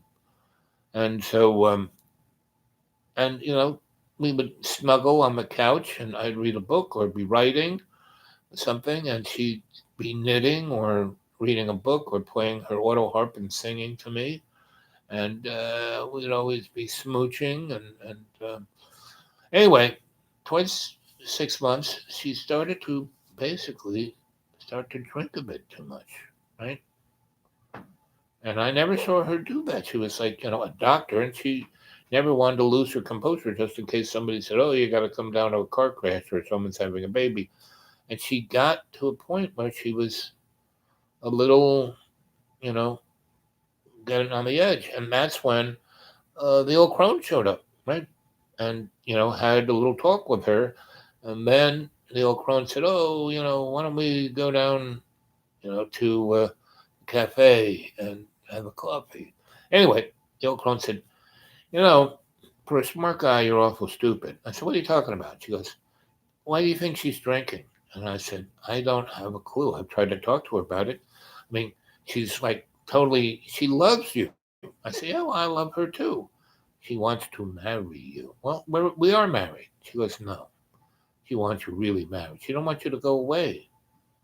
She thinks that she's not enough for you, and she has to, lasso you by, she think one day you're going to get, tired of the boys, and tired of being the priest, and tired of taking care of the town, and tired of, she doesn't want you to go, and she's scared of you leaving, and she doesn't want to talk about it because she doesn't want to put any kind of real block. And I said, well, drinking like she is a bit of, and she goes, yeah, it's your fault. You're a moron. And I go, okay. So I said, listen, honey, you know, I haven't really brought this up, but I understand, you know, you're scared and you're self-medicating, and a little bit was okay. And she goes, "But you to ask me to marry you, not you me ask you," and that's a little, you know. And I said, "Yeah." So anyway, for another month or two, we danced around that until, you know, she said, "Okay." I said, "We are married. Let's, just keep living day to day in love and having a great time like we did for the first 6 months." And it was like a Woody Allen movie because, she just tried to replicate those first 6 months instead of having another 6 months. Anyway, it became obvious, and Archie came down and said, "Now, we need to take a trip. I want to take you to, North Africa and look at some stuff." And so that's how we separated, right? And not and basically, the night before we left, she basically said, "I know you're not coming back, and it's okay. You know, we've had 10 great months. And you've given me a great gift, and I'm going to take that further into realizing to make myself a better person. And you have given me the opportunity to break out of that thing because I had no relationships. I just took care of the boys and was a doctor and took care of everybody. And that's all I did. I didn't really have a life. And then with you, I did have a life and a lot of fun. And I realized that's what I really want, along with all this, being the doctor and taking care of everybody. I'm not leaving this town, right? So I will find someone who will really be, you can't stay here. That's not you. And so, Lena, I totally identify with that point you said that you move around too much, right? That's what I do. I can stay in a place for a real long time, but, you know, so she was the only relationship of that level that I was totally committed and, you know, we didn't quite get married. And they wanted to get married, So the only person that like I did was my second wife, and then she died, you know. XRATTED. Um, you will see what it's all about, right? And so, I'm ready for, when I was in Ireland with the old crone, the first time when I was, and again, the old crone was somebody that I went to her she never brought anybody to her farm, right? She brought me, right? And I stayed there for almost 3 months. And she was, she wanted to make me her protege, and her boyfriend and her son and her grandson and her time traveler and her her buddy scientist. And when I kind of drank from the third pot, that was the test that I failed, right? And so that's when she realized that, oh, I could be her adept, but I couldn't be those other things. So I had to be let go, right? And so on our trip back, where was it? We didn't go along the west coast to Limerick. We went over the mountain, came down the other side, and came down through. Oh, it's a big town, kind of coming out of the middle of Ireland, going towards um, the east coast and Dublin, coming down to where you pop out, and you go one way, you go up north to Northern Ireland, and the other way towards Dublin, and so And we went there, and it was a pretty big town, as big as Skibbereen, as big as Limerick. Same size. They were all like county, but those towns are like along the water. It had a river going through it, but it wasn't like the water towns those are. And it was interesting. It was like a crossroads, and it was commerce, and it was police and courts, and what was really interesting, it was a really old town, and there was a part of the old town when you walked out of the municipal circle. The one main road came this way, another one went this way, and another one went that way, right? And then there were 3 or 4 roads that went off into like neighborhoods that went off up in the hills or over here or over there. And there was one road that came off that circle that went into what had probably been another little village until both kind of married into becoming the city. And it had alleys off its way that went into, they were portals into time. And when the old crone was taking me back to Trinity, we stopped at this place. We were in her Jaguar, and she was in her red jumpsuit with the big long scarf. And we parked the car, and it was raining, right? And her car was a convertible. We went off, and we had no, umbrellas, and we threw big plastic garbage bags over our shoulders like capes over our heads. And what was truly interesting, wherever she threw the garbage bag on her seats, in their car, and over our shoulders overhead, it didn't quite rain on us. It was raining everywhere else really hard, but it wasn't quite rain. We weren't really getting wet, right? And so we walked down the street. We turned into an alley. We walked down that, and it was like a little street, not quite an alley. And we turned down an alley off of that was really long and curved around. And when it curved around, it popped out into what looked like a whole nother little town.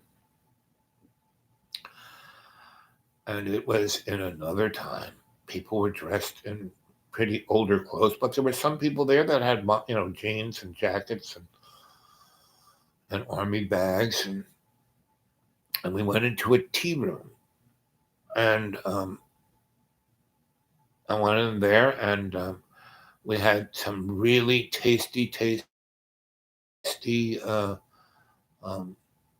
ambrosia, which is kind of a pudding cakey thing, and we had cream, and the lady, she brought us a pot of tea and 2 little cups, but she also brought us each really nice coffee, that we scooped the clotted cream into, and it was like, whoa, this is amazing. But we had this pot of tea. So anyway, we had, big bowl of ambrosia, and we had our little bowls with little silver spoons, and served it into the little bowl and ate it and put clotted cream, and there were jams that you put on top of it. It was really pretty frigging amazing. And the coffee was really great. And what was truly interesting was the coffee cup never emptied, and it was never too hot or never too. It was just always. I like hot coffee, but you don't want to burn your lip, and it never got cool or tepid. It was always hot, and it wasn't like part of it. And the little cups never emptied. And this was. So I didn't say anything about it. I just said, Anyway, we the old crone and I talked about this and that, and she goes, "Listen, I got some shopping to do here. You don't have to come with me. Why don't you just stay here, right?" And I said, "Okay." And the tea girl came over, and she said, "This is Janet, my friend, and she's like you. She's one of my adepts, right?" And I said, "Oh, okay." And she goes, "You guys, I'm going to be gone for a while. So have a good time. Right? So she sits down and she brings her own coffee cup in her little bowl and she scoops herself sisters. I said, where are they? They're out. Just you? Yeah, just me. I said, so you guys get busy here? I mean, with some this good, you must have loads of people. Yeah, sometimes it's busy and other times not so much. And she goes, this is one of those not so much times. Like, she's telling me no one's coming, right? So we talk, and she's really, and yes, I played Go. Only person I knew who played Go in Ireland was my doctor girlfriend, you know, the old crone, and Archie. Nobody else. And she goes, I like to play Go. I said, so uh, do you know Archie? Oh, yes, Archie and the old crone taught me this. I said, oh, okay. So we're playing Go, and I said, so what's up with this like this little village inside the end of another little village that's at the end of a big town? And so she goes, well, this is like a little place that time forgot. And I said, time forgot it, eh? And so, but you look like a kind of modern girl. You don't look like some of the folks look like they're from like the 18th century. She goes, oh yeah, you know, I grew up in this town. My father actually is a doctor, and he works at the hospital, and you know, um, we have this little place, and we have a little apartment upstairs, but we have this nice house out in the town next to the hospital. And I said, okay. And so, I kept trying to like get it out of her. What the heck is this place? And as we're playing Go, she's showing great strategy of time. Like I'm trying to do all these kind of fancy movements. She's just got all the time in the world to just wait me out. And so we play a while, and Oakland just, I think she's just gonna no, she's not coming back anytime soon, seemingly. And so I said, well, okay, I'm tired of it. We don't have to continue this. Let's talk some more. Let's have some more ambrosia. And I said, this coffee, how can this cup, it's got electric heater in it, how does this stay warm all the time? And she goes, it's magic. And I go, okay. And she goes, hey, jumpsuit, she's your Jaguars there, you got the garbage bags over.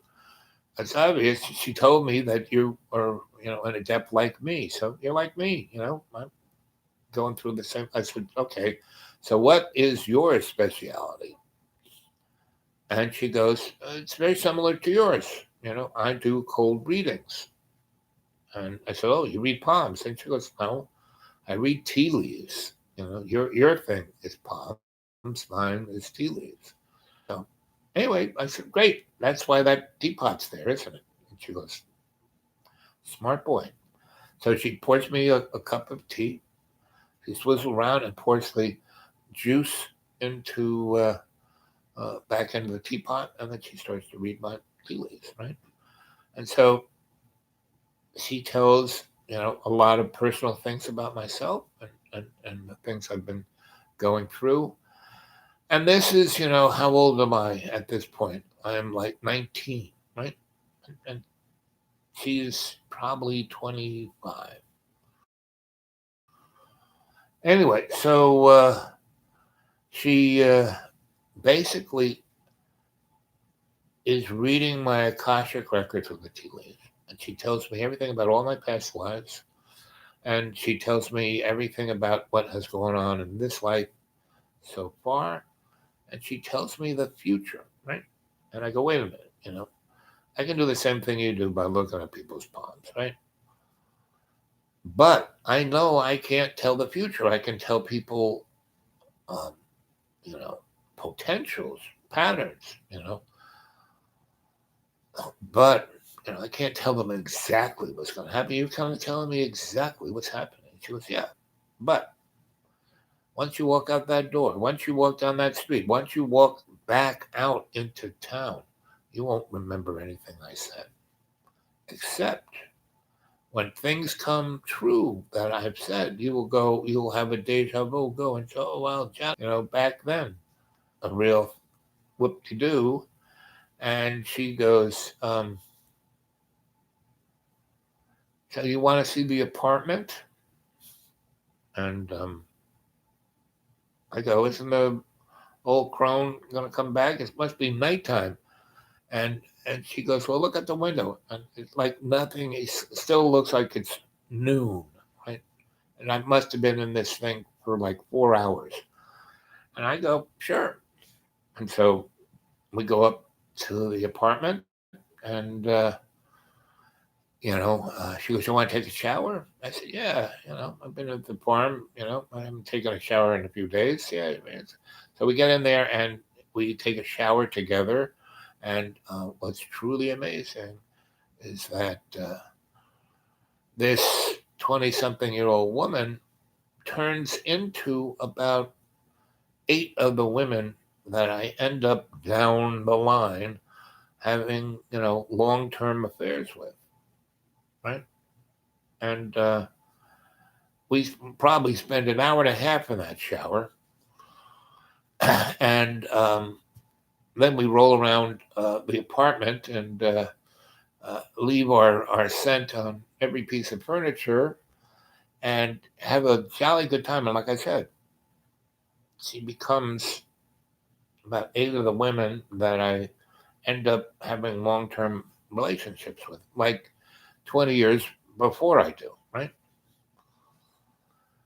Anyway, so we dress up, we go down, and we finish the game. We finish the bowl of ambrosia. We keep drinking the never-ending coffee.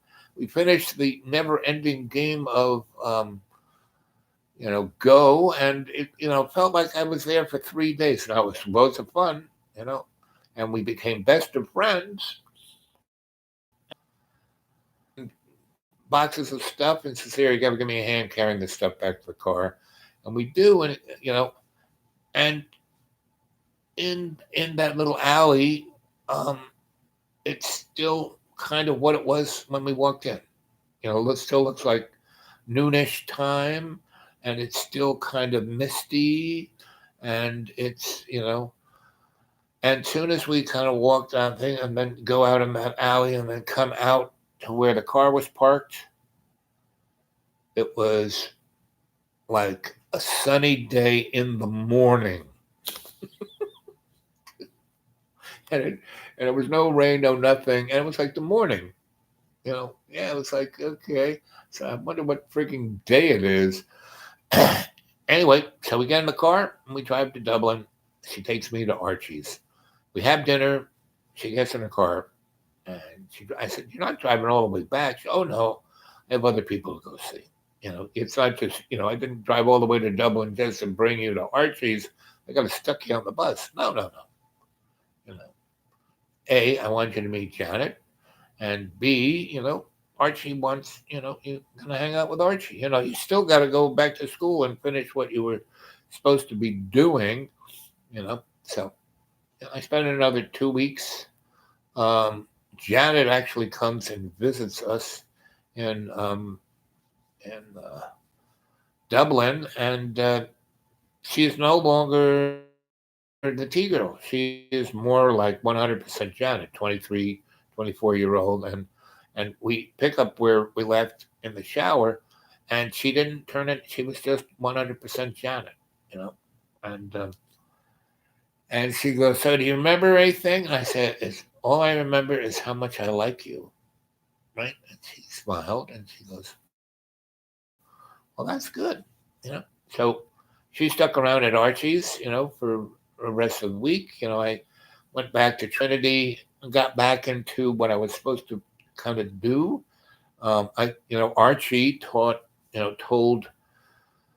the guy who was the head of the department that, when I said, hey, the old crone wants, hey, she talked to you. Oh, you need to go study with her. Anyway, he wanted me to write like a synopsis of my experience, right? So I kind of said to Archie, so can I, what, how do I do that? what does this guy know? What should I say?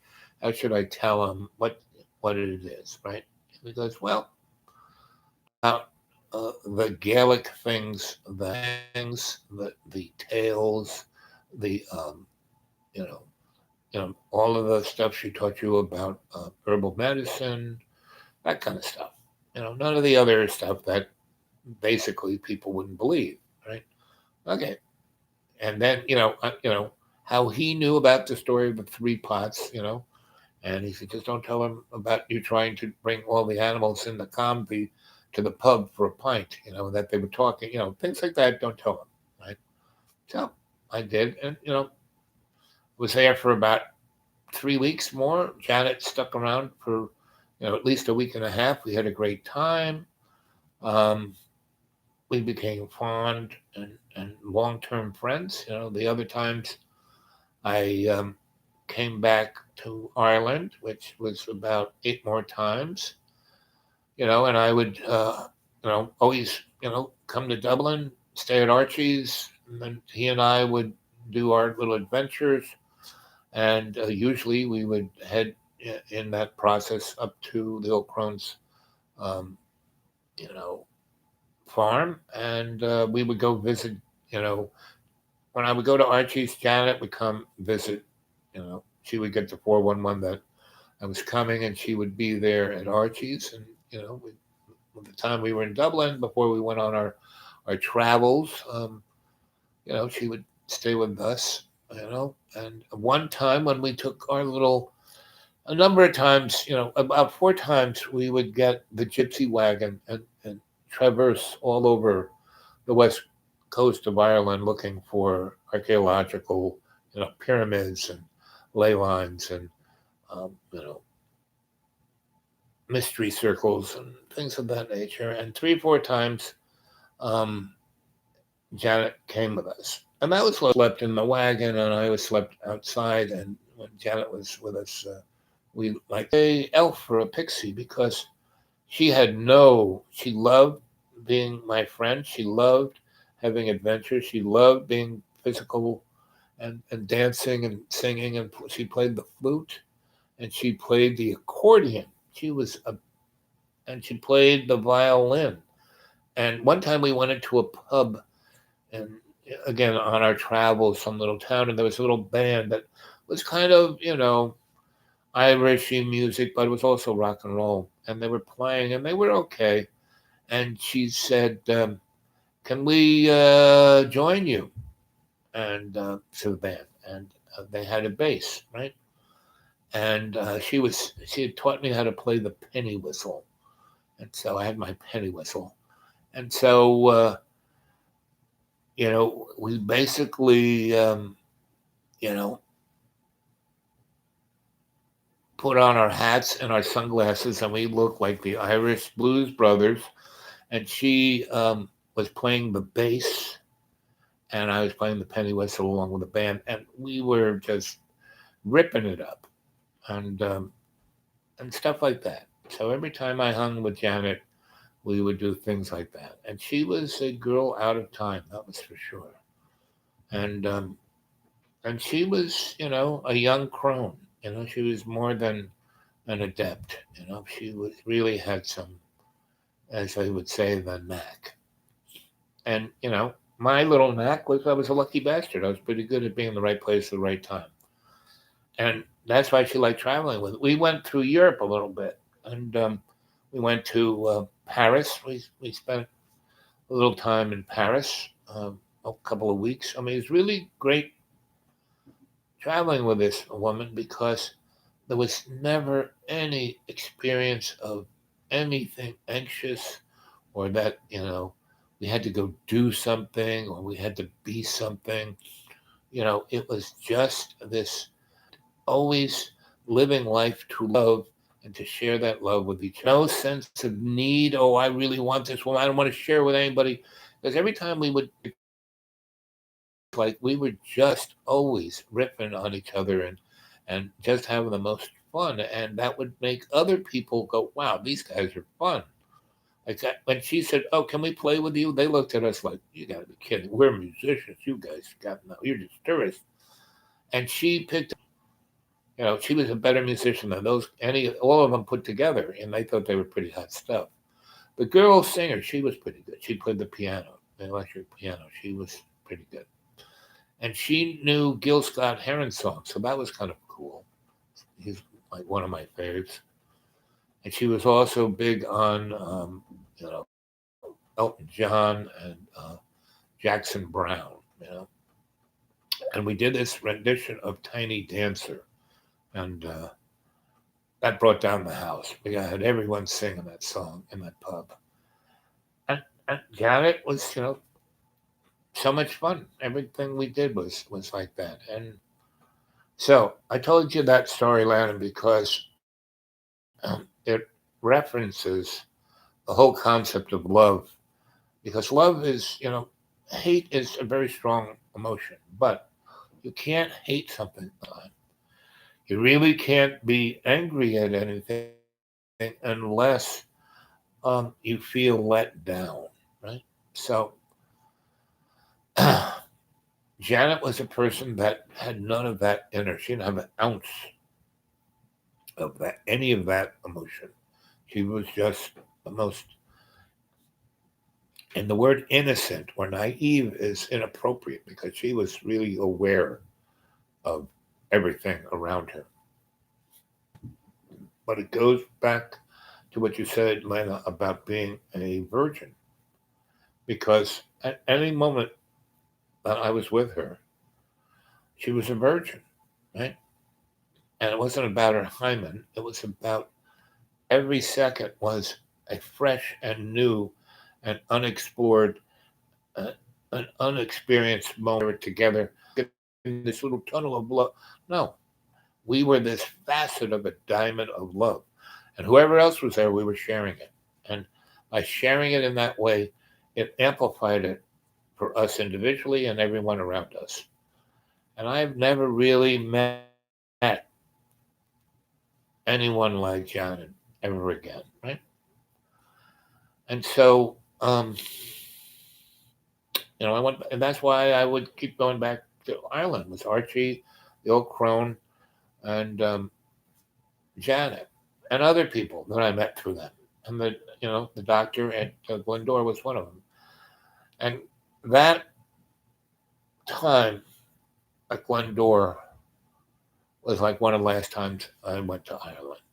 It was 1988, right? And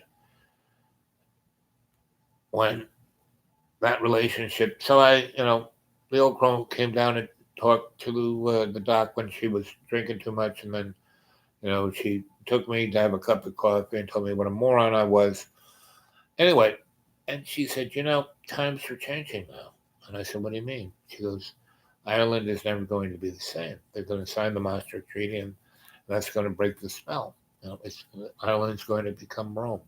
Ireland will finally become, 1,200 years of Rome attempt to conquer Ireland. Even when we were totally oppressed, we never gave in.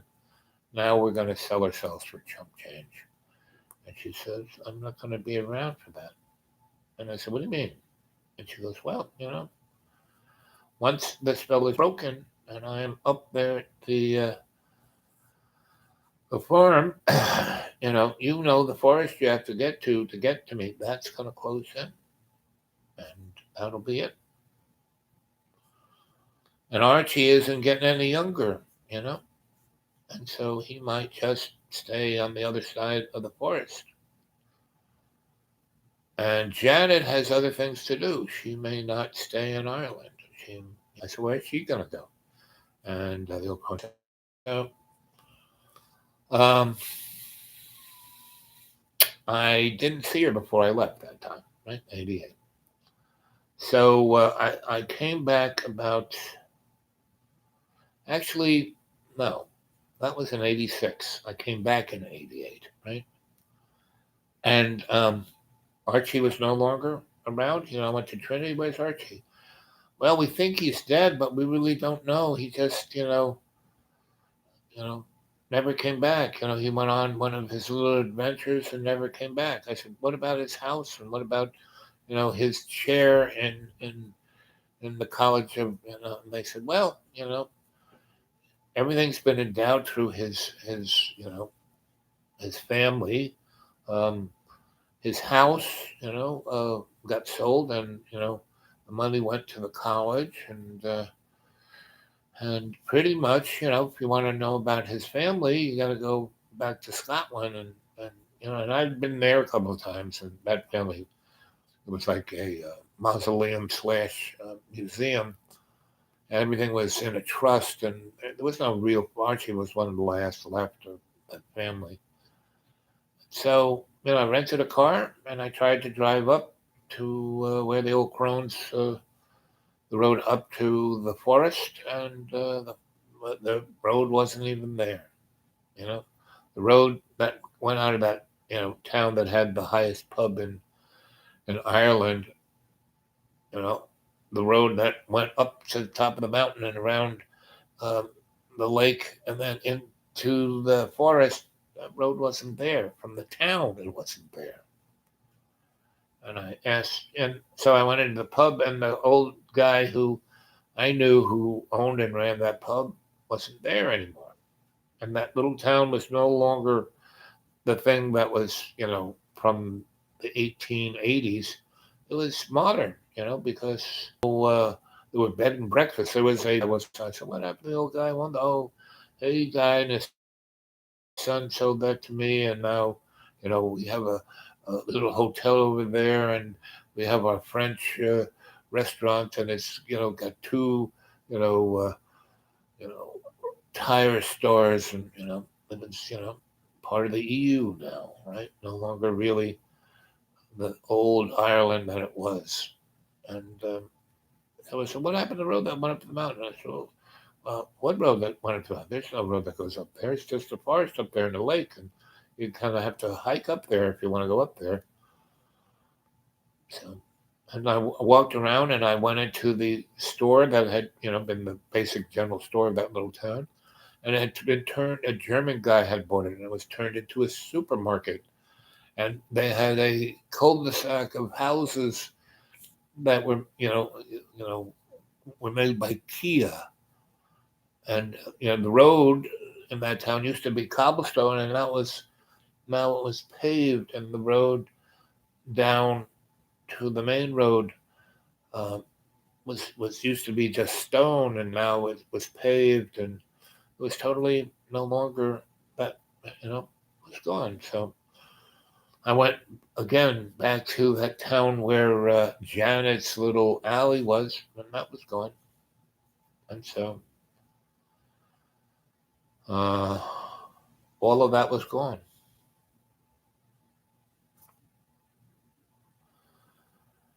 And Dublin, looked like, Brussels, They cut down all the oak trees along O'Connell Street. They had taken down all the statues of all the Irish heroes and put up semi-modern, you know, weird-ass sculptures, And that was 1988. And I did not go back to Ireland until 2005. And things have gotten even weirder. So it's like you can't go home again. So Janet told everything about my life, right? So the last time I saw her in 86, or no, 86, 88, I'm not quite sure which it was, but 88, no, 86. Yeah, because when I went back, no, I didn't find her. I actually went to look for her father in the hospital in that town. And that whole, but the mother and father had gone